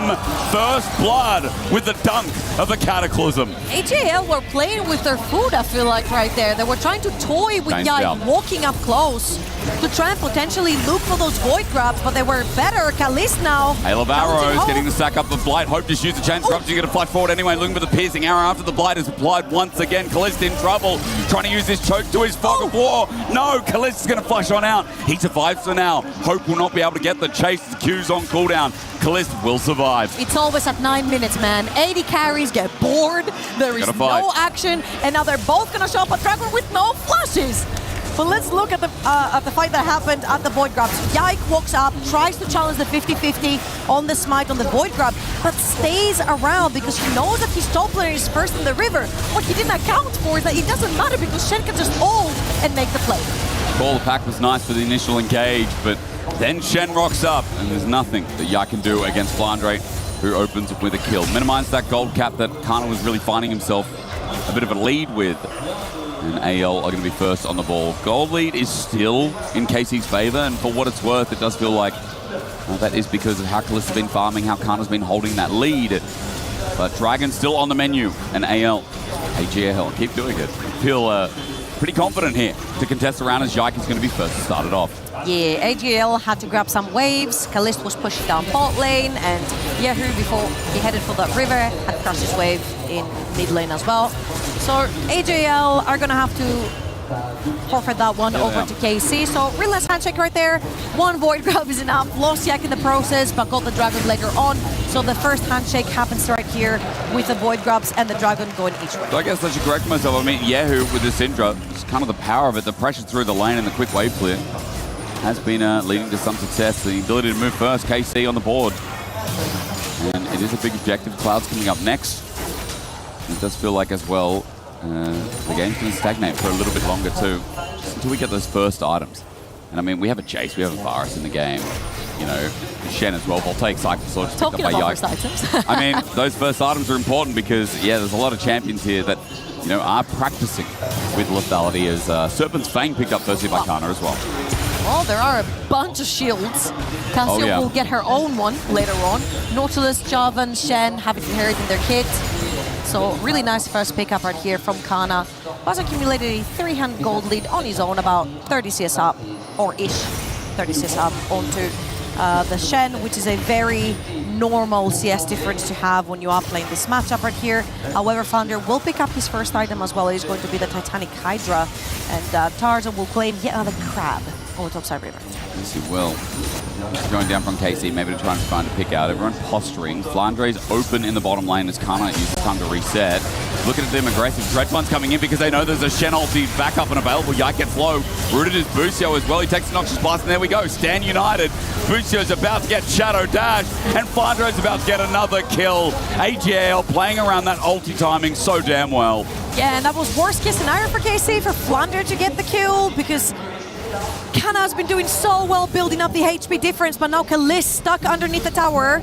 No TP to get out. Oh, sorry, no flash, no TP. Flash, Shadow Dash sticking around is ruthless from Kalist, but not a smart move. He dodges away from the ulti. He's somehow alive. He's ticking down. He will live as ag.al botched the dive.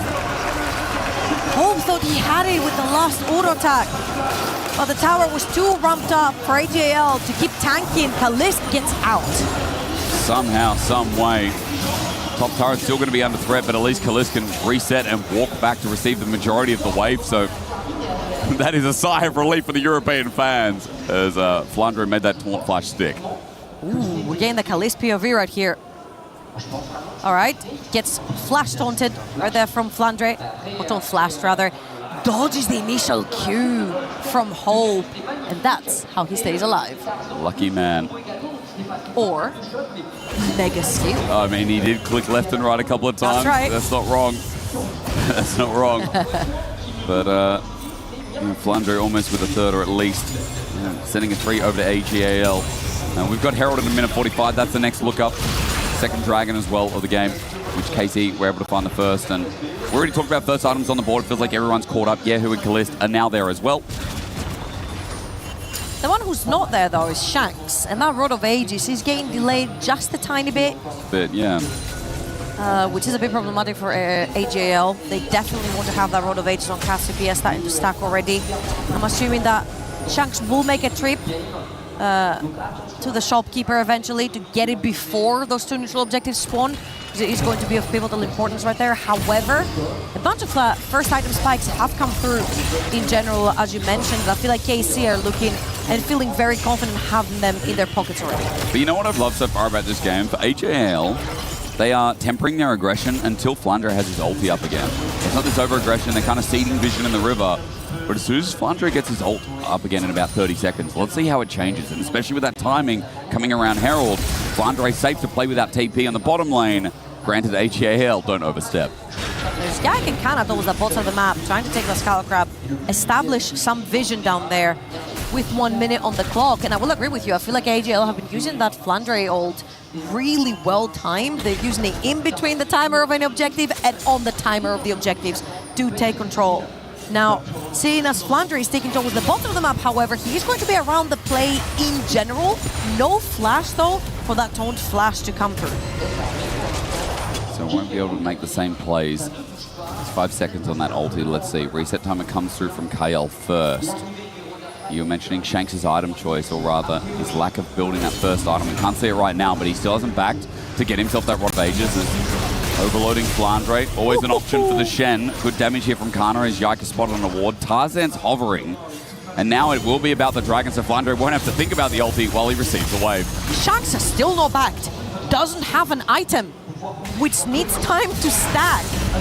Drag, there's a Shen ulti, going to go from a small trip to right in front of his face. Kana's going to flash away as Tarzan's Cataclysm is now down. Flash from Busio, dodged away by Tarzan. They find Flandre though, almost dead, not quite. He stands his ground, he makes it a 1-for-1, but now Kalist is in melee range. Will it matter? Hope steps up, right in the middle of the Chaos Storm. Busio gets a great stun, and Kalist survives. Busio with some great mechanics on the roll, going to chase on up as Hope runs for his life, but this Rel has movement speed in the kit, an array of death. Kalist sends the Hope. Kalist goes huge in this team fight. He's super tanky, and the initial engage from ag.al does not go as planned. A 4 versus 4 win for KC. They take that bot lane tower, a bunch of platings from the mid as well. Kalist is rich. And that looked like a horrible fight for KC, especially when Flandre survived for so damn long after being the one getting engaged on. We'll get a replay in a short hot sec, but as you said, 4v4 trouble, there were no mid laners to speak of. They get the flash off of the Nafiri first, and then the flash of the J, so the initial engage completely fumbles from AL. Once they engage, they cannot re-engage. They've already used their cooldowns. So Kalist sees that opening, walks up, puts down his ult, and then just bunch up underneath it. Everything used. Kalist surprised me with the melee range, but it looks good. Kameto popping off. Over on the, well, not the French, but the French coast stream. He's loving it right now, and Kalist with 1.5k gold lead, loving it too. 2 items, Protobel picked up, and Kana already with the lead, now finding even more success as he holds the gold value too. ag.al going to start off this Herald, but KC with the item advantage want to fight. Yeah, I don't know about that one. Shanks has his Rod of Ages finally, as KL gets interrupted right there from Kalist. No Shen-ult. I am not very sure what is happening right there. Shanks gets his Rod of Ages complete at 17 minutes in. Took a while for him to pick it up. Flandre without an ulti though. ag.al don't feel confident fighting. Herald's going to be given up even on full vision. Hex Flash used. KC probably going to take this and take the long way out as anyone's legend find an inside track on mid, and Flandre is alone on this turret, but there are no TPs from KC, so Kana's going to have to take the long way down, or at least give up a lot of plating here on this turret. The good thing here is that KC know exactly the whereabouts of all ag.al players. They've got wards on the top side of Tarzan's jungle, so they did notice both Cassiopeia and Javan walking up in there. So they are free to walk into Fog of War, and Kana can take the shortest route towards the bottom of the map to try and catch as many minions as possible. So a really, really nice pickup from KC right here. The Rift Herald can be used to open up that mid lane tower. Opening up that mid lane tower with things like the Rel that can flank around those walls could be huge for a pickup. That Herald mid is a very feasible target right now, top as well. A long lane here for Kana as he pushes up. Tarzan is on the bottom side of the map. There's not vision that extends into the deepest parts of that jungle from KC. But Yike hovering around the bot side, just quick note, also picked up the Serpent's Fang, so trouble, as you said before, all the shields, a lot of value being added here by the lethality users of KC. Importantly, Dusk and Dawn completed as well for Flandre on that Shen. He has been the recipient of all the kills for ag.al. Not sure this is the best outcome possible. However, we've seen him completely pop off on Shen. So if he gets like a really good tone down with flash available, it could be game changer for ag.al. However, as we expected, KC using that referral the OG way to try and open up mid.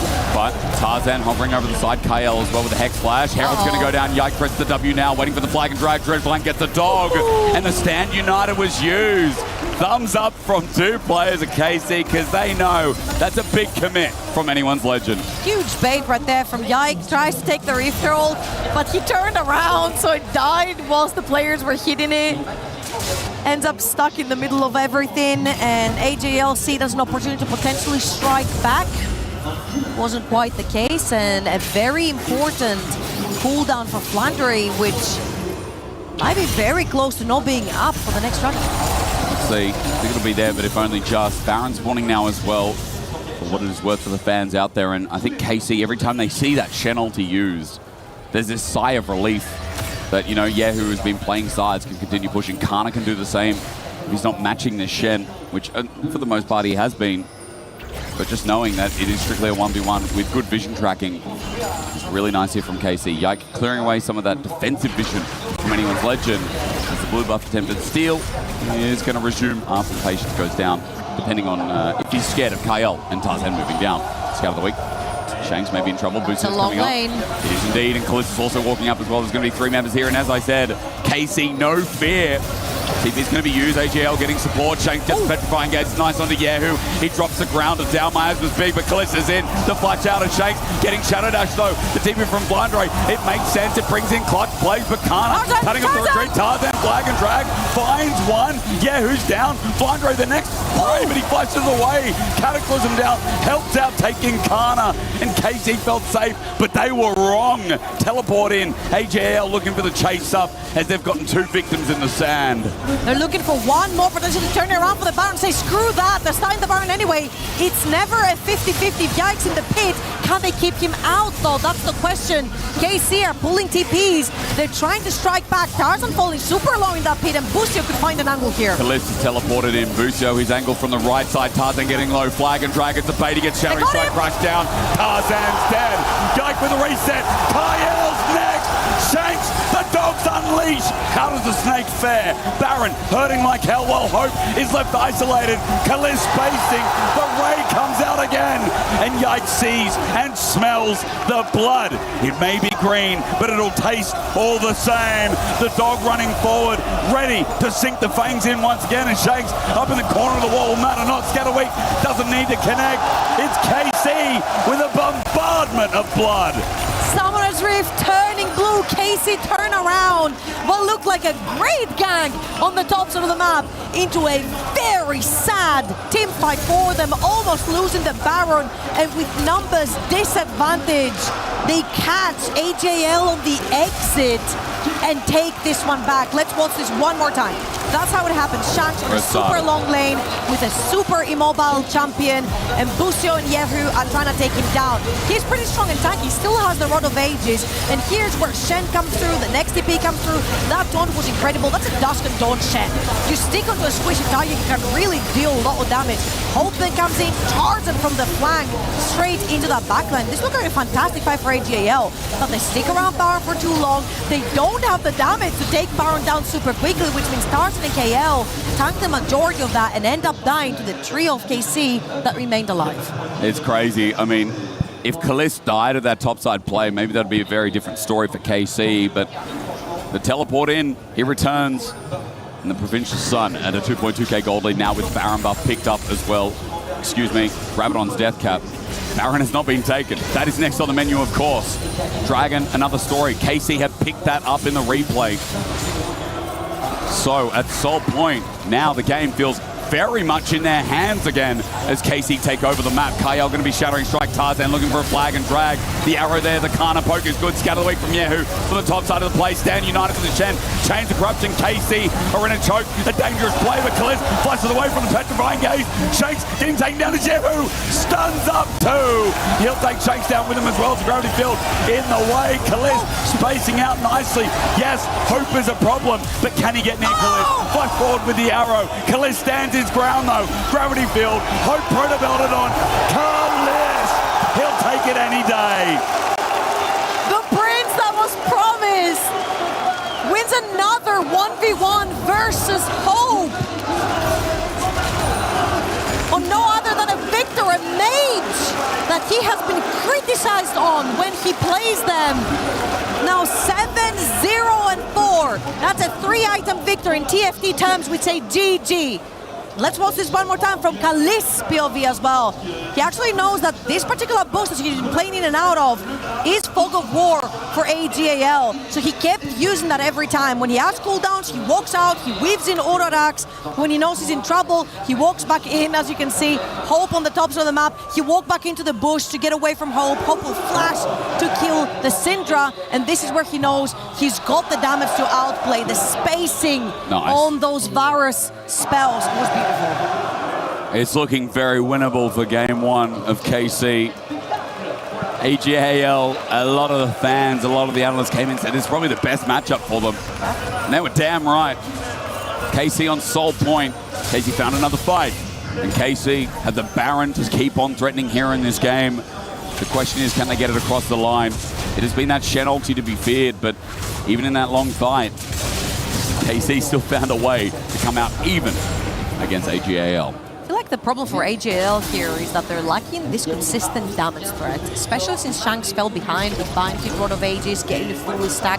He's the consistent damage that has to stay alive for ag.al to win those fights, as Hope is playing more for lethality of Hulk powers. Shen is there to sure do damage, but primarily he is the guy who's creating space for his team. So if Shanks goes down for ag.al, KC have been winning those fights very easily.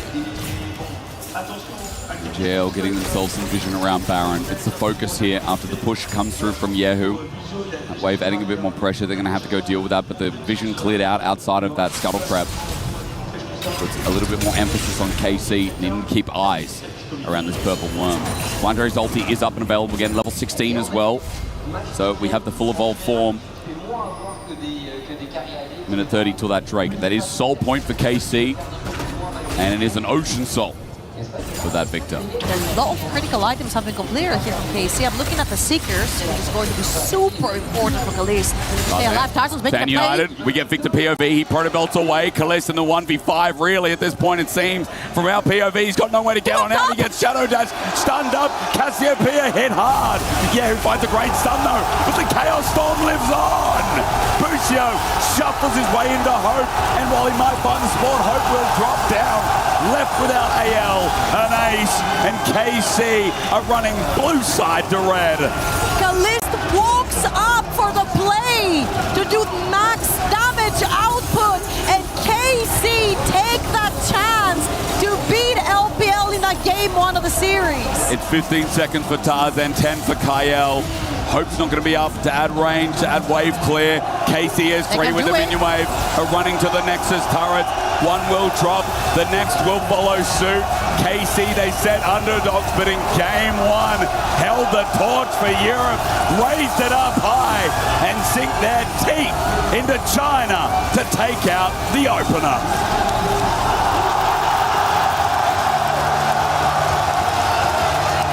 The whole crowd standing up to cheer for KC. What a monumental victor performance from Caliste, stepping up in this last fight when he knows everyone's gunning for him. That was incredible. And honestly, there were some moments in that made you think, but KC really reigned superior. Can they do it again? Can they get through these quarterfinals? As we look at some of the replays here, I think this might have been the last fight here, Trouble. We're watching Caliste POV. He walks up. This is yikes, and yeah, he does walk up, but his Chaos Storm is already down. And that takes over the Rift. It was pretty much Tarzan locking him in.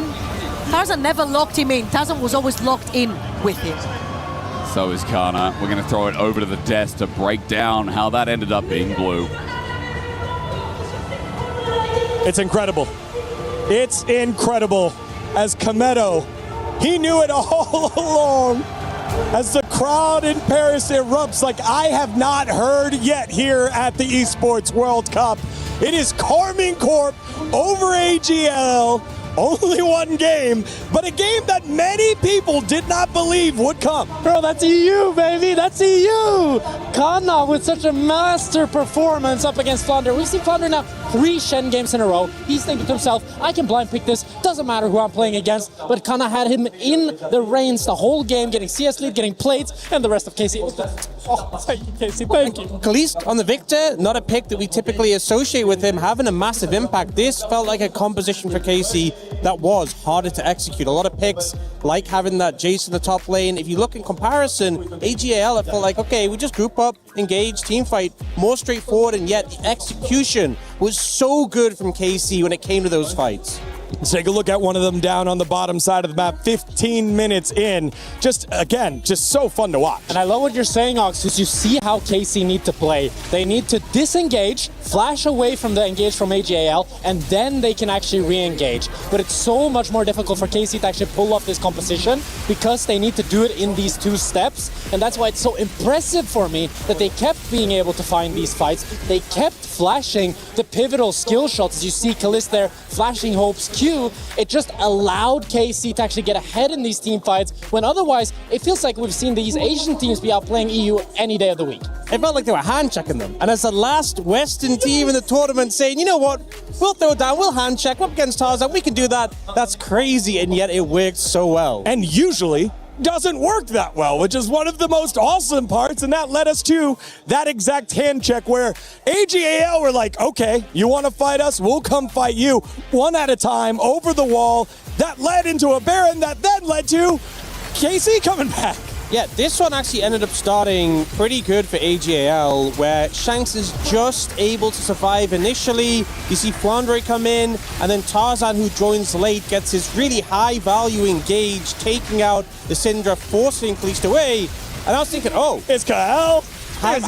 Have KC just thrown? Is this enough for ag.al to get back in the game? They go onto the Baron, but KC do not let them take this for free. Yeah, I was ready to be heartbroken when they survived on solo HP, but due to the fact that Flounder doesn't have the ult, doesn't have the TP, he joined so late that by that time, the carries of ag.al have all been chunked by the Nasher and gotten so low that KC can just clean up, and it felt like after that fight, KC were just in control of the rest of the game, but I don't think it can be understated. You're playing Victor and you're playing the Syndra up against Jarvan. It is so difficult to play these team fights, especially when you don't have flash, because all ag.al need to do is send the Jarvan in with the Shen ult, and it's so easy to clean up, but there was so much discipline, so much patience from the carries of KC that they were able to make it work. What I loved, as someone who dabbles in wrestling, that felt like the Royal Rumble. Who's next? Who's coming in next? Here comes Flandre, gets away, but he's going to come back in. Then Yike over the wall. Tarzan from the top rope. It was just an awesome awesome moment here in the arena. The fans were erupting, and then it led to the loudest cheer of that last match, the final fight, where finally the victor falls, but it's a cleanup from Yike and the rest of KC. So this is kind of what we were talking about with the Tarzan engage potential, but at least the proto belt, the rocket belt away from the Jarvan engage means Tarzan's left in no man's land and they're able to peel here. Yes, eventually the victor dies, but at what cost? I mean, he got the ultimate off, and you see how big it gets, yeah, when he's able to take down these members. But I think one of the things that we talked about was Proto Belt being so valuable, because when Tarzan wants to go for that engage, you Proto Belt before he gets down the ultimate, and then suddenly an engage that would have been pretty free becomes incredibly deep, takes a lot longer, and that's how KC were able to prolong these fights and actually get them in their advantage. And for me, this game gives me hope, because if you can hand check, then what can't you do? You know, if you can win with the worst draft, what can't you do? I have full hopes in KC, and I can already see the 2-0 in front of my eyes. I counter with, despite being on a tank in a loss, Flandre has still looked fantastic as he has throughout the tournament, and I think if he's unleashed, if that can be a win condition, maybe that's an angle there for ag.al, because that Victor and the big dog, Yike, got rolling, and it felt like difficult to come back once they fell behind here, Ox. Yeah, I mean, obviously it's fearless, so Flandre's going to have to bring out something new than the Shen, which has kind of been relying on so far, but I think ag.al are a team who are no slouches, and I think they will bounce back in Game 2 and put up a fight. Question is, what will the draft be? Because I feel like that's been a heavy talking point. MSI at this tournament as well. It doesn't mean that you have to have like the optimal draft, but a draft you feel comfortable on and can execute. I think the fact that we're seeing Clace playing these majors to such a high level, that Victor having a phenomenal performance, that gives a lot of faith, a lot of hope.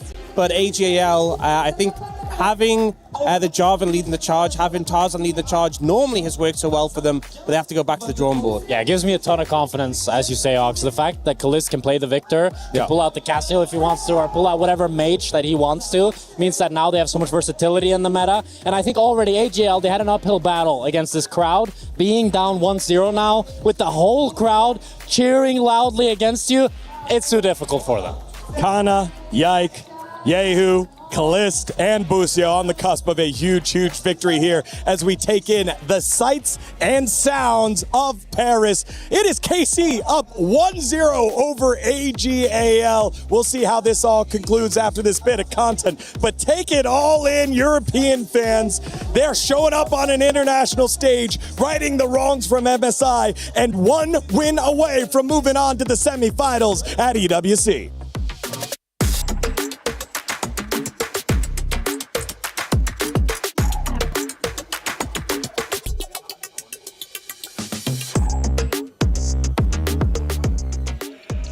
Okay. No, you win. You win. Go. Where's the last nice? Can you end? Yes. Maybe. 30 seconds. We have one round. Let's try. Are you sure? I'm best. I'm very best. Okay. If you guys are sure. I have TP. Yes, we can try. I have TP. Nice.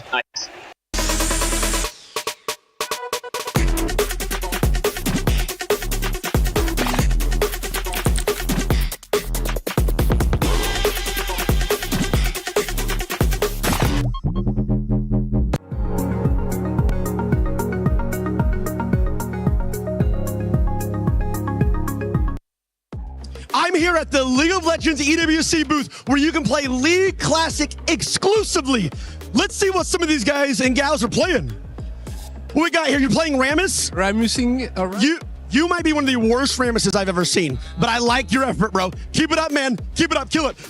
And how about you, bro? What are you playing? To twist AP mid. Like Evan. Tristana AP mid? Yeah. With DFG. That's actually a respectable pick. Good job. Follow me. Hello, good sir. I see you're about to play some League of Legends Classic. Who you planning on playing? I'm thinking playing Brand or something like that. Brand, not a bad selection, bro. Good luck. And then over here, I see you're also playing League of Legends Classic. Yes, I'm playing here with Garen. You're gonna lock in Garen? What? Are you gonna play some Garen? Lock him in? Yes, Garen. Good luck, bro. You're probably gonna need it. Yes. Good luck. Reminder, guys, League of Legends Classic is exclusively here at EWC. Come check it out.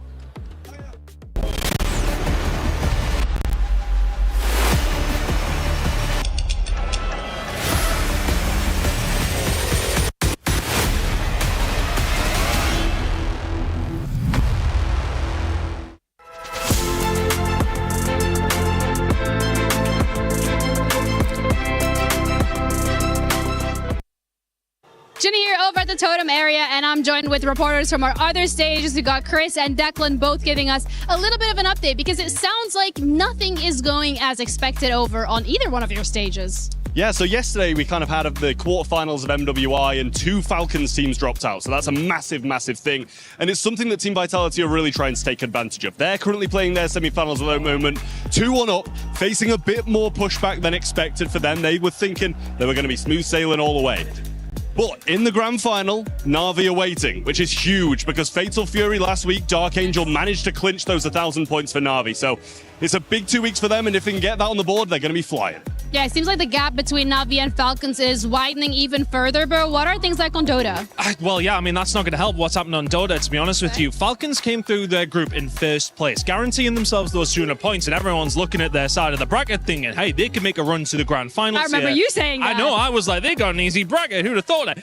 Either way, though, they go up against Vici Gaming, who weren't supposed to even be there, and Vici Gaming beat them 2-0, so Falcons crashing out of the tournament. I just want to bear in mind for everybody, Dota did not really have massive representation as far as what we would consider Club Championship contenders. So it was a massive moment for Falcons to get some free points, essentially. Okay, they make 200 points up on the competition, but they had such an opportunity to get 400, 500. It was a massive, massive waste for Falcons when it comes down to Dota 2. It sounds like the Paris debuff is hitting Falcons. They're not playing on home turf, and I think they're struggling a little bit with that. That's all the updates that we have for now. We'll keep you in the loop. Bye.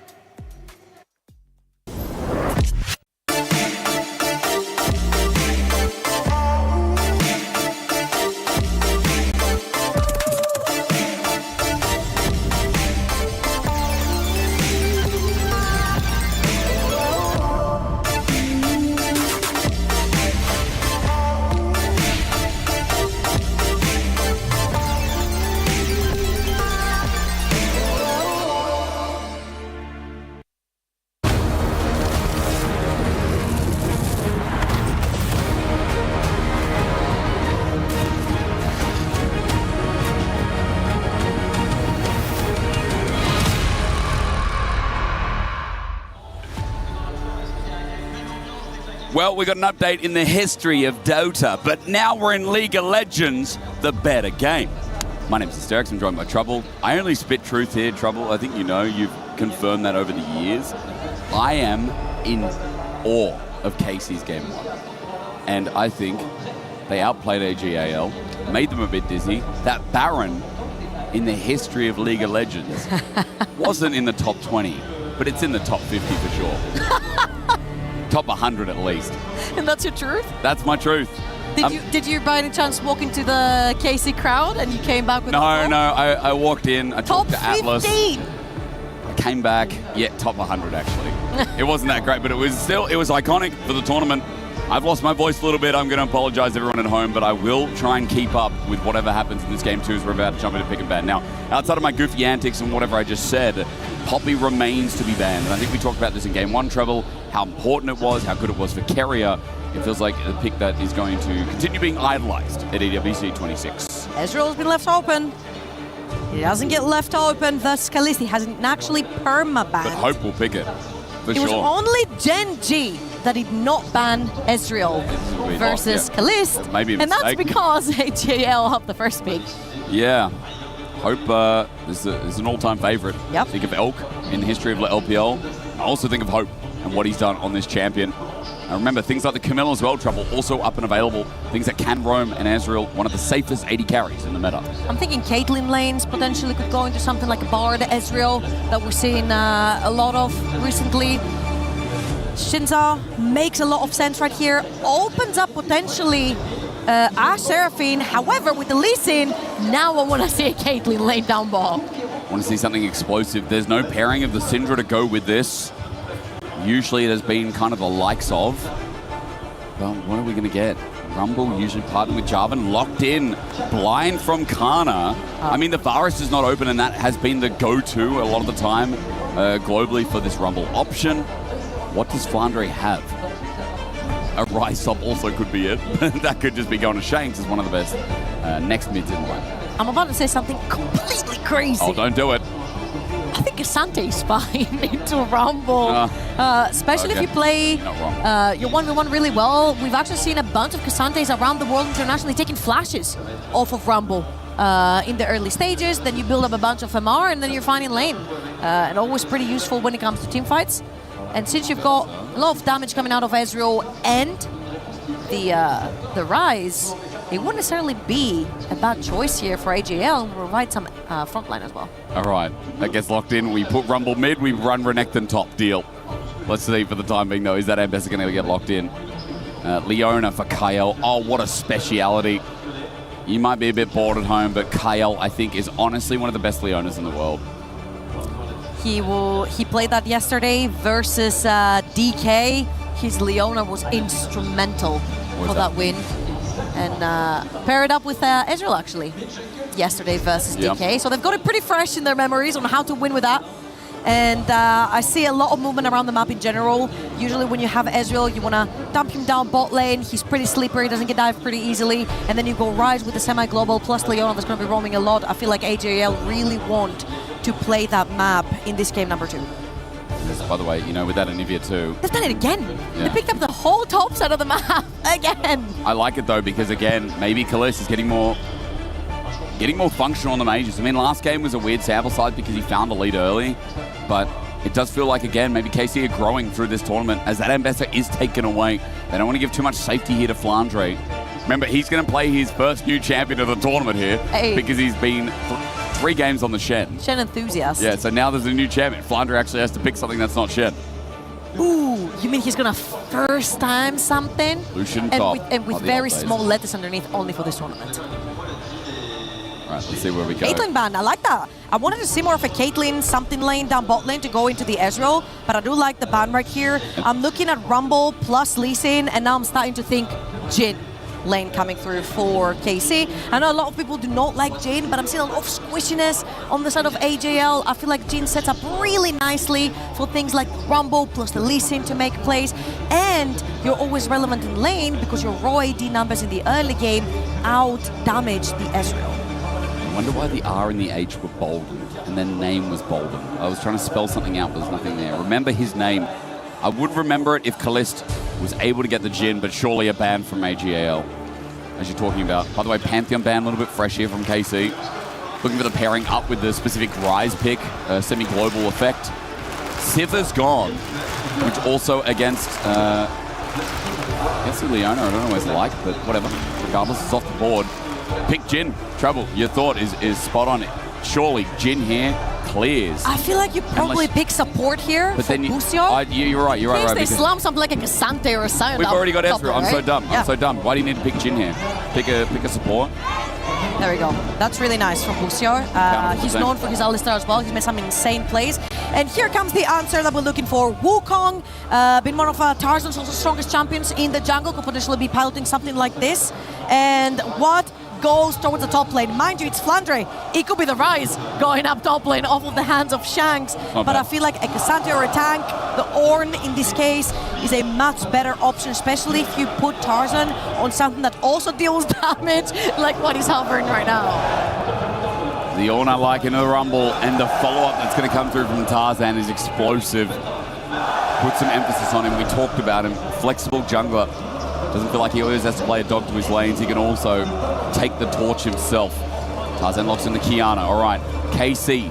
Is it just going to be that Jhin? Stock standard. Rippert is locked in on what Kalist wants to play down that bot lane. He's in his ear. And Kalist maybe doesn't want to hear it. Do they want dive? Oh. Really? Zeri still. It's a different direction.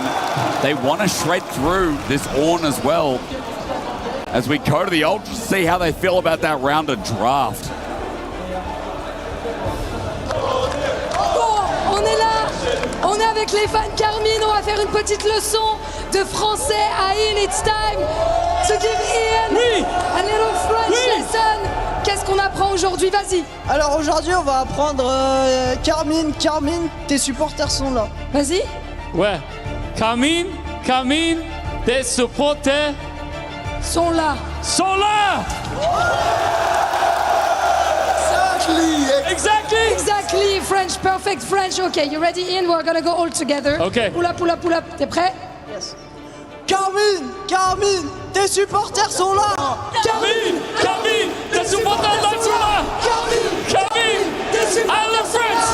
Carmine, tes supporters sont là. Oui. And as I'll do the anthems. we're gonna get back to the game, but right before that, I wanna ask you, qui est-ce que vous voulez qui carry la game? Qui est-ce que vous voulez voir briller à Paris? Carliste.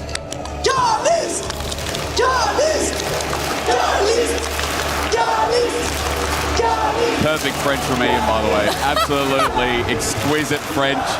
I couldn't repeat the line if I wanted, but the Ultras are firing up. Couldn't either.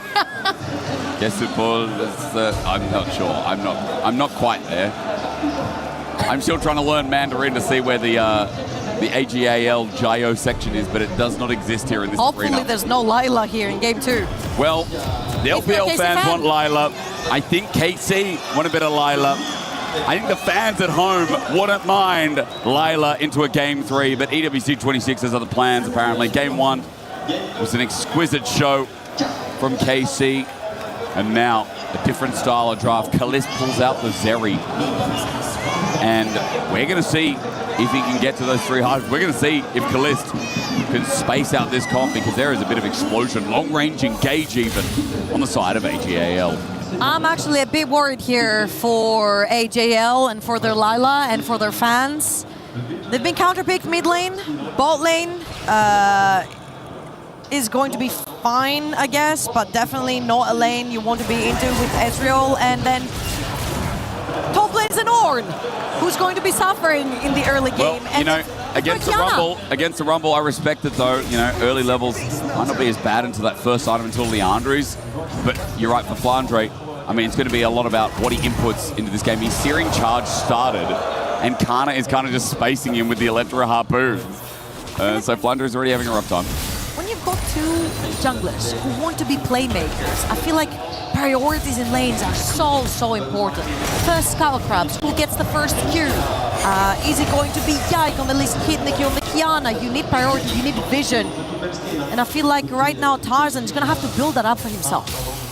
Flash Frost not going to connect in the mid lane. Shanks just steps away. Bit of Frostbite without that Q is not as much damage as Yehu back on the Anivia. He's taking Electrocute into this lane as well. So looking for those quick trades as you would expect, as for now, the wave's going to bounce back into Flandre. Of course, he doesn't need to make the reset. He can just build his components here, but the biggest question is, will he be building towards AP? I'm asking silly questions to people at home. Of course, it's going to be towards the Rumble as Kana hits level 3 first. And MR will definitely be needed with the way this is going, as overheating for now. Flandre trying to abuse that window. Ooh, KL down the bot lane, moving pretty deep. Trying to spot Yike, who is going to do Raptors into Krugs into that red buff. And will get not spotted yet, but he's on the bot side of the map, and so is Tarzan. We kind of have the same situation that we did in game number 1. Both junglers did not want to give away that bot lane Skull Crab, and it was Tarzan who, even though he had back with the extra longsword that he has here as well, he backed off of the 1 versus 1. 5 versus 5, great Bellows Breath. Doesn't get the passive from Flandre, by the way, so Kana wins out on that trade. Trade on top really interesting. Null Magic Mantle pick up first as well. Tarzan, as you were saying last game, Trouble, it's that quick jungle back, right? You were explaining, where the longsword prio comes through. Tarzan also using mid prio from Shanks is able to get the first scuttle of the game. And quickly behind, Yike will be able to get topside instead. He might actually want to find Yike right here. He's just going to walk up straight in there. He knows he's stronger with the extra longsword, so he doesn't mind taking a fight with Yike if Yike has actually used his spells. Kana, lane supremacy again. This is not fun. It's really not. Yike, the hop over the wall. Shanks, no idea. Out of mana, wants to clear the wave. This is a gate coming in. Flash Frost with a Frostbite. Sonic Wave into Resonating Strike. Shanks has no mana to stand on. He gets the egg, but at what cost? What a beautiful wraparound from Yike. Finishes his entire jungle, has absolutely no job. He's got 2 chances. You either try a gank or you press B, go back in base, and grab your first few items. Sees Shanks on super low mana, trying to crush his way under enemy tower, and takes his chance right here. Very well played. Yepu walking as well, literally point blank for that Q stun, so that then the Listen Q connects. Minion wave helped out getting the egg, so it is at least something small here for Shanks, but it's first blood over to Yike. He was on the Neferi in game 1, and he found himself with a small lead. He's on the Lee Sin in game 2, and this time he draws blood first. So Paris very happy about that one as KC crest over about 500 gold to kick this game off. And let's see what Tarzan's going to respond with here. Has a level 5 extra pickaxe in his backpack. And obviously the next Scuttle Crab is going to be very crucial. Gives a level 6 Kiana. Level 6 is one of the most fun ults to keep track of, especially depending on how the Rift forms as well with the next soul coming through. Catalyst of the Aeons picked up first by Yehu. That 1100 gold already found after getting an assist and managing the minion wave. ag.al looking for the deep invade here. Control ward placed down as Tarzan and Kael group up. Kalis gets chunked pretty heavy here. So Dragon might just start off the back of this as Yike is going to spot the ward, but has Krugs to clear. While Tarzan decides against the Dragon and goes towards Gromp. Meanwhile, level 6 has been acquired, but Kana is ordering down. The overheat is huge. Searing charge, not going to find a knockup. Flandre not pulling out. Call the Forge God, because the God is almost down. Kana doing exceptionally well in this lane and showing me one of the best Rumble vs. Ornn performances I've seen in a while. One of the main carries on the KC roster right here. Knows that he's in an advantageous position. Takes really lovely trades into Flandre, and Flandre has to take a backseat. I mean, he's picked Ornn to suffer in lane, and hopefully get some big ults later on for ag.al to set up fights for Tarzan's Kiana to press R on. So we'll see if that works for them, and how far behind does he fall to the point where Rumble can take over an entire game on his own, which we've seen Kana do plenty of times in the LEC as well. I feel like this series, Kana has just been given two of his most exceptional picks that domestically he's been banned against, or rather have been banned against him, like all the time. And so for AL, I don't know. We'll see if this turns out to be an egregious mistake. I feel like the Jace in game 1 definitely was. Like giving Kana Jace is a big no-no if you're a European fan. As Ultra Shock Laser is going to start the Dragon up for KL. He did not like that. Just a bit of range to make Dragon very, very angry, and KL takes a hefty chunk as he runs out. And meantime, it was Yike who got the top lane Scuttle Crab, of course, with a really nice trade from Kana, as we mentioned. Which means that Tarzan had to go and search for the level 6 inside his own jungle. He's going to be still perma-clearing. I feel like the big breaking point for that early game is most likely going to be that first Dragon down the bottom side of the map. And now with that level 6 onto Kiana, KL and Hope have been trading really nice. Played, but Pulverize in the way. KL's not going to be bopped to turret though. Busio in a bit of trouble. Lethal tempo up for Hope as a couple of Mystic shots connect, but the last one is blocked by the minion wave. Busio's okay, and he'll use that triumphant roar momentarily as the minion wave is cleared. But look at bot lane. We have Yehu just walking down that bot just in case Kiana was wrapping around, because I haven't seen Tarzan for so long. I mean, I feel like we're confused. KC's confused. They're like, where is Tarzan? One of the most aggressive junglers in the entire world, actually. His Tarzan was super active in the early game, not as active as we would expect to see. But his Kiana right here, after that level 6, has been pretty timid, to say the least. But he'll take an uncontested Dragon. That's something. Yeah, looks like it. Shanks also moving down as well, so this one quite obvious to KC. Things are going down, expecting that Yike is on the top side of the map. They won't have any information on where he really is. Kalis walking over a ward. Archangel forward from Hope. The shock down, the shock laser, but both of them do not really do much. So Kalis out of there after burning an ult, and first Dragon of the game goes to ag.al. If they can cancel that by any chance, KL just about gets the E to connect. If that was League Classic, that Zenith blade would go to the fountain. Not really, but you know, I was thinking of that Darius clip, close enough. We have now Yike with the presence of Kiana down bot lane and the Dragon going down. We'll grab the Raptors for free. And he can also start the Void grabs as well with the pressure that top lane and Kana have been providing to Yike. He has managed to accumulate almost a 10 CS lead. Grab the Void grabs, 400 gold lead as well. So for Lee Sin, that is a great start to the Kiana matchup. Long sword is well picked up. Close to getting this first item.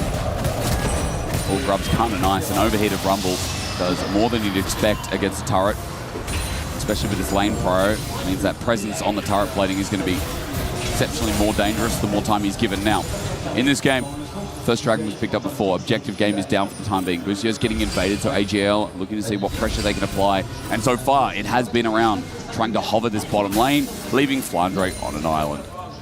They're very happy because Hope has been able to accumulate extra 10 CS over Kalist, who had to bail his last wave. Yeah. However, this is always a Zeri, and on 3 items is going to be absolutely scary. The only problem is that ag.al will spike first on 2, and Flandre... Overheating with the flames, but here comes Jike for a sonic wave in. Flandre might have to flash out now, and he does so. The wave is so bad, Flandre was clearing a waterman, he can't do anything here, and Kana has him on the ropes. That was a little bit of a disrespect for us, especially since Lee Sin's jungle spawns on the top side of the map, sitting in the tri-bush. Yes, Kiana is around, but as you can see on your minimaps right now, Tarzan was actually looking for a reset after his Krag, so Flandre ends up disrespecting the timers right there on the jungle clears, gets caught, loses his flash. Not the most expensive flash, because it's still on an Ornn. He has a bunch of defenses. However, he has been struggling on the 1v1 and cannot find an opening. Oh my god. Oh. There's a big reason that Wait, in are the you LPL, point and click now? for years, we said Hope does not get Ezreal. It was just an... It was kind of on the same level as Oh my god. So... Just stop it. Yeah. Well, Hope at 500 gold lead. Right now leading the charge here for ag.al. Yike spotted out Lucio as well. He's level 6 Unbreakable Will advantage over Solar Flare, but Hope has just opened up the bottom lane with the damage on Kalista. He had to reset. So ag.al's 80 carry.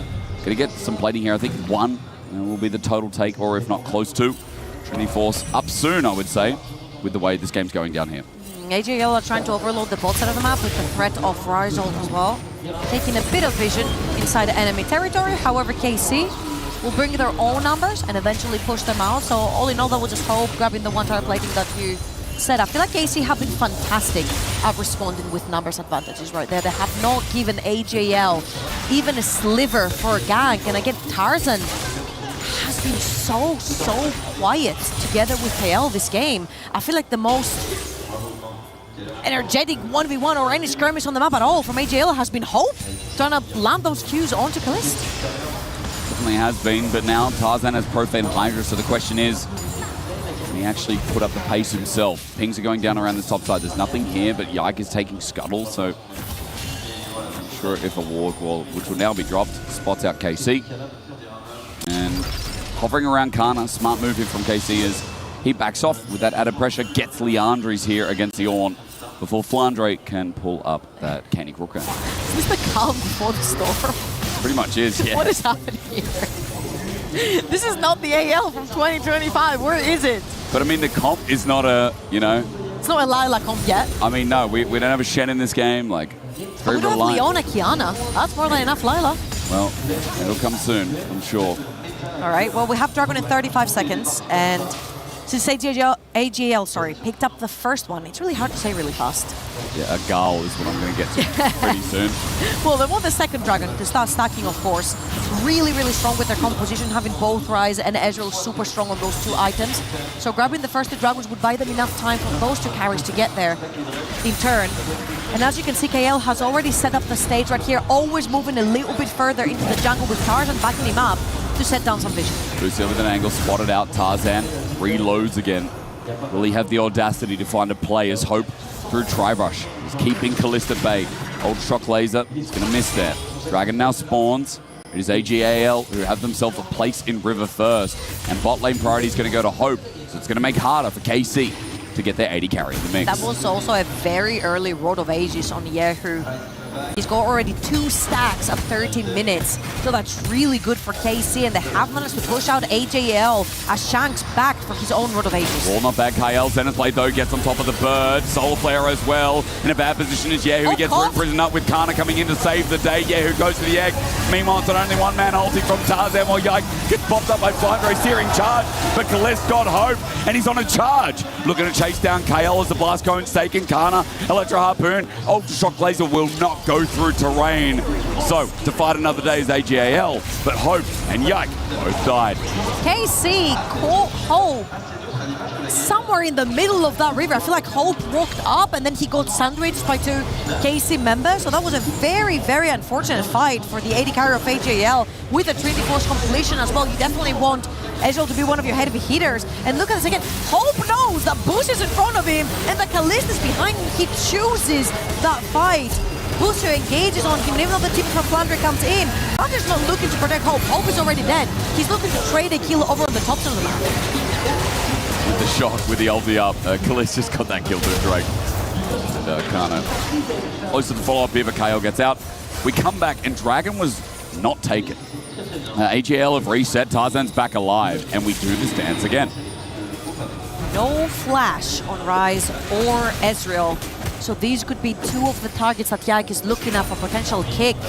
He's going to start the Dragon, and ag.al are trying to figure out a way to get in, probably only through that mid lane. However, Yehu on that Anivia post 6, you just burn out the wave instant. There's no Supreme Display, there's no Call of the Forge God, there's no way they're getting anywhere near this. So ag.al back off wisely, leave Dragon to KC, and will be their first of the game, while Herald seems to be the trade and starter, with now time on their side with Tarzan's ulti coming up soon.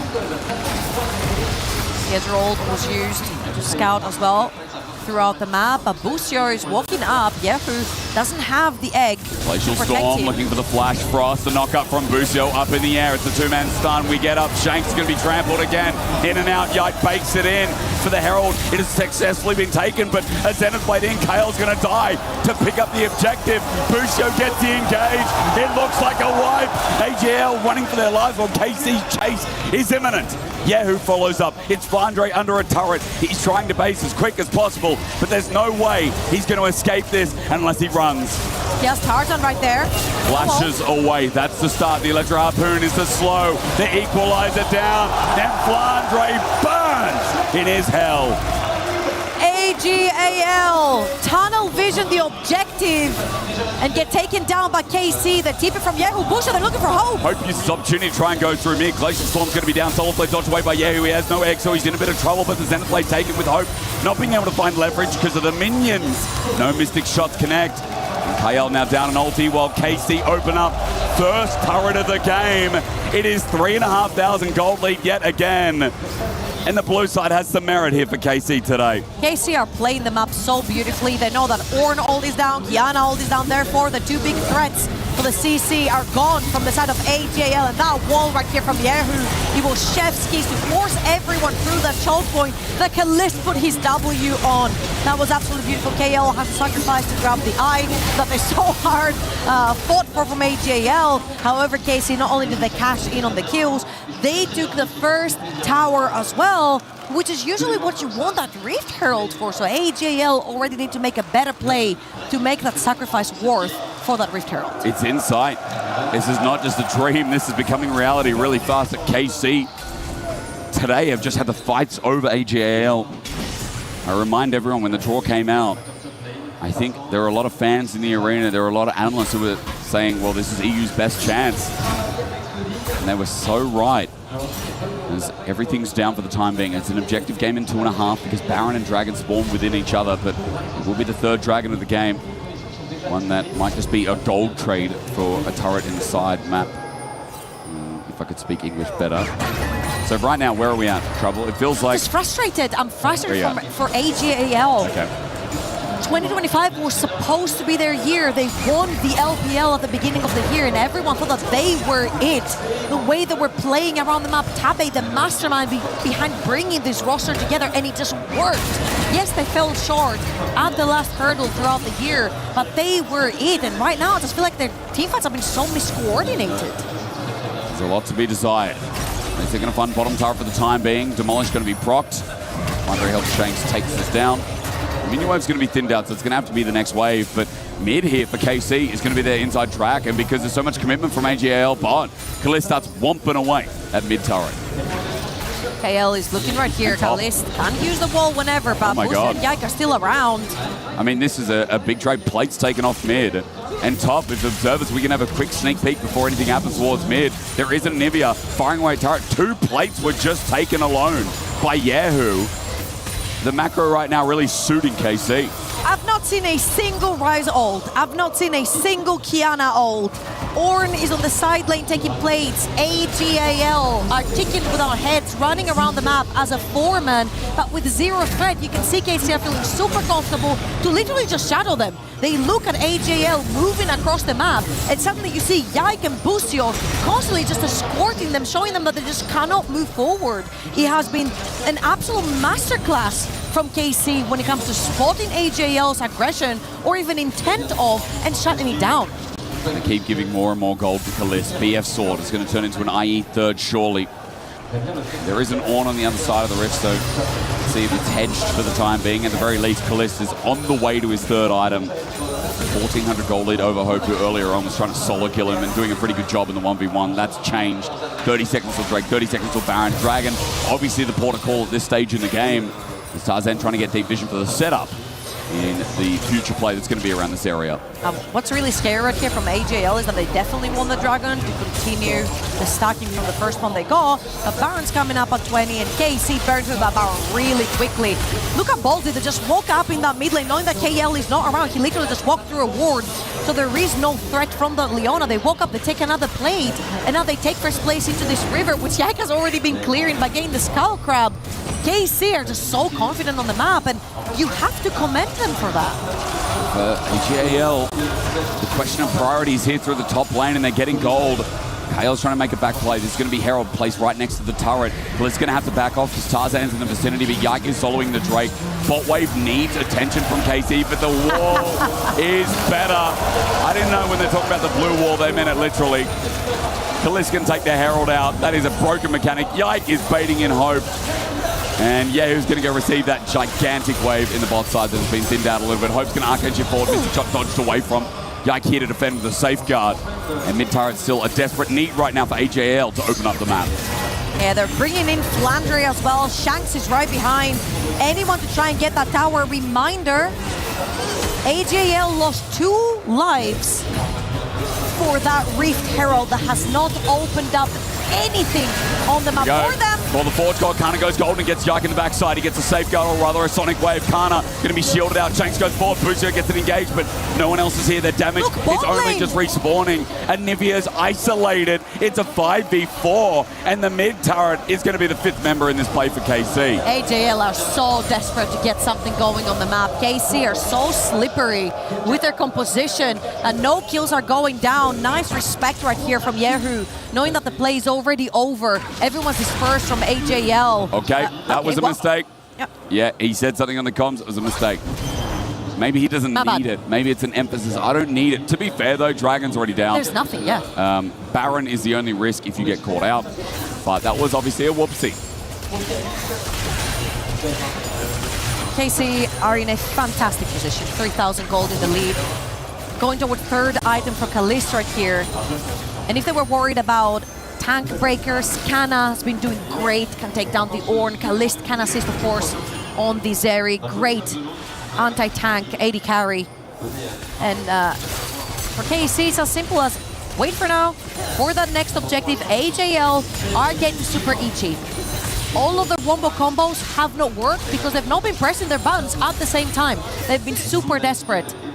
And Hope, who, no pun intended, has been the only hope for ag.al in this particular game, is now sitting 1.3k down. For ag.al, all it takes is 1. There's a 2-item Kiana. Call the Forge God, layers on. Job's not done yet. Kalist hovering around, getting the clear through mid-wave. Kana still has a sizable lead. Shanks is going to back away. Busio hovers in Fog of War, now spotted out. The light is there on Yehu as well. Red buff circles around its terrain while Tarzan is going to look to take that away. 2 minutes 30, that Dragon is really what's pacing KC right now. They're not overforcing, they're just trying to use more members to try and open up some of these sides. And then eventually look towards mid as Flandre. He's going to break the wall, but now he has no searing charge. Bellows breath keeps him alive. Kalist gets the flash out after the shock down comes through. Kana flies in on this mecha bot. Now 5 members hover around mid with a little bit down, with Kalist ulti down, importantly again. One simple spell cooldown from Yehu and a fair God, flash Kalist is low. It's not going to land. He gets out. Equalizer down in response as well. Sonic Wave will have no follow-up. Hope takes a mighty chunk from the second item, Zonya's Rumble. but a little bit thrown out, getting a little bit nervous here, both teams, as they throw haymakers. 137 until Dragon. It's going to be sole point for KC. They managed to secure that one, and both teams are throwing out their ultimate scene. If anything sticks, maybe they can follow up on that. But primarily KC have not given Tarzan a chance to get one of his big ults right here, and I want to commend them on their macro a lot, because when when Kana was over in the top lane, you saw Busier and Yike heading topside, shadowing him. When that was over, they moved back, they transitioned over in the mid lane, they pushed that one, then Kana TP's in, they get the fight, they put down the equalizer. It has been beautiful how they're moving on the map as a team, which was something that we were really worried about seeing them at MSI and wondering how this is going to translate into EWC. But so far, maybe again, the extra reps from the TS series have done them really well. And in 50 seconds time, third items are starting to come through. Infinity Edge for Kalist is going to... Let's see if Hope can match. Is that Shojin going to find its mark? Yike steals back away his own camp. Tarzan in river first. It's kind of been the thing. ag.al, their setup for objectives haven't been banned, but maintaining their position has been the hard part. TP going to come in. ag.al going to move as 5. And Kana on this rumble is going to walk up through his jungle to join the rest. I think he's trying to cover the flank. Whoever walks around through Tribush, Kana will be there to stop them dead in their tracks. Usually Kiana might want to sneak in to try and get a big ult in the backline, but ag.al are sticking all as a unit as they send Shanks to deal with that wave over the mid lane. Push, yeah, Hope going to get engaged on Yike. Flashes over bridge too fast. Sonic Wave is going to get Searing Charge up in the air. Kicks the enemy AD carry, but Yike went too far. Shut down from Tarzan. Shanks went for the mid wave. His position now cooked as Busio at half HP has to back away. Dragon is lost. And Yike felt it a little bit too much. Good timing, not so great execution. The second they see Shanks trying to deal with the wave mid lane, they know they're playing 4 versus 5. Yike sees Hope overextended, but it's a very slippery Ezreal with summoners up.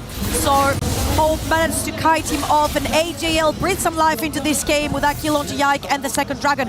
Look here, Yike sees that Shanks shows up in the mid lane, he gets pinged that he shows up in the mid lane, and Yike sees target, engages on target, hits his Q, but that is really too slippery. Tarzan's ult holds the re-engage from the rest of KC to get onto Hope, so they isolate Yike and kill him off. I want to see what was burned by anyone's legend to defend Hope.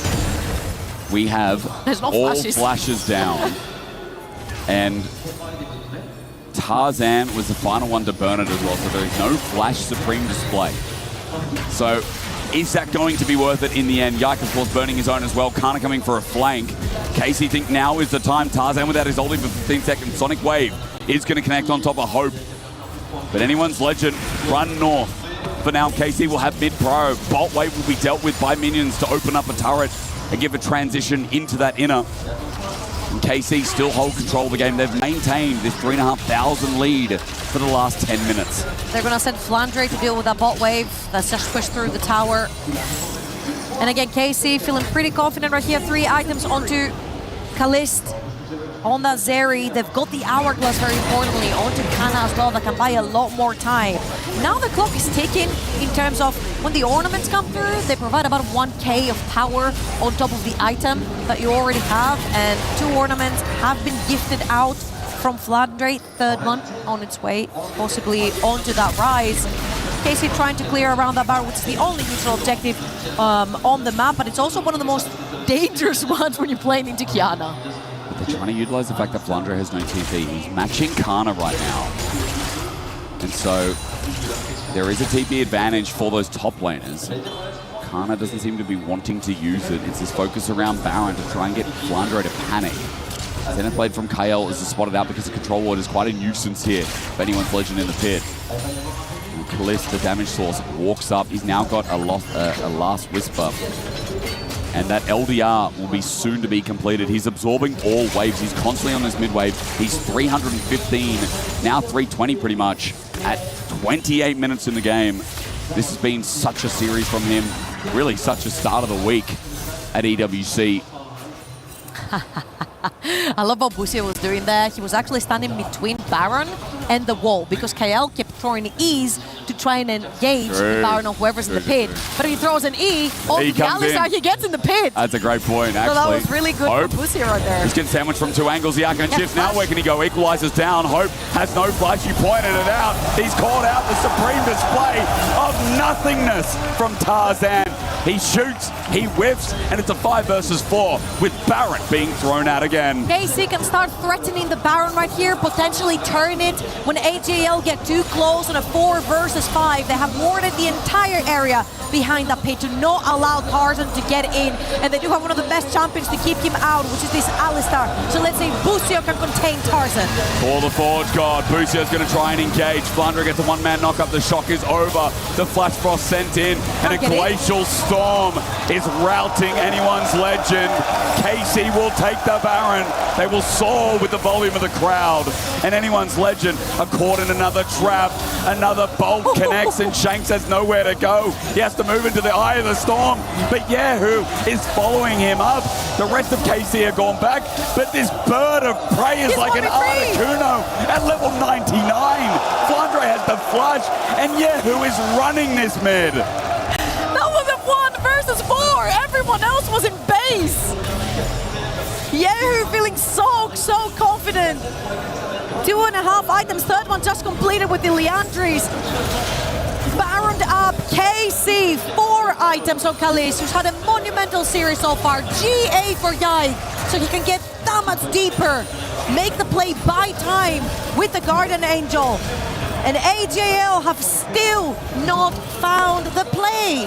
Doesn't seem like they've woken up today. KC, though, came in ramping 1 step away as they push towards mid now with this Baron buff. 1 step away from knocking out the LPL.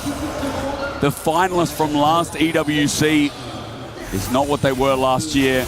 KC would go to a semi-finals versus T1. I cannot believe it. In some wise words in League of Legends history, I just do not believe it. KC, 5 seconds from the Dragon. This should be theirs as well to move to Soul Point. And of course, this might be too soon, but there is a T1 waiting in the semi-final for KC.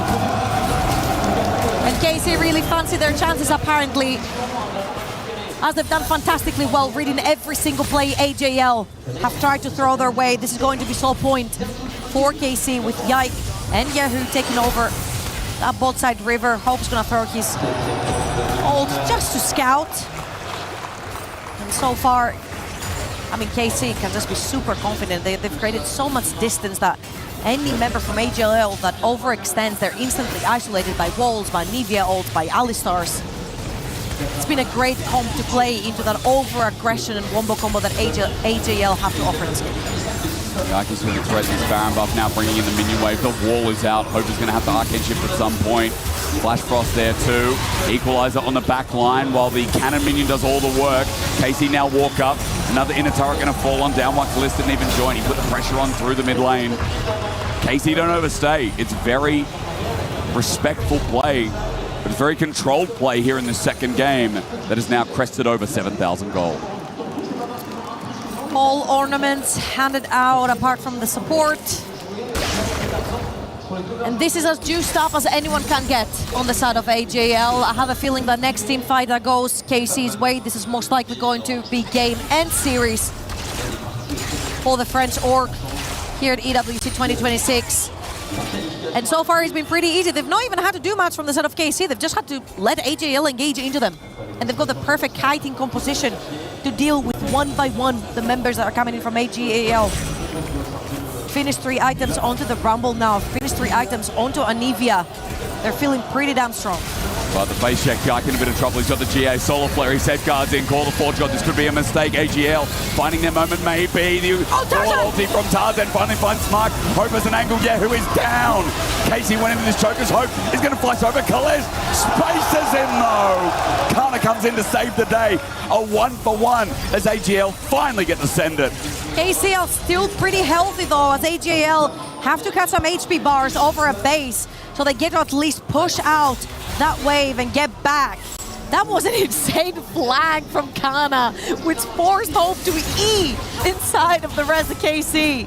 And let's watch this one more time. That's as good as it gets. Yike face checks, gets rooted by Rise, into rooted by Leona. The knockout coming through from Flandre only hits Yehu, but that's enough. Because Tarzan sees the angle for the bomba combo we've been talking about. And look at Kana, he's coming from mid lane, can only E forward. That flash from Kalist out of the Mystic shot as well, though. Builds space, Kana fixes it up, but that was so close. And the amount of times I've seen, not just European teams, but so many Western teams, this red side jungle, throw an entire game away. Face checking, especially without Kana in that fight, is way too many to handle. So, game's not done, but KC have to be careful. A lot was burned there. Kalist no flash, Yike no flash, Kana no flash. But I will say, a lot was burned also. Tarzan without flash, Hope without flash. So it's respective here that ag.al had to commit a bit to get a little bit too. And even though Kalist has lost his own, the GA is going to make up for it for the time being until he gets peeled off. He's super rich, currently almost 5,000 gold up on that Ezreal. ag.al backs against the wall. They need to find again one fight potentially in the jungle that the Kiana ult works wonders in. But KC are going to split up through mid and top. They're going to let Yehu push out that wave. They're going to join him now through the jungle, I'm assuming, as that wave crashes to try and take the last outer tower. In about 30-something seconds, the next Baron is going to spawn, and they've taken full control of the top quadrant of Tarzan's jungle. ag.al need to find a way to try and get inside this river, but KC are just shutting all doors. Kalist can step up even more so. You already mentioned the GA. I mean, those 5 items. He'll be building towards number 6, but Kalist is just unbeatable at this point. For ag.al to stand a chance, they need to send it all on this Zeri and then hope that Kana and Yehu don't control the carries themselves. Mid push here for ag.al, Baron in 5. Reset here from Yehu, looking at TP as mid turret might have to be given here. Hope wants to step on up, but still too threatened. KC going to teleport in as well, just to save it. Got no vision behind enemy lines are here for ag.al. Super scary to push up for that tower. The TP comes through and KC might push aggressively here. Nance is doing enough damage from Kalist. He's stepping up without any fear. Sonic Wave not going to be taken. Tarzan from over the wall spotted out with his angle control. Will put down in that pit of raptors. Shot going to be dodged away from by Hope as Kalist is 2 levels up over Hope's Ezreal. Iconic, but not for much longer here in this game. As KL looks for an angle, Yike is heating off that position. KC right now have a soul to pinpoint in 15 seconds. KL is actually resetting right here. I'm guessing to get some wards, yeah. He has got the locket. wards, got his locket, no control ward. Oh, he has 2, sorry, for the time being. They're gonna play through that ball lane tower for KC that's pushing for free from the minion wave. Both Baron and Dragon up. Yike already on the Dragon, and ag.al again trying to find a way into this damn river. They need to spot out Tarzan. Great crystallize there, cut them off. Here we go. There's the Ultra Shock down, Equalizer as well. Trying to chase up while Kalist tries to keep that ulti active. He runs through mid, but his Lightning Crash will expire. Dragon going to be started again. ag.al are forced back and have to take the long way around the crystallize once again. Great as KL spots out, but can't launch on Kana. Flash shield of Daybreak, but he's committed deep. Kana's going to overheat. Tarzan looks for an angle. Dragon again, the big ticket. Pops the ulti. Tarzan brings it out early. Call the forward god. Going to run into the pit, but it's taken. It's just secured. The kick in his blinder is the only one to take the realm war, but Busio keeps the rest of AL busy. Shanks in the middle of the storm. Hope trying to kite it back, but this one is done. ag.al didn't stand a chance the moment they stepped into party. KC paint their screens gray as they paint the crowd blue. The last hope for EMEA read ag.al so well this game. And the Prince that was promised with another insane performance in Game 2. And Busio just flexed on the camera. He flexed on them in this game. Every performance was a beaut. As KC didn't just beat ag.al, they stomped them into the dirt. I thought it was bon chance for KC, but it was actually bye-bye anyone's legend as KC moved to the semi-finals at EWC 2026. Magnifique. What a great series from KC. Not only a great performance altogether by the crew, but the way they moved around the map. Busio and Yike holding hands. You saw Yike in the interview. He mentioned how KL and Tarzan moved together. We need to do better. They did. They did better. And it showed. They didn't give them a sliver of chance. In what is the size of the crowd that was at the last road trip in Paris and Evry. I think I would say maybe even slightly bigger. They came out in force, but ag.al did not. I think we give credit to KC for sure, but anyone's legend, that was yeah, that was rough to watch. It didn't come together, as you said, Trouble. That comp Zero Lila form, it was not the LPL Lila, that's for sure. But hey, Casey will take it. Now they've got a date with T1. Oh, that feels right. KC versus T1 in Paris, round 2. Electric Boogaloo. One step at a time, right? The TS series into the ag.al series. It's the warm-up that KC needed. All right, Lou, tell us what's up. That was a beautiful 2-0. Thank you guys. Semi-finals for the Blue Wall here in Paris. As I'm standing by with Kana, congratulations Kana Chkayo.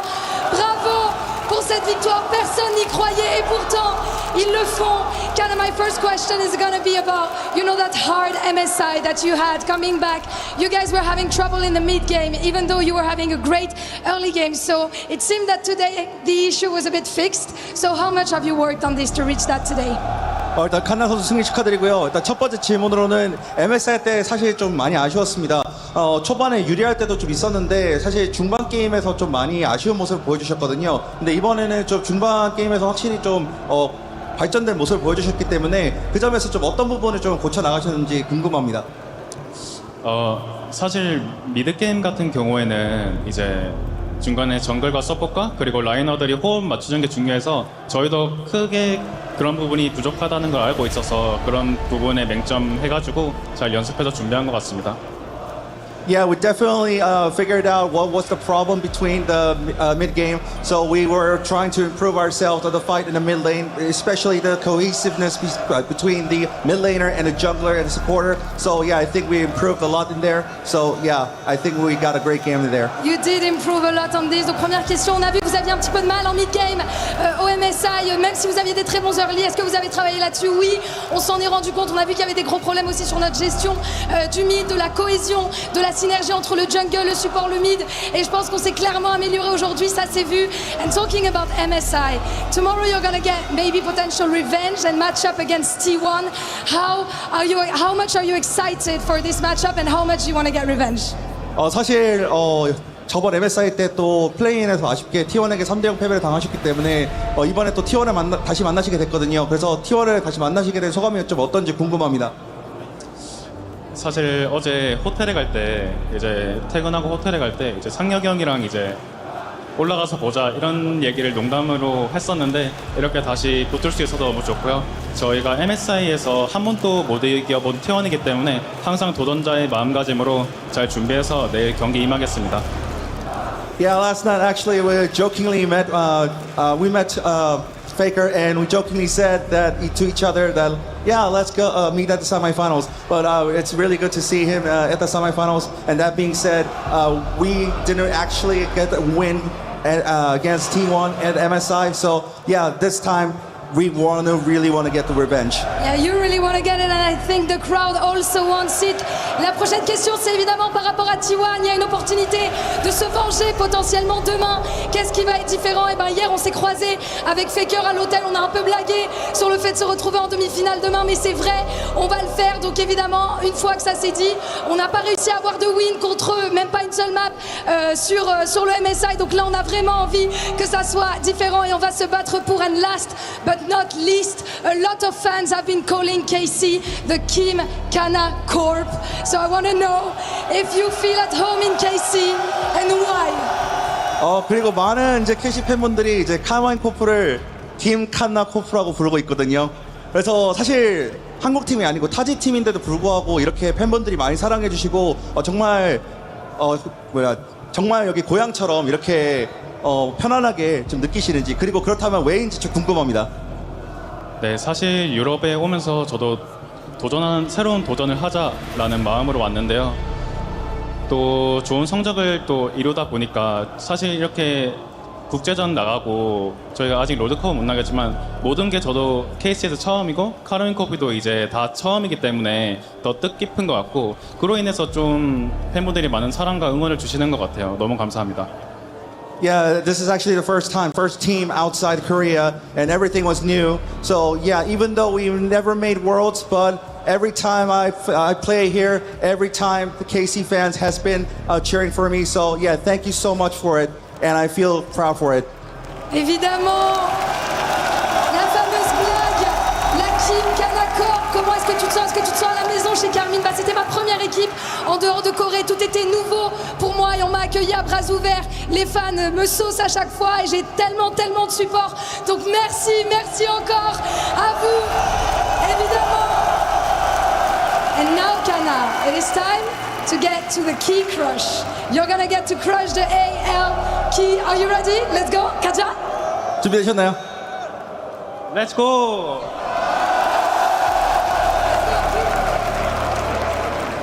As I am proudly wearing your jersey, Kana, look. Oh. So we're gonna get to the key crush.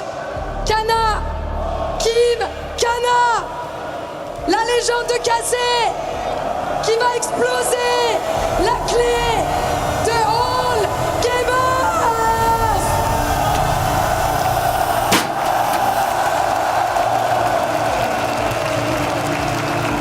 I'm gonna welcome you both back to the stage.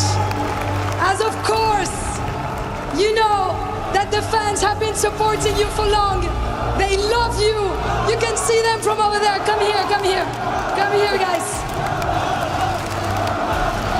Kana, what do you have to say to all these beautiful fans here? Do you have a last word for the French fans? 현장에 이렇게 응원해주신 팬분들 정말 많이 오셨는데 프랑스 팬분들께 한마디 해주신다면요? 이렇게 먼 길 와주셔서 너무 감사하다는 말씀 드리고 싶고요. 모든 팬분들 다 사랑합니다. 감사합니다. Merci, bonjour. Merci beaucoup. Yeah, thank you for all the fans for coming this long way. I love you all. Thank you for coming. I'll see you in the next game.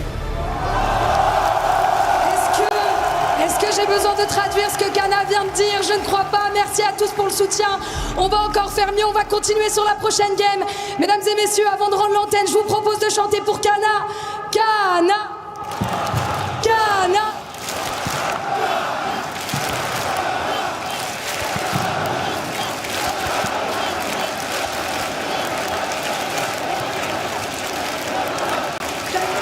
Thank you so much, Versailles, Kana. We'll see you tomorrow. See you tomorrow, guys, for some more League of Legends.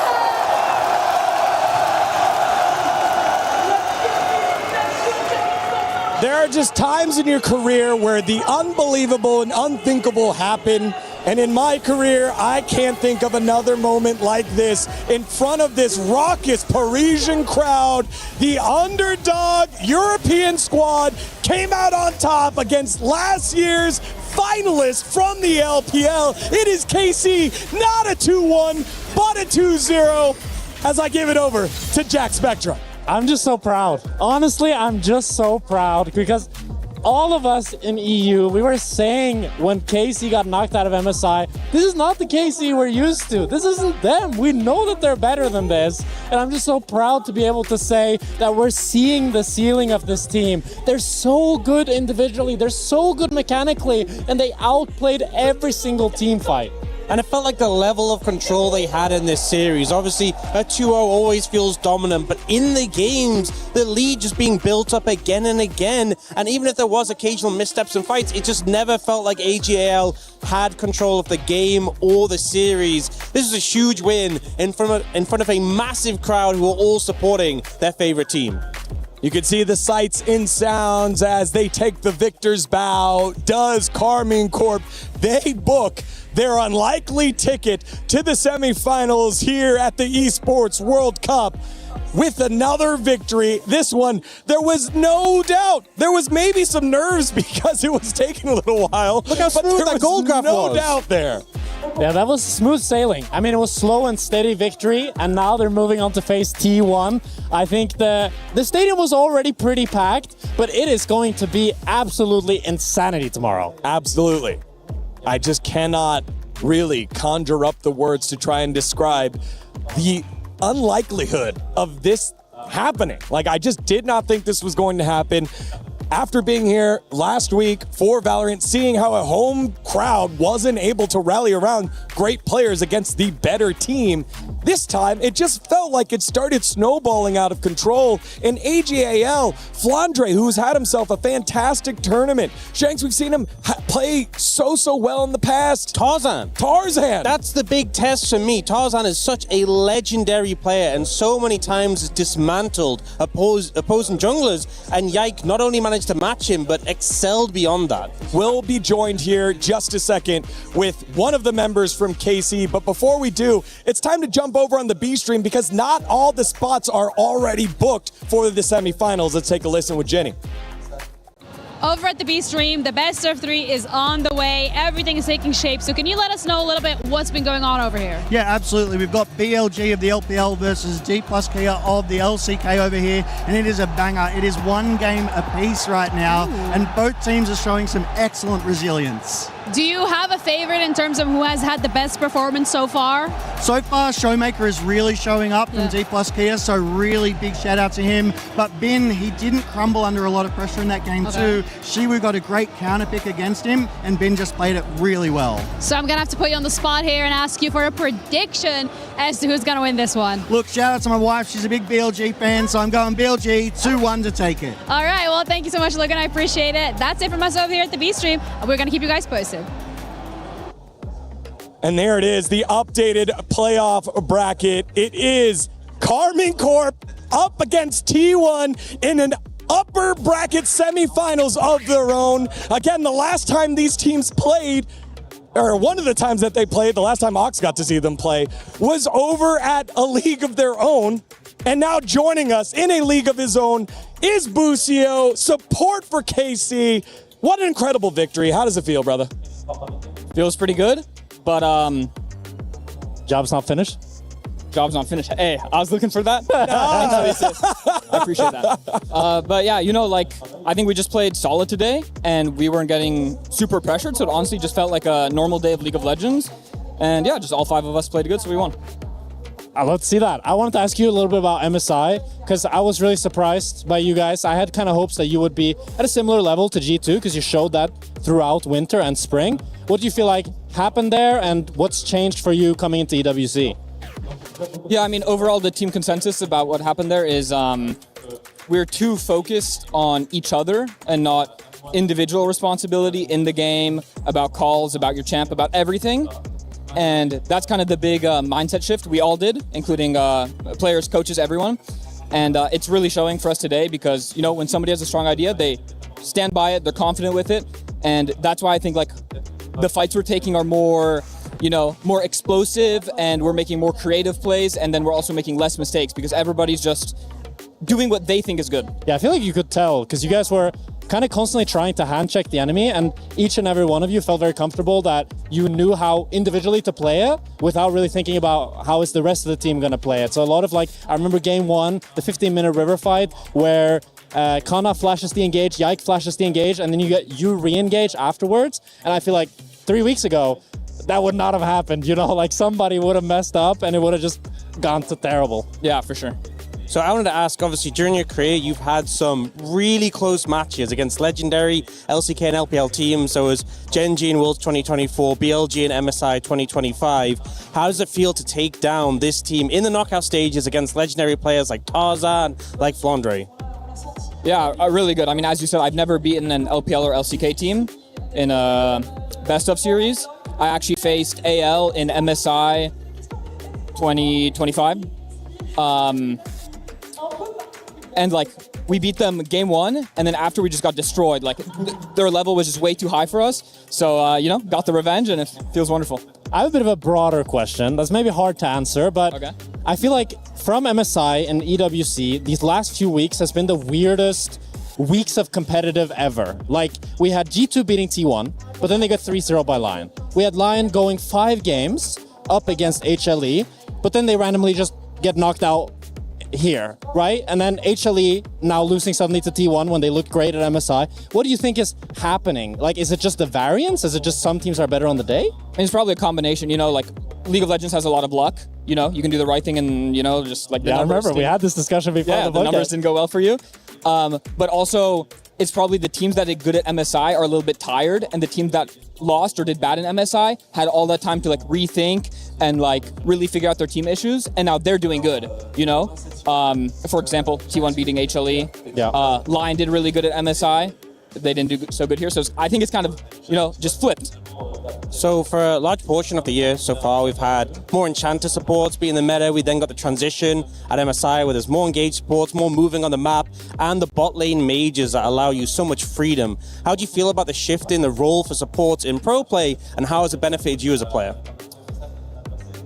I like it a lot because I feel less responsible for the ADC, so I feel a bit more free in the game. You know, I kind of view all 3 lanes as like my lane, you know? Like I can choose to be top, I can choose to lane mid here for 2 minutes straight as long as there's benefit over being bot. And, you know, if something bad happens bot, you know, it's, I feel less of it being, yeah, my problem, because I'm playing the whole map, not just bot lane, so I like it. Obviously, you just played in front of one of the most ruckus crowds at an international event. How was it in front of the Parisian, but more specifically, KC Blue Wall fans? Excellent as always, and I'm so happy we got to deliver them a win. Did you feel a specific moment here where the fan chants, the fan crowd really hit you? I was so locked in the whole time. I didn't really focus on it, but after I won, yeah. He was using your energy to focus everyone. He doesn't need a specific moment. It was all throughout. Exactly. Yep. Can we get some predictions for T1 tomorrow? Who did they play against? Today they played against Home Life. But predictions for you guys. Oh, we T1. play them tomorrow? Yeah. Yes. Okay. 3-0 KC, of course. Nice, bro. You kind of ruined it by not knowing. But I'm not a format expert. You are. Yes. He shows up to play. He doesn't even know. Fair enough. It's a best of 3. We can it's help. a best of 3. It's good we can help. Oh, it's a best of 3. It's a best of 3. KC. There we go. That's what you just point Busio in the right direction, and he kills and sets up the kills there. Busio, it's been a fantastic journey for you this year. You also have ENC later on. What excites you about ENC? What excites me? Just more competition. You know, it's I've never played, you know, a national tournament with a different team, so it's going to be a new experience, and I love that. Finally, close it out for the fans, brother, as you go back yet again for another matchup, another attempt here against T1 personally, and also taking in like the victory today. What do you have to say for the fans?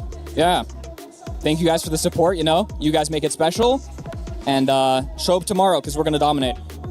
Big Busio, everyone. Victor today against ag.al, getting his first ever best of victory against an LPL squad. Congratulations, man. So proud of you. It's so awesome to see your growth. Risk it all and get the victory, dude.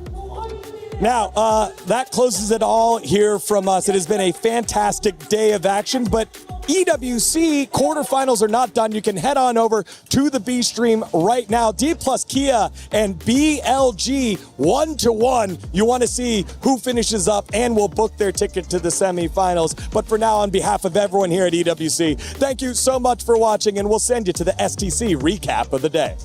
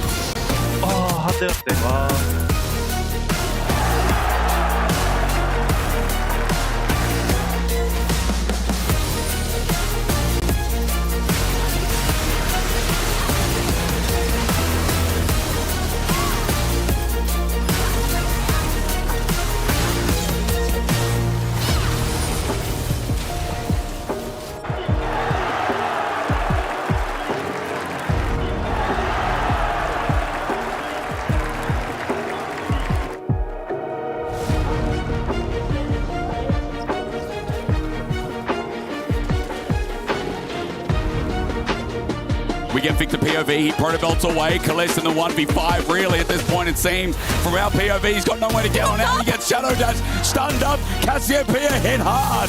Yeah, he finds a great stun though, but the Chaos Storm lives on.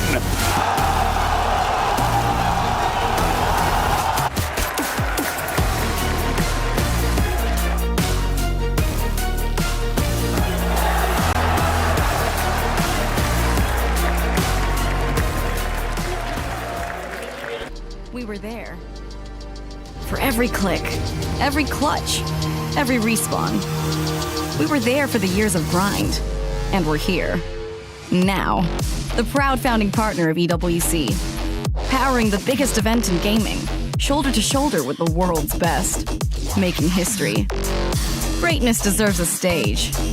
Lenovo Legion. Reach your impossible.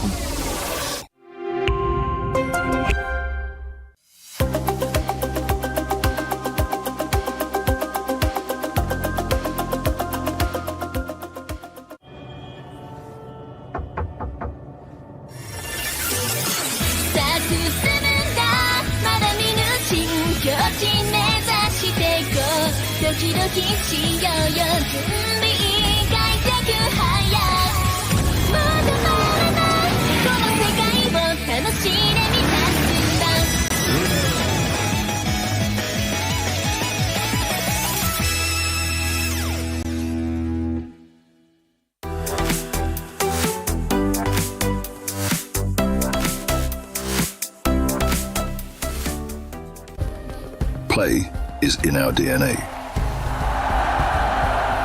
Whenever we let it out, it becomes our superpower. Now imagine an entire city being built to supercharge it. Kadir City, powered by Play.